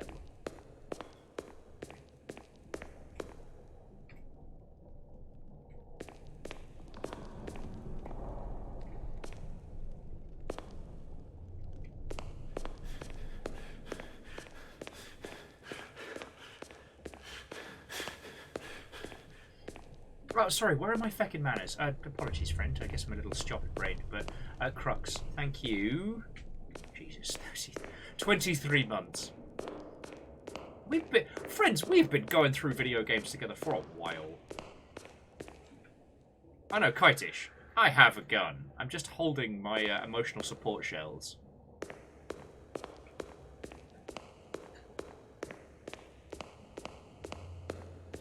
So we'll use the skip for the puzzle. Well, yeah, we'll use the skip for the running section, and then in the arena fight, I'll just aim to get. I'll aim to just run the feck away. Now, did the game state like what the running away looks like? So, you said we shoot it once and then we just keep running from it, yeah?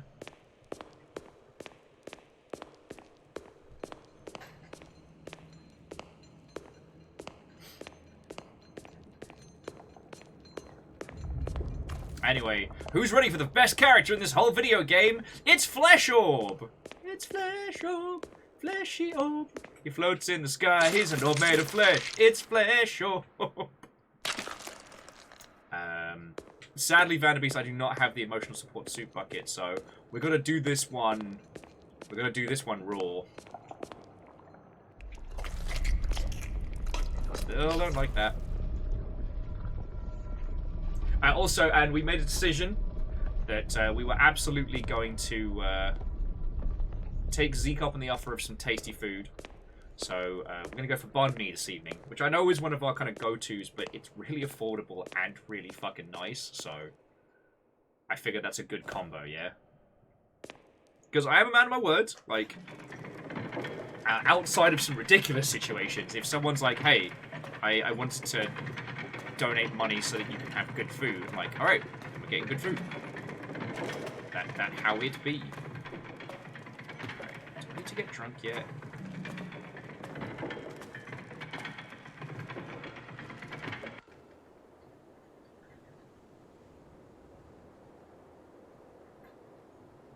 Oh, here's a little one, and I don't think it's one you need for your AC guy, Ragnar, but I've seen that a lot of people use dark brown ink for detailing on mech weapons to give it like a real vibe, like that real kind of like washed out mechanical kind of vibe.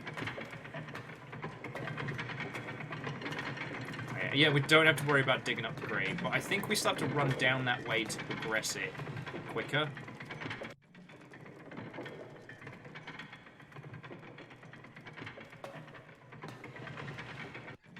Wait, do I need to refill this?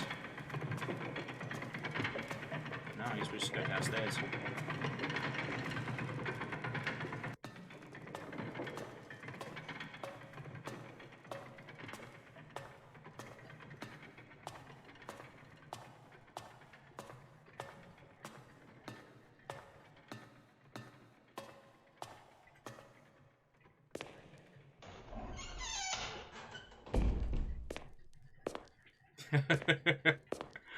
No, that's an aesthetic.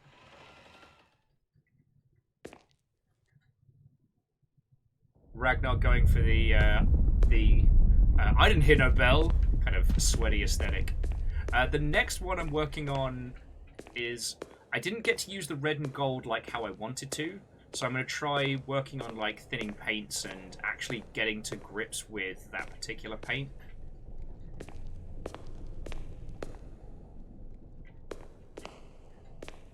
Wait, Nani? What the fuck just happened?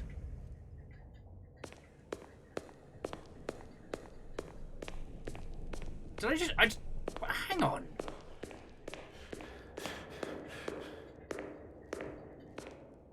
What just happened?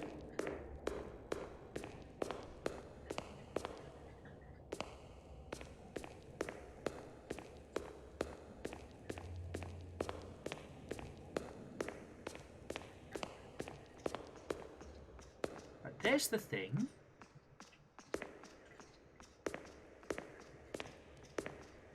Friends, we just got time looped there.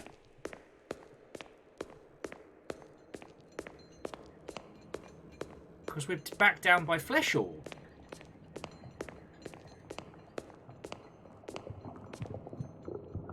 Nani?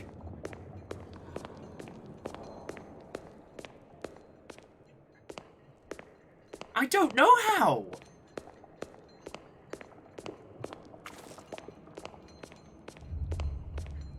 Oh, cool. It knows what we're trying to do. There's Knife Hand.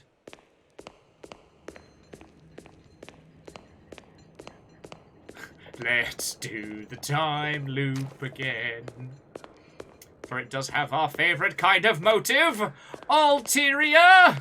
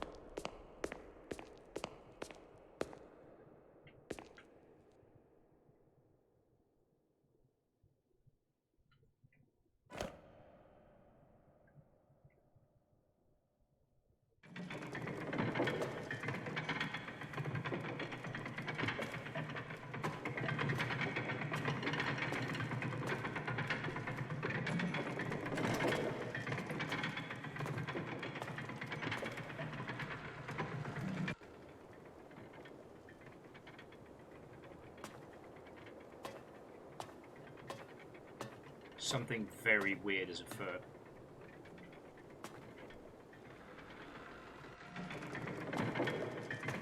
Maybe I was supposed to go outside and that's where I fucked up.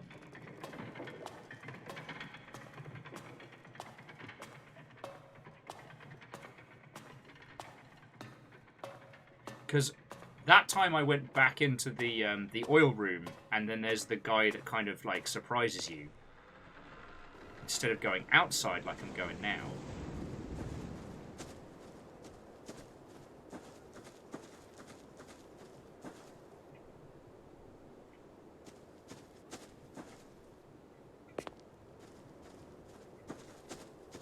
can't go into my own house. Guess everybody's sort of gone.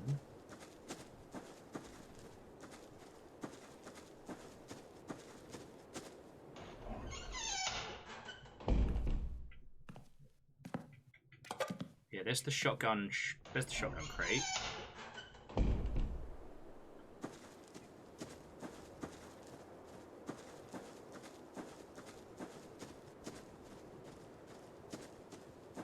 Yeah, in theory.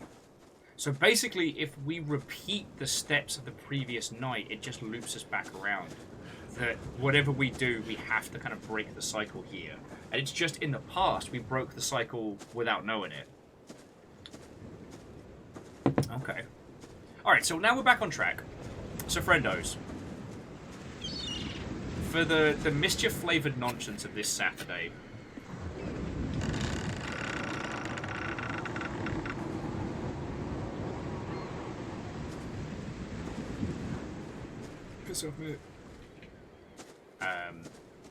I'm trying to decide what of the good ideas we had from yesterday that we should enact. The most likely one being Battletoads. Because what we could do is, if I've got 2 knockoff NES pads from 1,000 years ago, could weaponize those and allow people to kind of like jump in, jump out.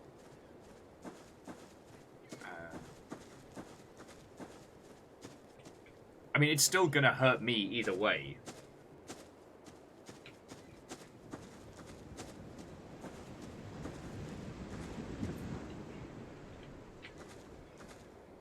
Oh yeah, no, we gotta...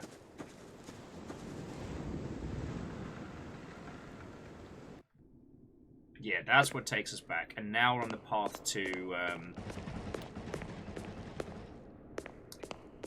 Mortal Kombat. So we can skip a whole bunch of this area if we let Matey Boy chew my face off 3 times. Oh, sorry, Ragnar, go get some sleep. Have a lovely rest of your day. And again, like, thank you for sharing the AC guy photos. I'm sorry I wasn't super like, whoa! But I love seeing them, and it's really fascinating to see people going for the "Who wants a hug?"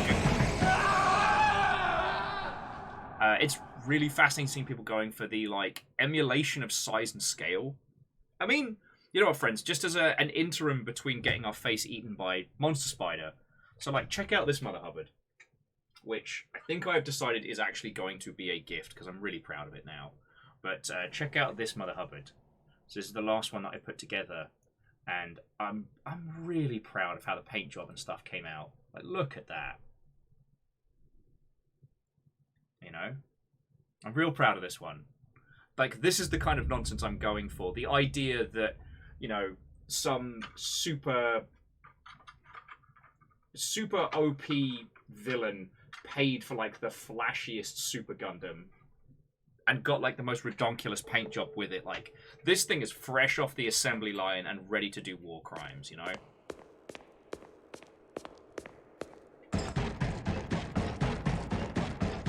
Yeah. I'm still working out how to incorporate water slide decals and stuff. Mecha first! And what I think I'm going to do is, for the next test one, is because it's going to be like a black and red combo. And I know, doing a black and red Barbatus is like the most gauche. But I want practice, and I'm going to be using lace masking, so that makes me feel less like a complete dweebus.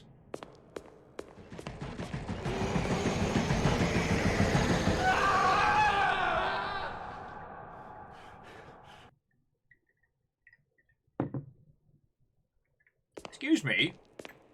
Shouldn't it be offering me a skip right about now?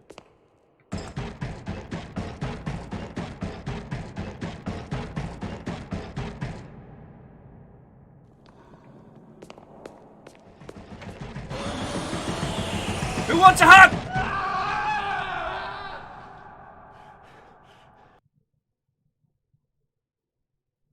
Wow, it is not giving me... So hang on, I think we do the restart level here. Skip this section. Yes, here we go. Yeah, skip. And that gets us straight to the arena fight. Oh yeah, we just have to get fucking wasted up here. Well, so Ragnar, the micro set and stuff work great, but they can play really silly buggers with whatchamacallit, airbrushed stuff. So depending on what like paints you've used for your airbrushing, it can end up having like bad times bears. And Ghostiest Hat Rack, Watto, and good evening. Hello, hello.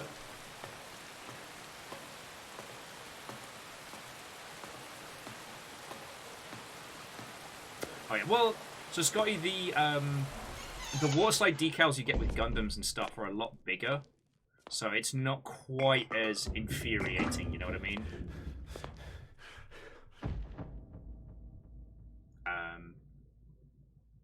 I've been looking at some of the water slide decal paper, see if I can cut a few of my own.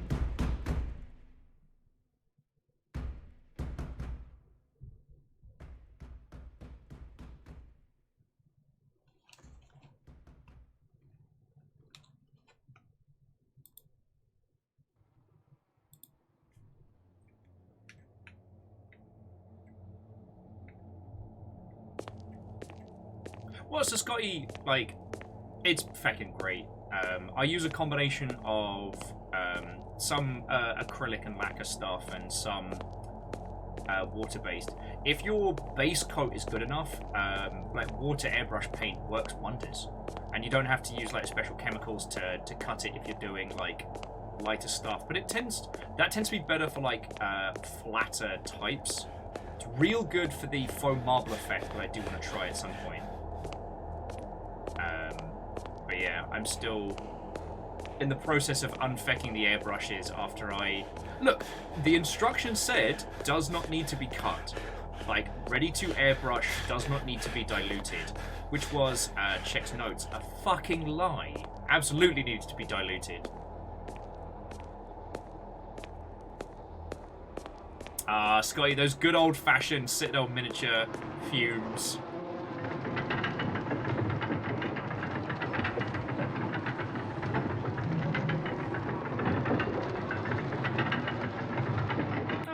Ghosty, that sounds lovely. Alright, so I got about 3 shells. Okay, so kite-ish. I need to shoot this guy once, yeah? And then just fucking run for it, right?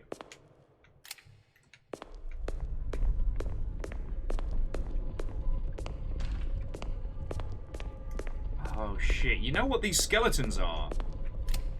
This is us.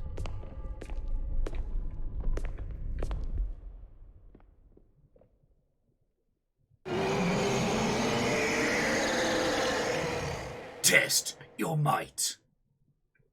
All right.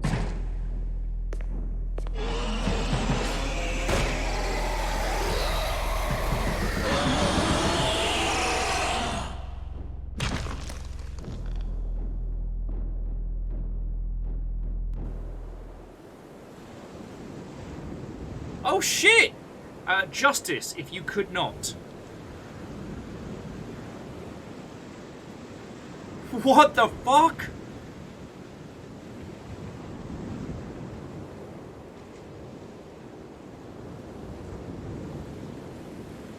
I'm sorry, jumping back in, so Twizzlight says their first Warhammer they painted was with Walmart acrylic paint. Live and learn. Fucking yo.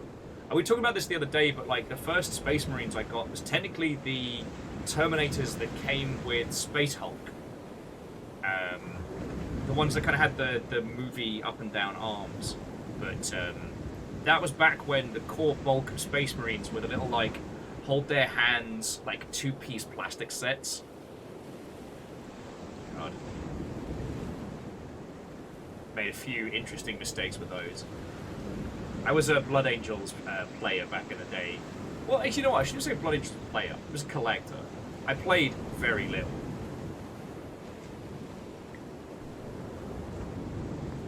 Okay. So I'm just waiting for Kitish to catch us up before I start rowing away or doing anything. And yeah, this is closer to like the start of the game. Like this is where it kind of began. After the unceremonious splat. But I really wish I still had like the steady hands to do like fancy painting. Because what I'd love to do is like little scenes painted on the different blocks and stuff like that. That's why I'm looking into potentially like water slide decal printing, because that way I could do some decal covers of like really fancy artwork. Alright, so it says just keep going for now. Alright, peace out, Dingleberry.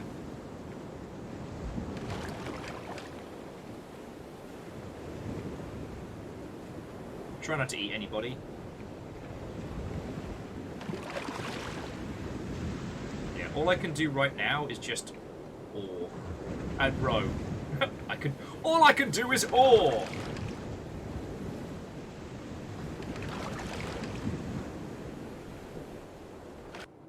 Oh, this is fine. This is fine.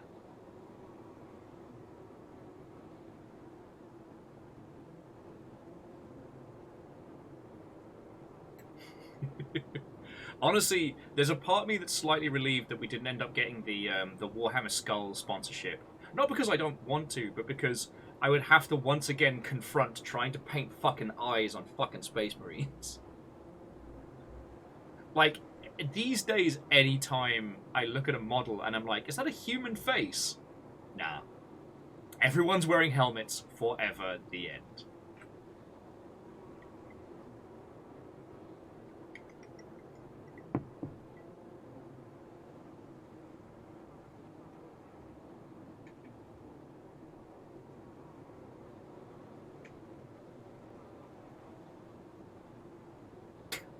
Vanderbeest's asking if I've just been orphaned.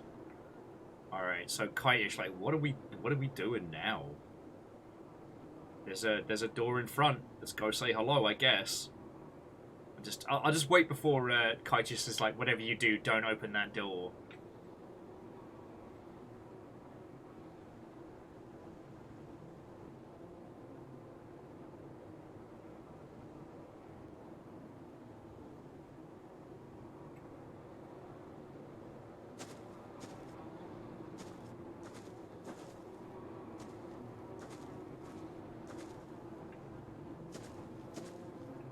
I see Scotty, that's smart.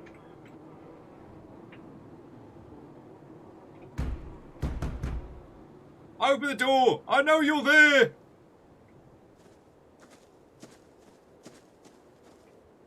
Alright, so it's saying we go, I guess we go back into our house. And the cross falls.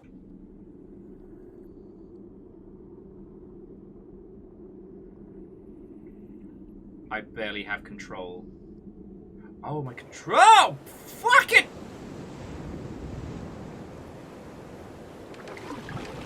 Alright, we are off the rails here, friends. We have left the path behind.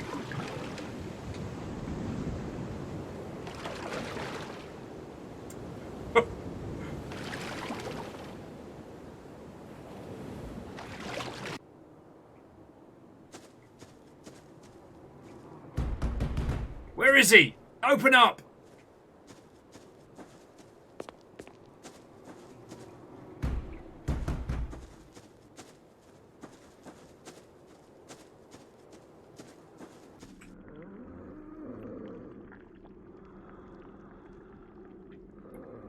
Oh goody, it gets worse. Oh goody, it gets worse. In a room made of meat with some people we don't like, it only gets worse. Spoiler, this has been the Bloodborne DLC the whole time.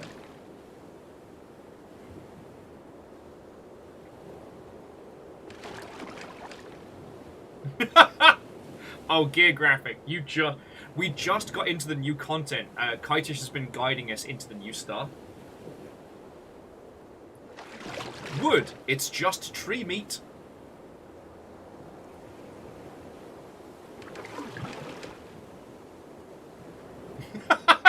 It's like, I just took a nap, my guy. Just sailing. Alright. Try and get back into our house now. See if it lets me.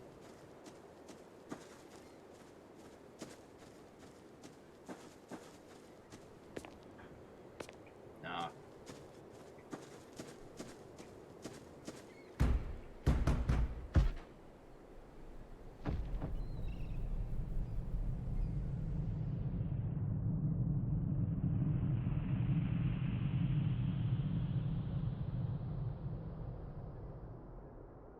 It says, be careful with him.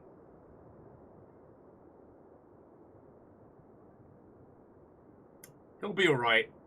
He just needs some rest.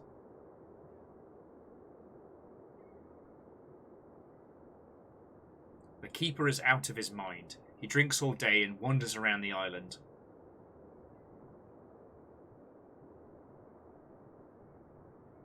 Chasing that kid of his. He's forgotten who he is. Soon he'll remember. So let's bring him back to the sanctuary. Oh, good. Oh, good.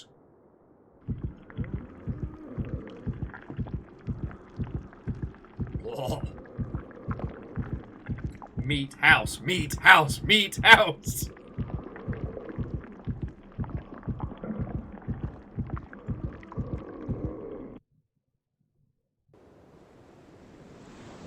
So it says death.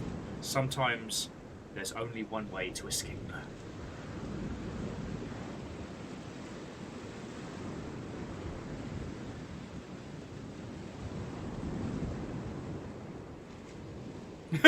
Oh, really? Kite-ish? What point of the guide told you that that was bad? What gave it away?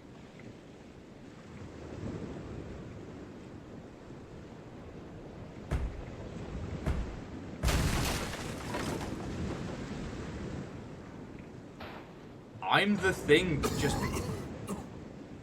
I'm the thing that broke through that?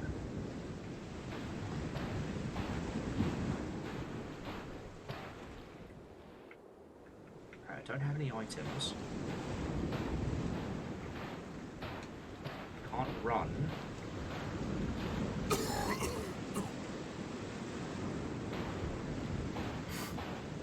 Video games!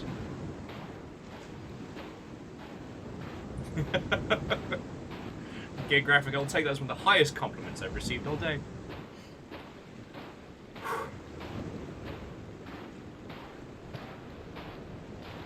But yeah, like I was saying, it's the... I was a little intimidated to go back to, like, classic miniature painting. I've been really enjoying the Gundam airbrushing because, like, the structural and the details are all kind of done for you. It's really about what you want to, like, do aesthetically.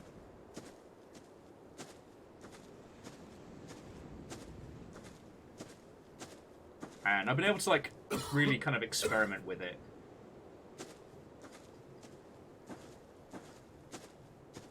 Okay, so I'll try and get us back to our house, Kite-ish. Oh, gear graphic, lovely. But yeah, one thing I can say is, like, the Skulls event, I think, is next week. And so, if you're in the habit of acquiring those tiny minis, that they should be on sale. God, this guy sounds like I feel.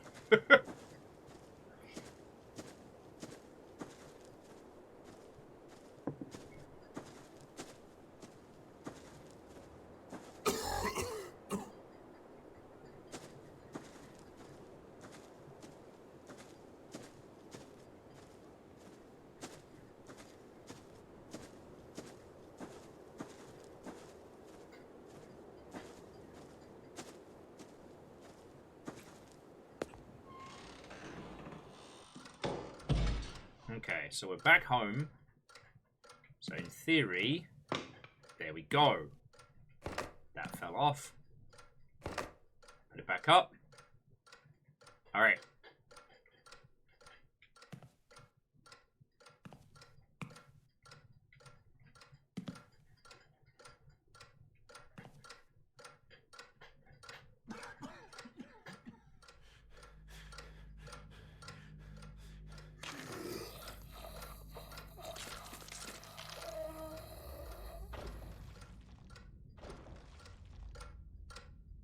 We are the monster. Maybe?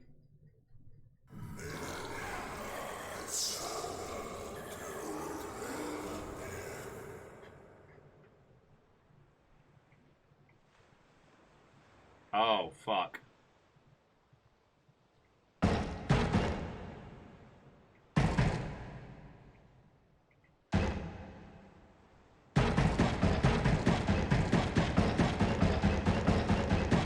Frickin' wee! Yeah, spot everybody who's played Alien vs Predator back in the day. Weirdly, as a giant bug monster, we don't have an inventory.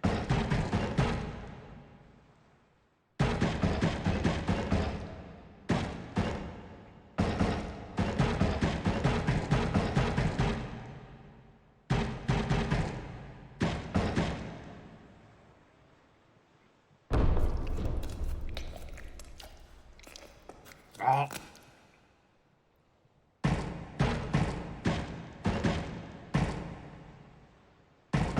Okay, so we ruined the... So we ruined the sandbag. It says we're going to want to catch our prey and eat it. Oh, yes. Because what we did, we cut the bag. That way, Matey Boy's going to go out, refill the bags.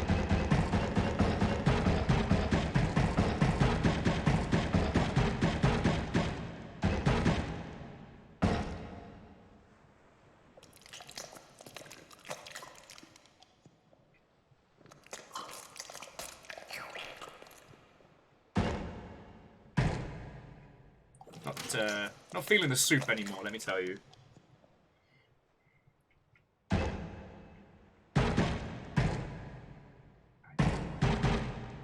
Broke the stuff.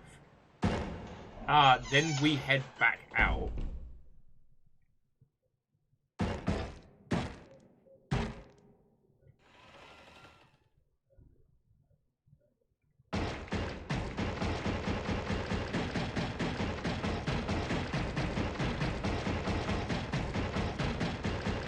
I'm sprinting as fast as I can. Oh, did I miss him?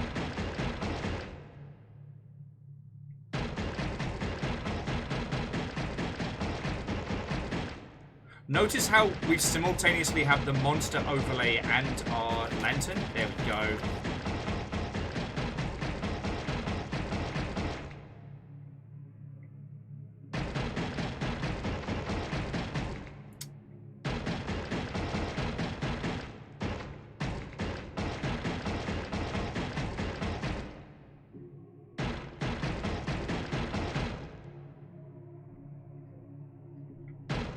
I don't see any like tracks or trails or anything. But you saw that guy run past.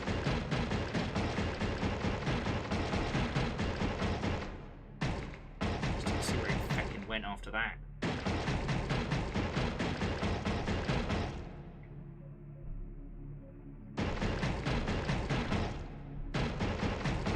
Come back here!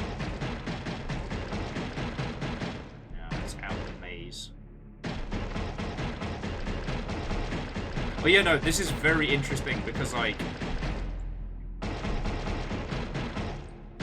this is very much an are we a monster or are we a horrible fake person?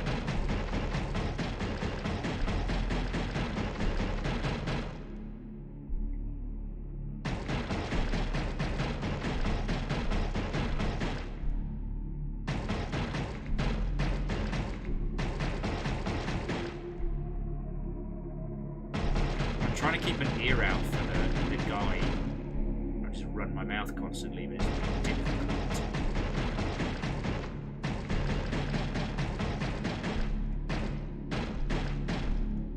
Yes, the monster's legs are very loud.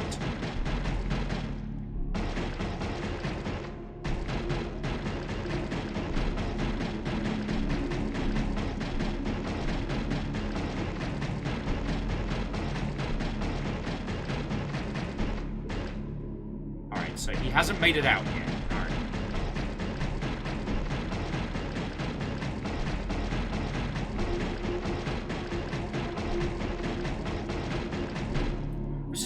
like a sci-fi horror film I saw 1,000 years ago. I keep trying to remember the name of it, and it keeps escaping me. But the general premise was you're kind of like your zombie outbreak sci-fi scenario. We play like a detective security type who's been sent in to save the day, etc. And he doesn't realize he's been infected. And so from his perception, it's like a hero story about a guy trying to save this, this one last researcher and like get around. But in actuality, he's been turning more and more and more into this like unhinged monster, and he has no idea what he's actually doing. Okay.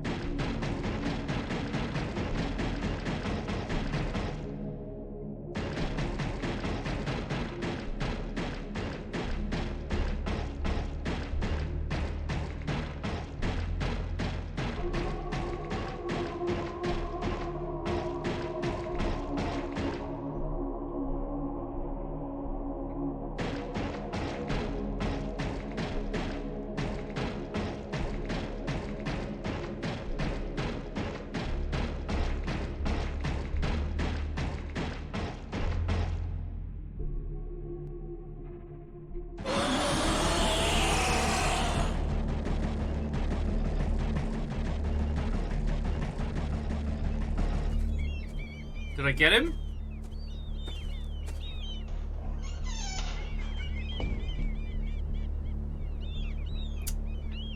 Don't think I did.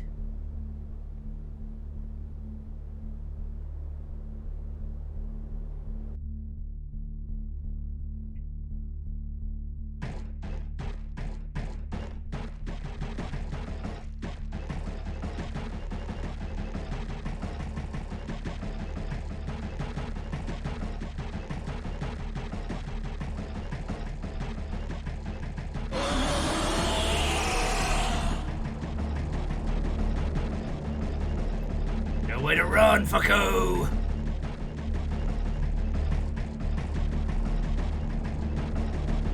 Snack time, snack time, snack time!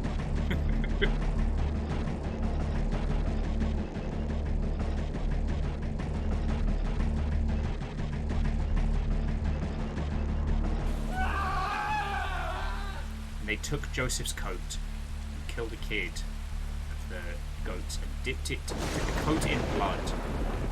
They brought it to their father and said, "This is where we found. Know now whether thy sons."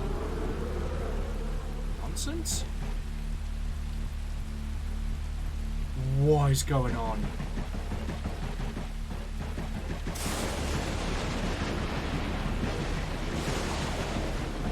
I cannot see my hand from my fucking face here.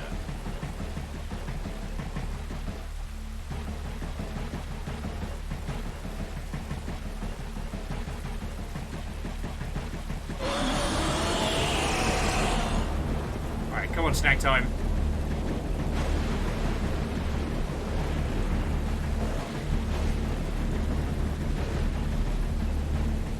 This little Lego bloke is very good at hiding from me.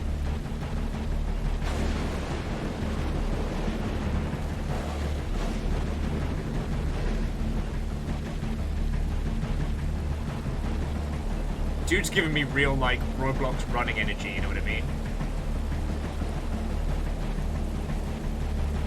He's not gonna make it. Ha ha! He knew it, he said. It is my son's coat. An evil beast hath devoured him. Joseph, if it was out doubt, rend in pieces.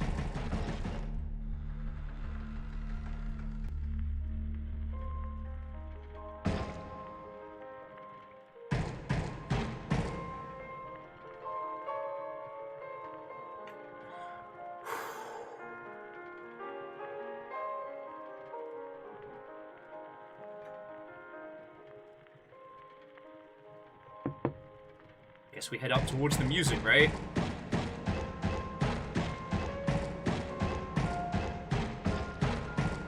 Interestingly, we no longer have the ability to walk on the walls, since we gain this kind of this upright stance, you know.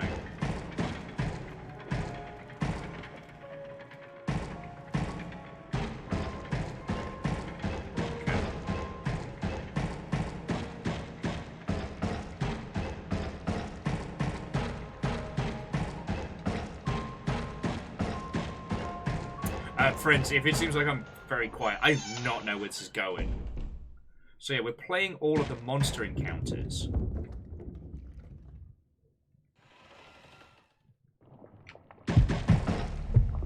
Oh.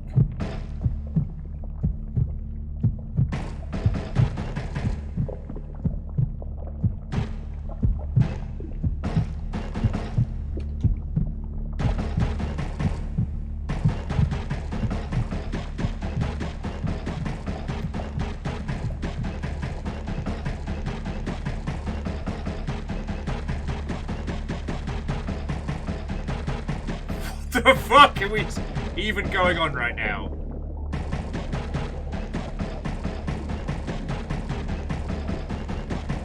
Oh, that's a great big game.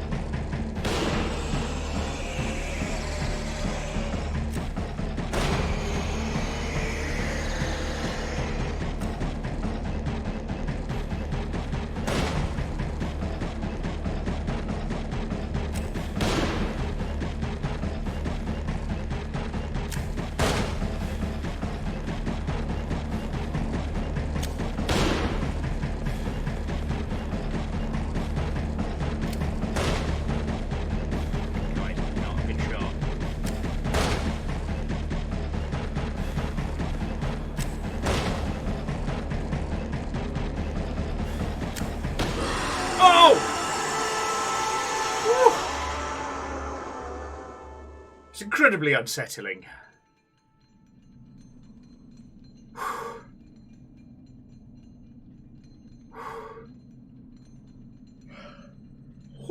Sorry, I just didn't think I blinked for that. Like, hey, I'm all for games that let us, like, explore a completely different POV, but that was intense. That was intense. Okay. So, now we've completed everything when we just did, I believe, the moon. So all that's left is the lovers. Let's have a talk to the mess here. Welcome once again to the Oblivion Chapel! For the thousandth time you've had the same dream. Do not lie to yourself. You still have no right to change your nature. You failed the trial, and will fail again.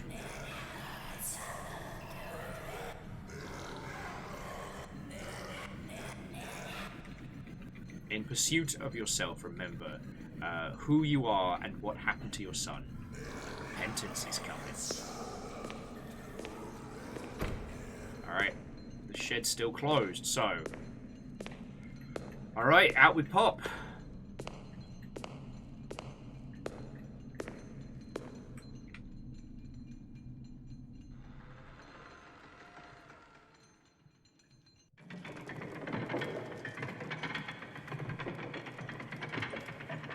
This should be ending too.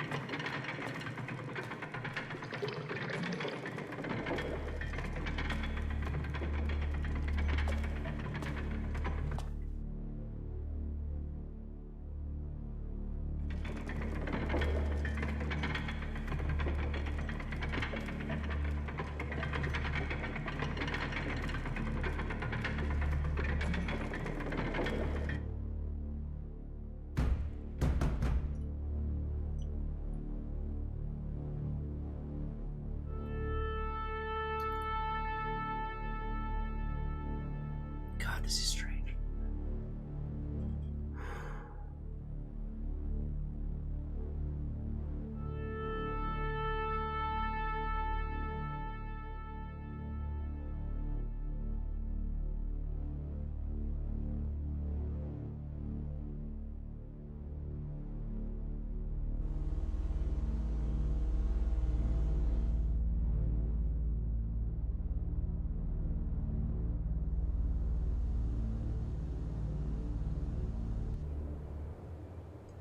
One day, I had a weird dream.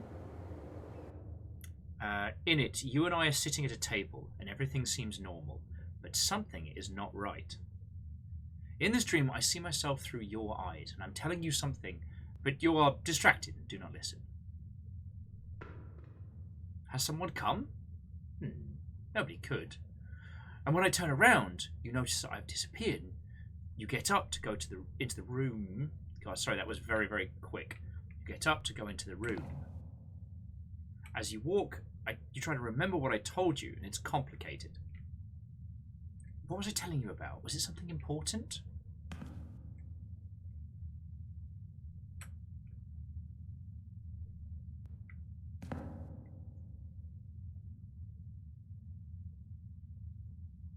Okay, go to your sat rack. Have yourself a lovely rest of your evening, alright? Go do the thing. What I told you is the strange dream. In this dream, I was you, but you were not my son.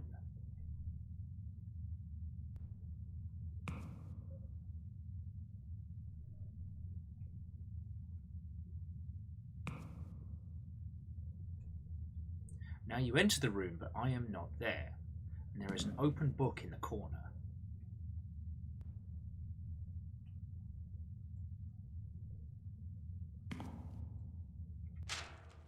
There are a few words on the page. Oh, fucking! Previous keeper has disappeared. Fucking.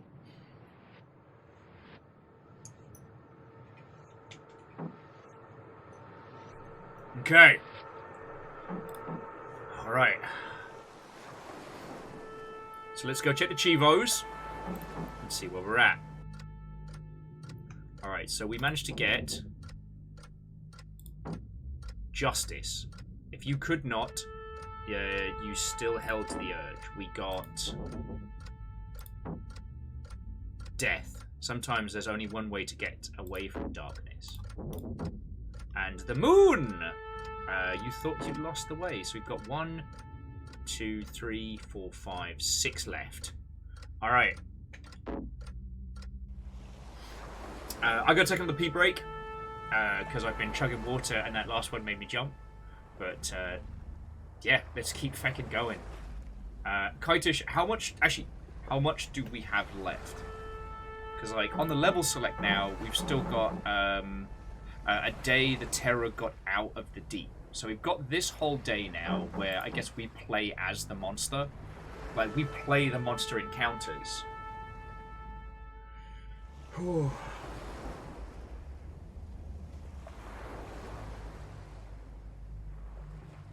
God, this shit's wild. Alright. Alright, friendos. I gotta pee. I'll be back in a second, okay?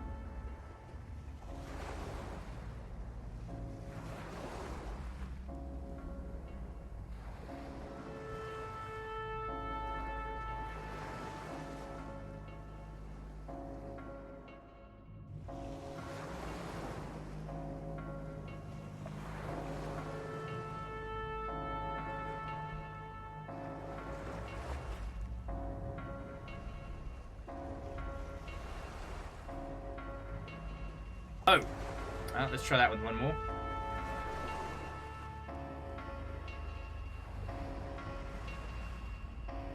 Okay, so Kai just says, so the 6 cards in the church are all we need for the last ending, and we're just missing lovers. Alright, so what is the lovers going to entail? Also, because this was courtesy of Zeke, thank you, I've got myself little bond meat. So I'm going to have a nice sarnie while we plan out the rest of our movements.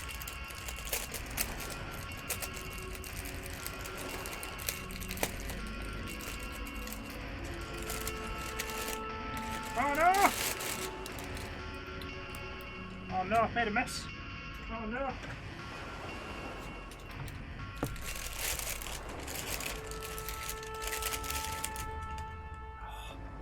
Fresh Sonny. This is what we came here for.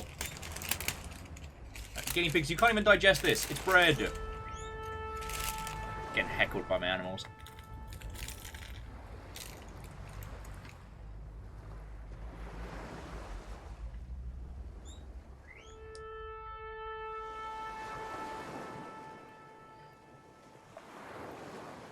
So we have to be the monster and catch the guy in the maze before he reaches the end.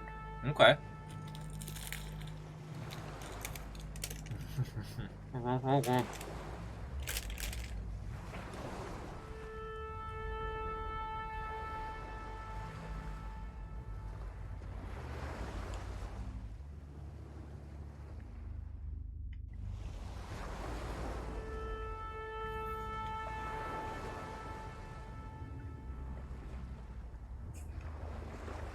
Right. That is doable.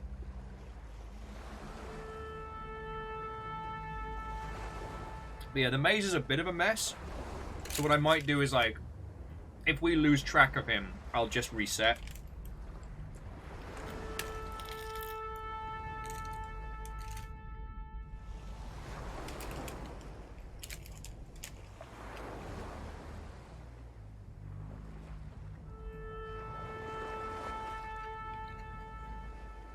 But I think we can do this. And so once we have the lovers, then we can get, like, the final ending.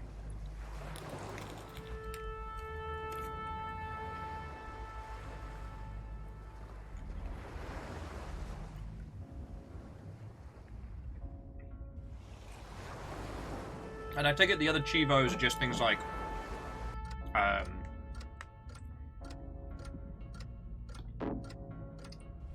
actually, you know what? We'll discover them together.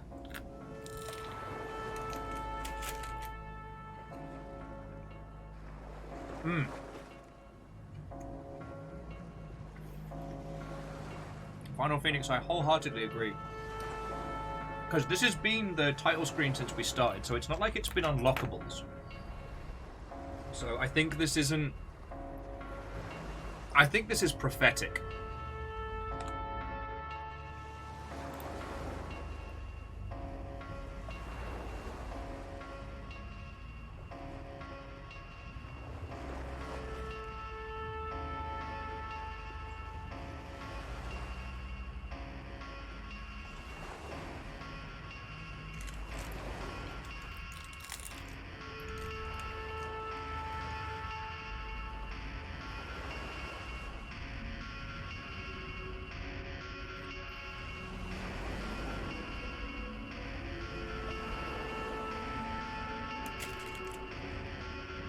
Okay, so we need to jump into...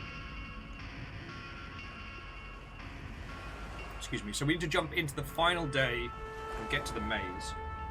Okay. I can do that. The day the terror got out of the deep. As we like to call it, Blackpool.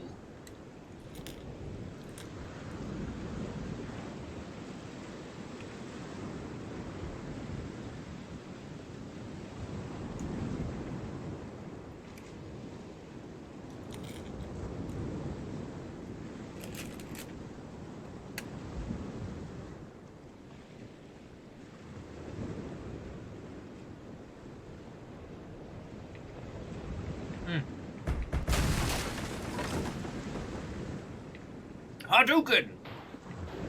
I was once again waiting for the game to load.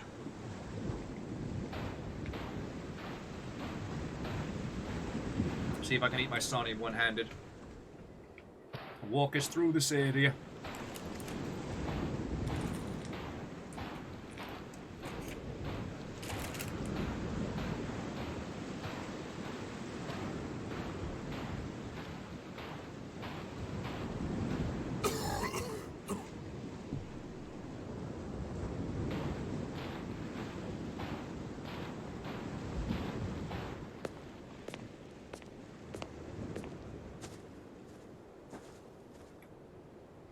Kai just says you have to catch the guy 3 times outside before he has a chance to hide. I mean, that's easier said than done, because in the first one, he just beelines it straight for his house, and I couldn't catch him.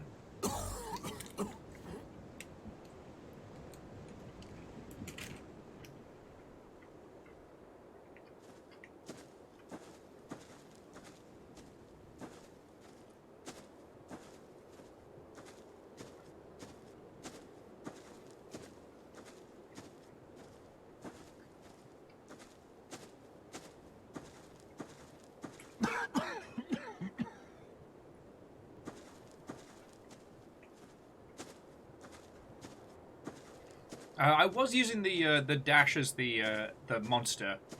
It's just maybe there's 2 dashes. Maybe I can double up. Because I'm playing on a controller, so usually right trigger is sprint and left trigger gives us this kind of this zoom in.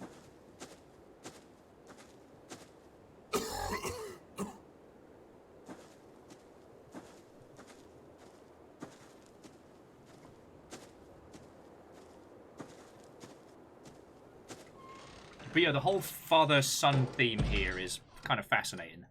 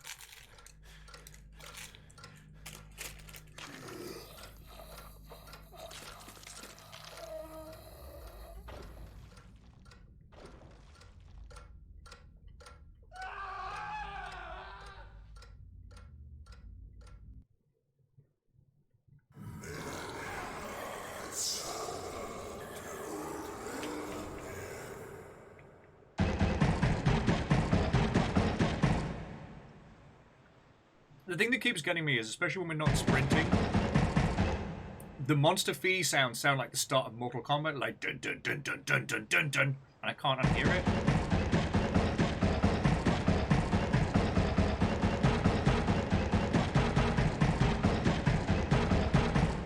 Reactor online. Sensors Hey! online. Weapons online. Evening to All Dreamer. systems nominal. Watto and welcome, friend. Howdy.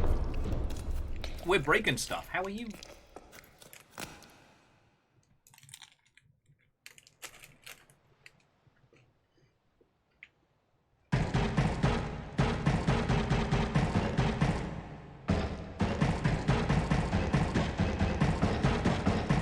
But no, sorry, where are my manners?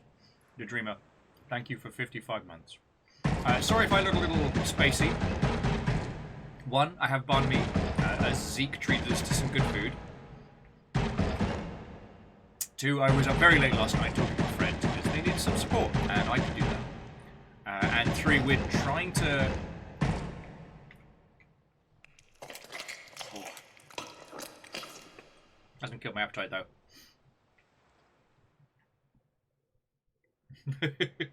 Hey, the Dreamer, if Twitch lets you do it twice, fucking go for it. That's on Mr. Twitch, yo. But yeah, we're working on the final proper ending to No One Lives Under the Lighthouse. Air Dragon, sleep well. Have a lovely rest of your day, alright?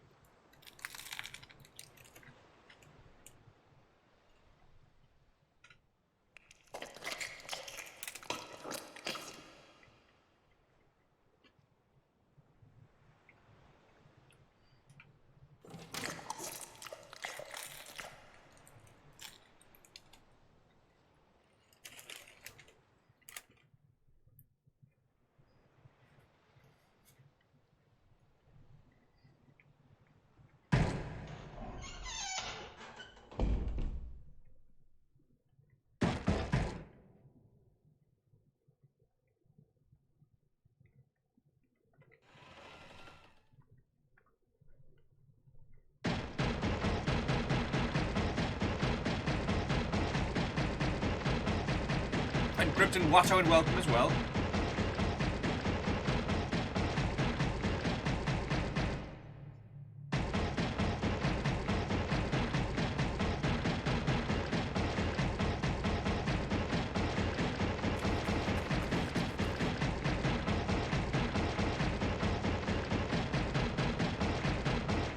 Darn it.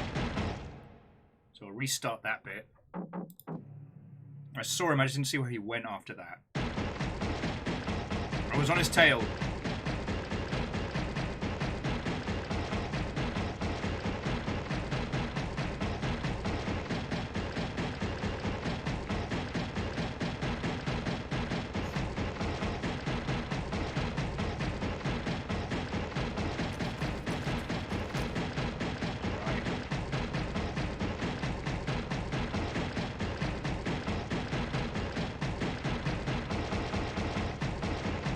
This guy's a fucking Olympic sprinter.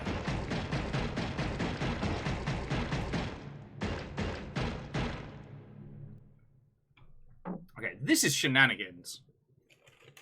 You know what I mean?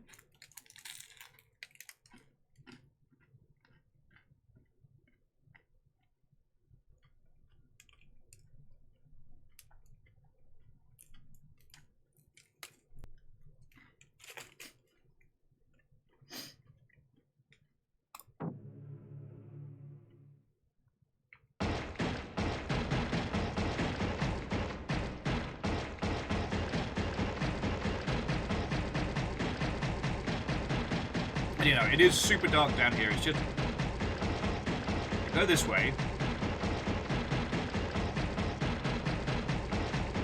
And the guy will shimmy past us to the right, like there. And to the left. It doesn't go that way.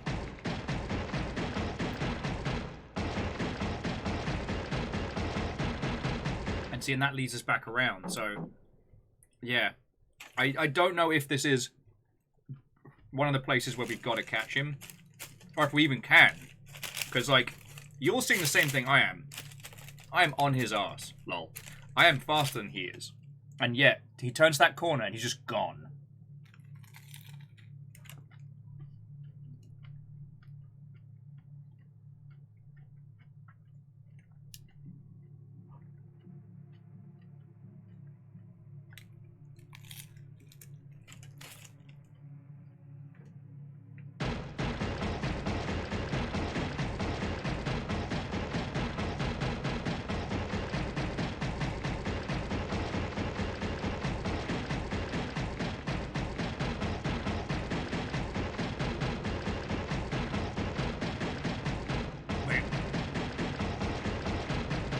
I'm coming at this from the wrong fucking angle.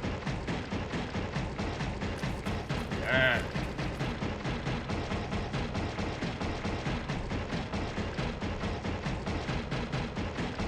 Ah, he did it again.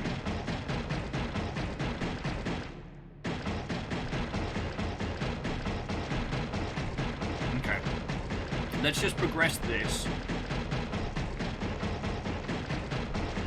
I don't think there's any way to catch him.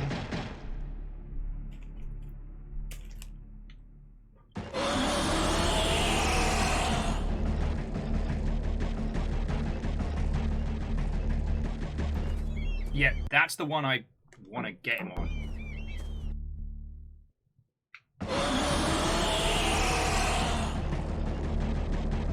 Alright, here we go. There we go. Snack tap!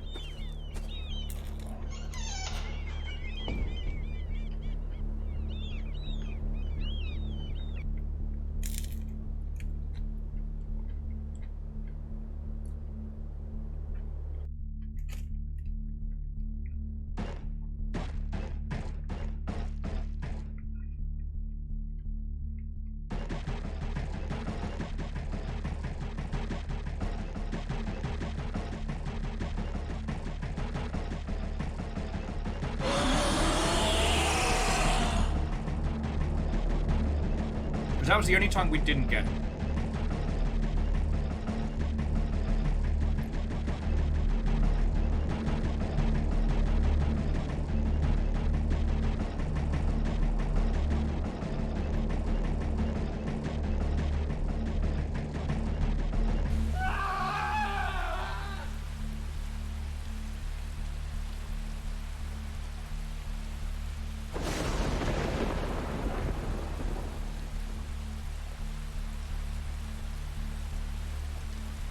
Let's see if we can make this a hat trick, and then that progresses us nicely.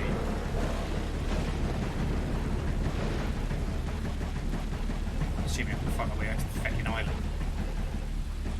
I can't see a thing, but I can eat bud me.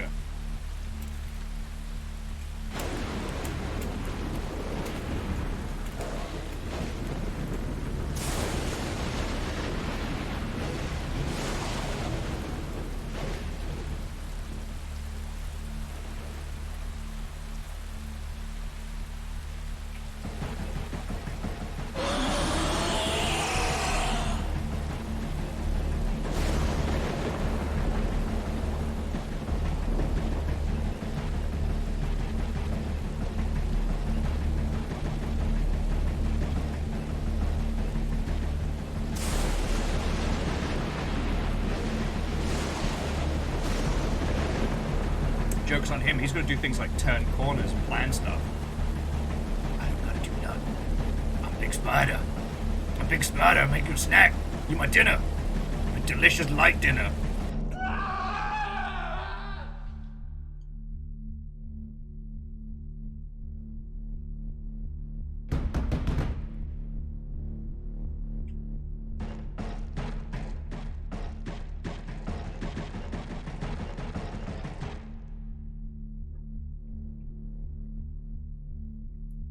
I didn't see the Chivo pop up.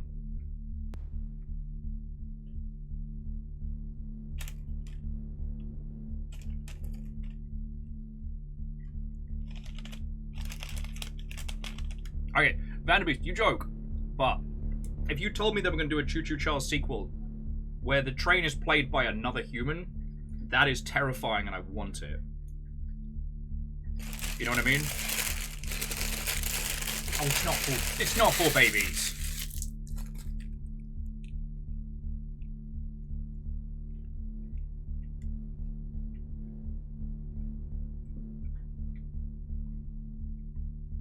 Alright, go into the lighthouse to prop the Chivo. Cool.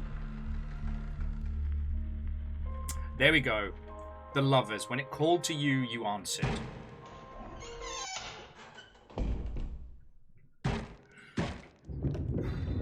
So, like, what are the other achievements? Are they just other things to do?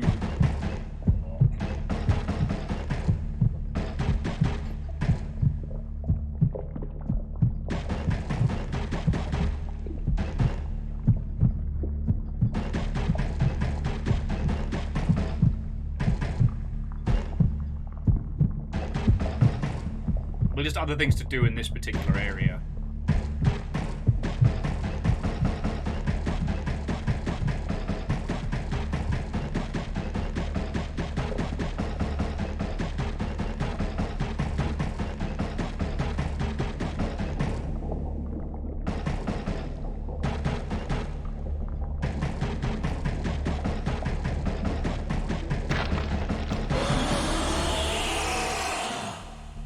Okay.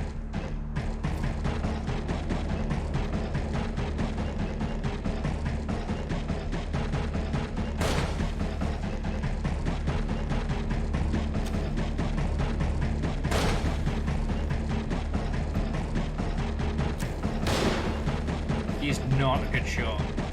Like, obviously, he's now panicking because you've seen me. I'm terrified. I kick ass.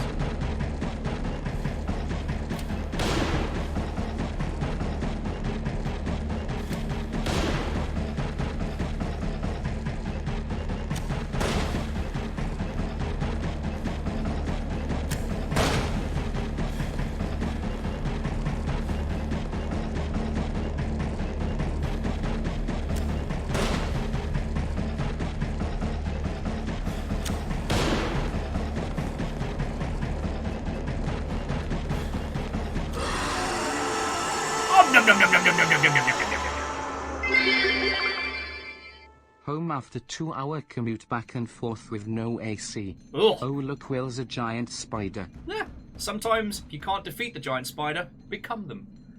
Thank you kindly, obviously, for the 500 bits, friend.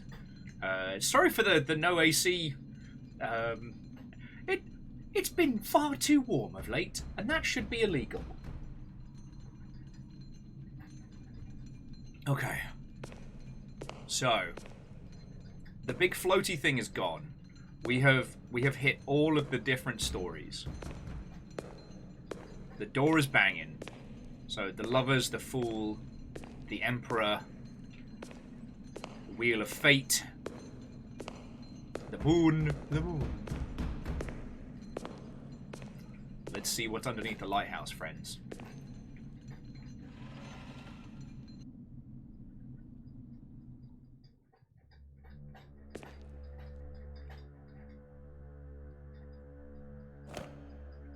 It's a skeleton. It's a great big skeleton.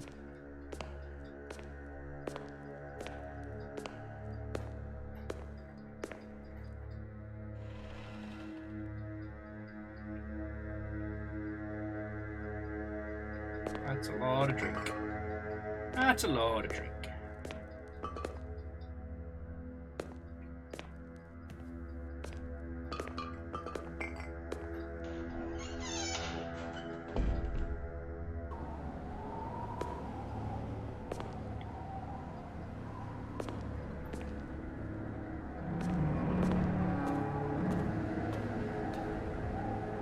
So the lighthouse is just completely busted and broken.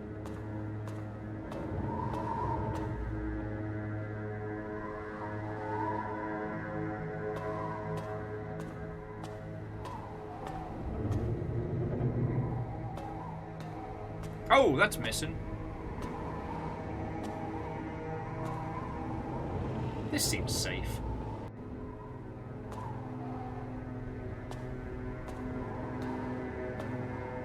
Line shredded.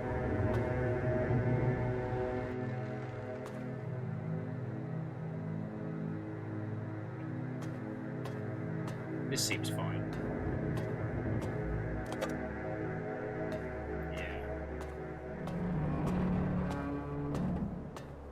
We are literally going to have to go bury the skeleton from our closet.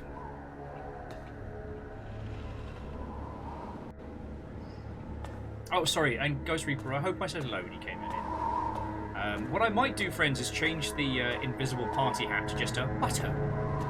It's a little greeting. How's your day?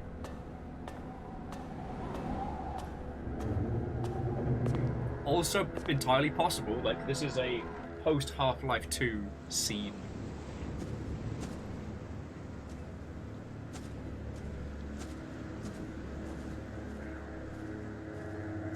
But you see what I mean, friends, about how like they convey so much with such a simple visual style.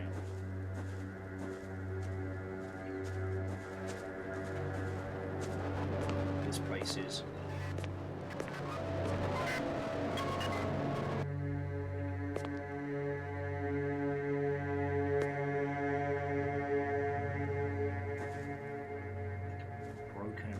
we can't get in, but we can see little pieces. Oh, wait, no, we can get in. The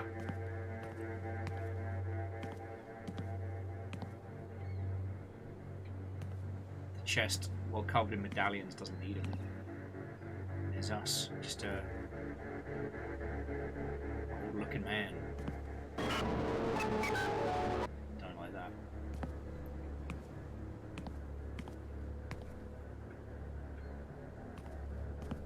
Just a normal man. Yeah, the amount of emotion that this is able to invoke with such simple visual styles is incredible. And, you know, this isn't a game that needs a high fidelity Frostbite engine nurse. Krypton, I would very, very agree.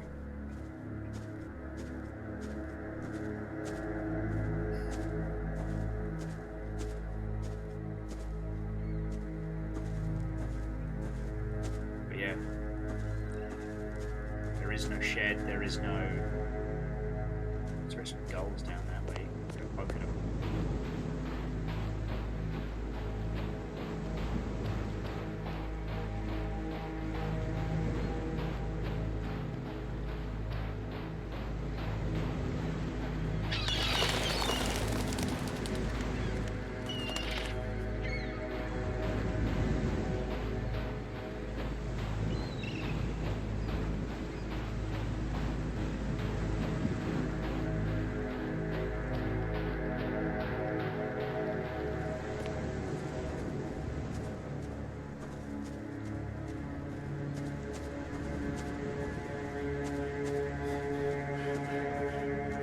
as well, whereas... Like, if at this point, if I had to guess, I'd say that what we're doing now is, well...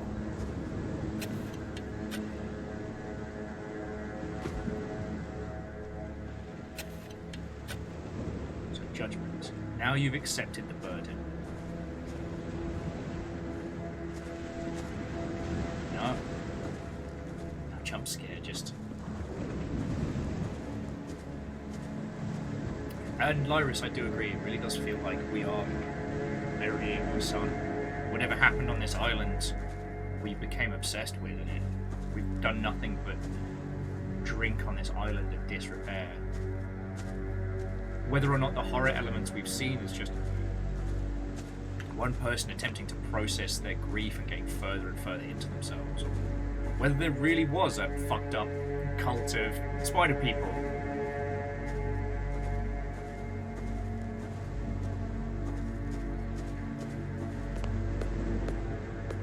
This was kind of the thing that we came to after the end of Hellblade's Senua's Sacrifice, which is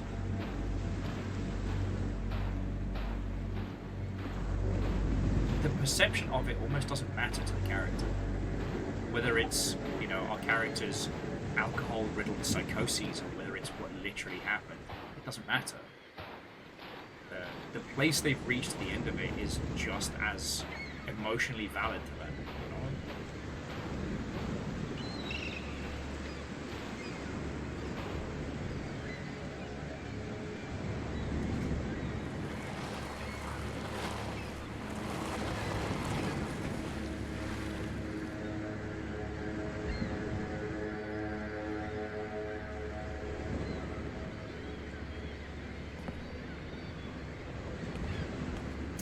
Of seagulls.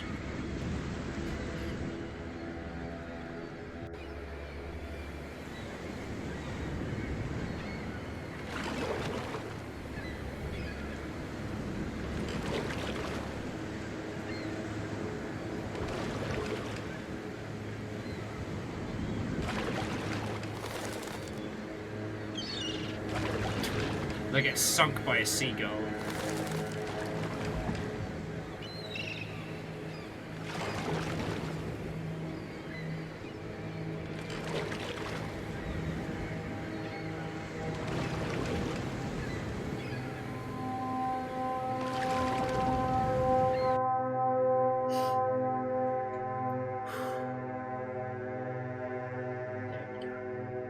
The achievement we got was the world, and it said isolation ended.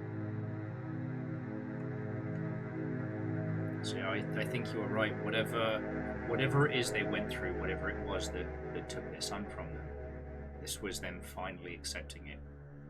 By the look of how the skeleton was down in the area beneath the lighthouse, I don't know, it feels like their son must have died probably just from a fucking accident or something along those lines.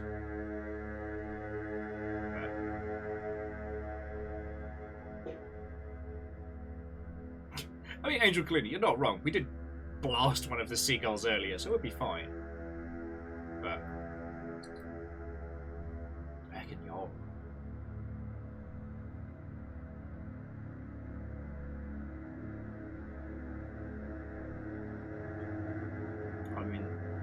Sorry, just off of Scotty's comment. I'm worried about Hellblade 2, but that's a conversation I think for another day. This was such an incredible experience done with, yeah, pre-made assets and heart. You know, a global game jam entry that's become something more. And it was interesting that, like, we brought it to a close when we did last week because it left us with this, like, you know, sense of the supernatural, fighting against a monster with a gun. You know, if we take kind of like the parental role as the... If we assume that we spent most of this game playing as the dad, you know, the idea of saving the day, saving your... Or perhaps revenge is a better way of looking at it. So we got the lovers. When it called you, you answered.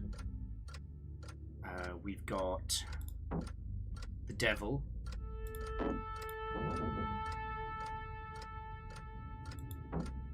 judgment,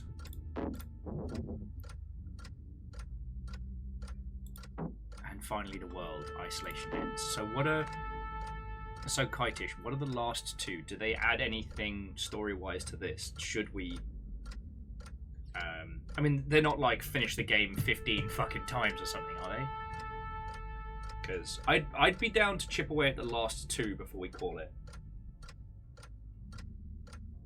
Well, an angel.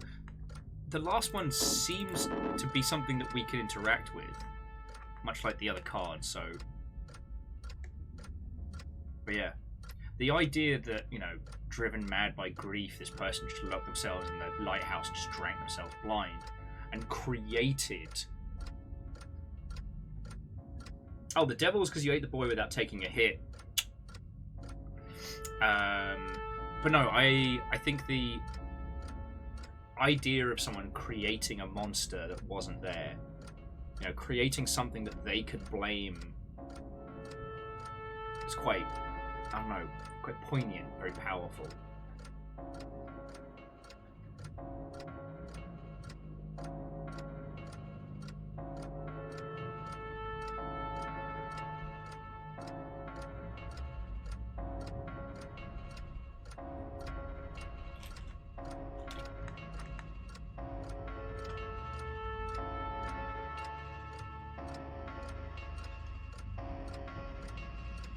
Okay. So Kitish, what I can tell you is the last two achievements we have are the Hierophant and the Major Arcana. And unless they're going to take us hours and hours and hours to clear, in which case, like, this feels like a complete story, you know?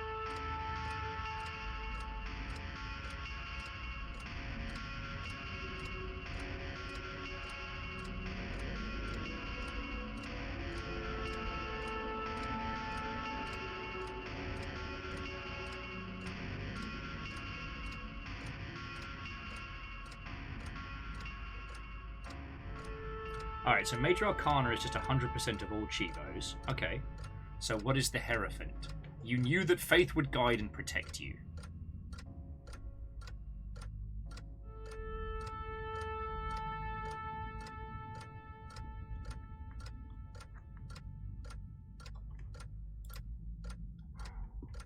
So yeah, Angel Kalina, you were correct in that the reason why it looks like it's the deck is that is the you did it all.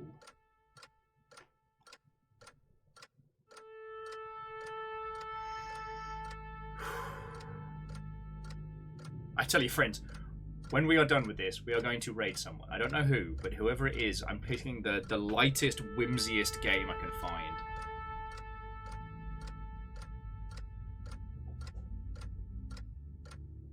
The Hierophant is the crosses we kept putting back. You have to do it 3 times over the course of the game. What? We did that!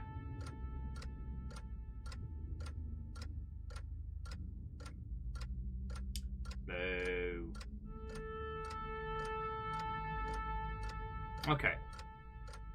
Well, then, in that case, that really has brought our story to a close.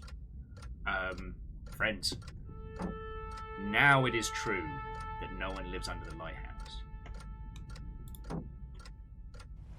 What an incredible game.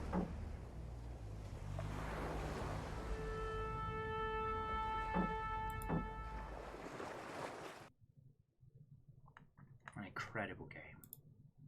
Alright, let me find some smooth jams. There we go.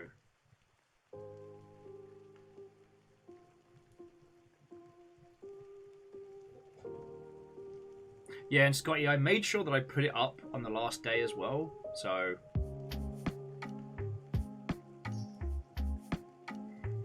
Oh, what a wonderful game. And yeah, again, it just... You know, we were talking about, like, you know, interpretation and the metaphor and stuff like that. You know, it was interesting that Fearless was bringing up Annihilation, which is a film entirely based in...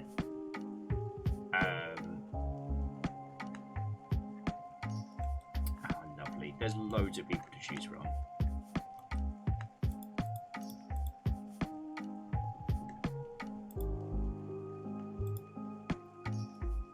just get through the ads on these lovely Mother Hubbards and go from there. Okay. Sorry. But no, it's our character's journey, whether it was exactly as we perceived it, whether we went into an arena and did battle and then had to also live the cycle as the very same monster that we sought to slay, or if it was just somebody like hiding from every possible feeling they had by just drinking themselves blind in the same lighthouse that claimed their son's life. Like, the end of it is very, I don't know, it almost doesn't matter. Like, the characters' experiences, their growth and their changes, that's, yeah, how it affected them and the catharsis that they hopefully came to in the end was very real. You know?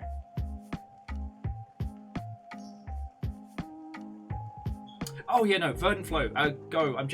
I'm musing on my last thoughts. I'm gonna roll the credits in just a second.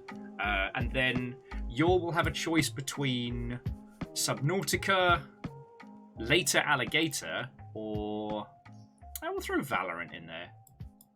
They're all wonderful people, so have a think about where you'd like to go after this, friends. But just, yeah, what a beautiful game.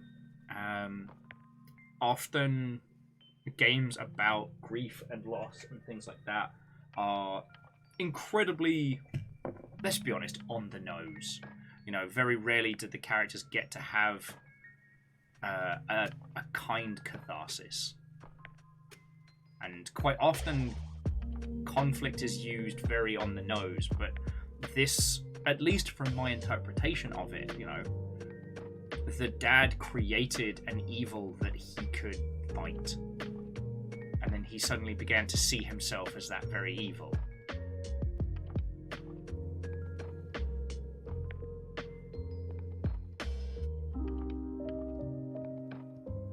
You know? When he finally addressed all of it, when it all finally came together, and he was able to bury his son and let go. It's a really powerful game. So, okay. Friends, you want to do Later Alligator? We'll do Later Alligator. So, don't go anywhere, as we'll be raiding into an absolutely lovely game, especially if you haven't seen it. And if you have, well, then you know why I'm excited to go back over there. Yeah. Try not to roll the.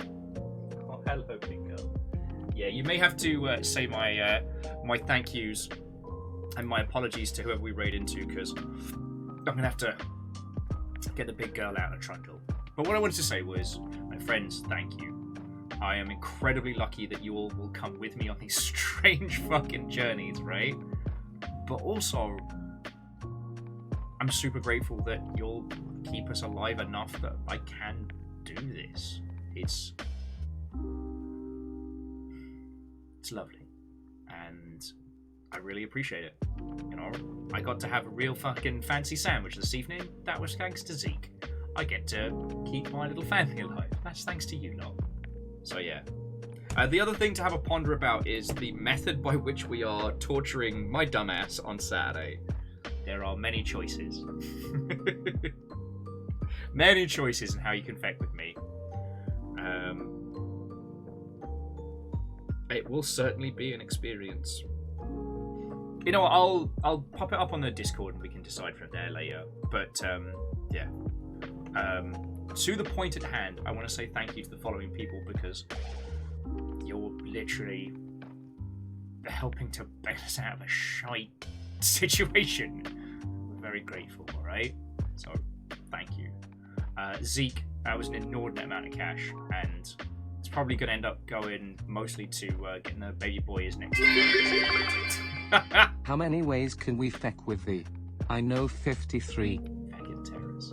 But also to Final Phoenix, Akira Zero, Pun Spectre, Vanderbeast, Bacon Avenger, Wolfgrad, Lyris Dragon, J Post, Air Dragon, Kaitish Lamesh, and Legend.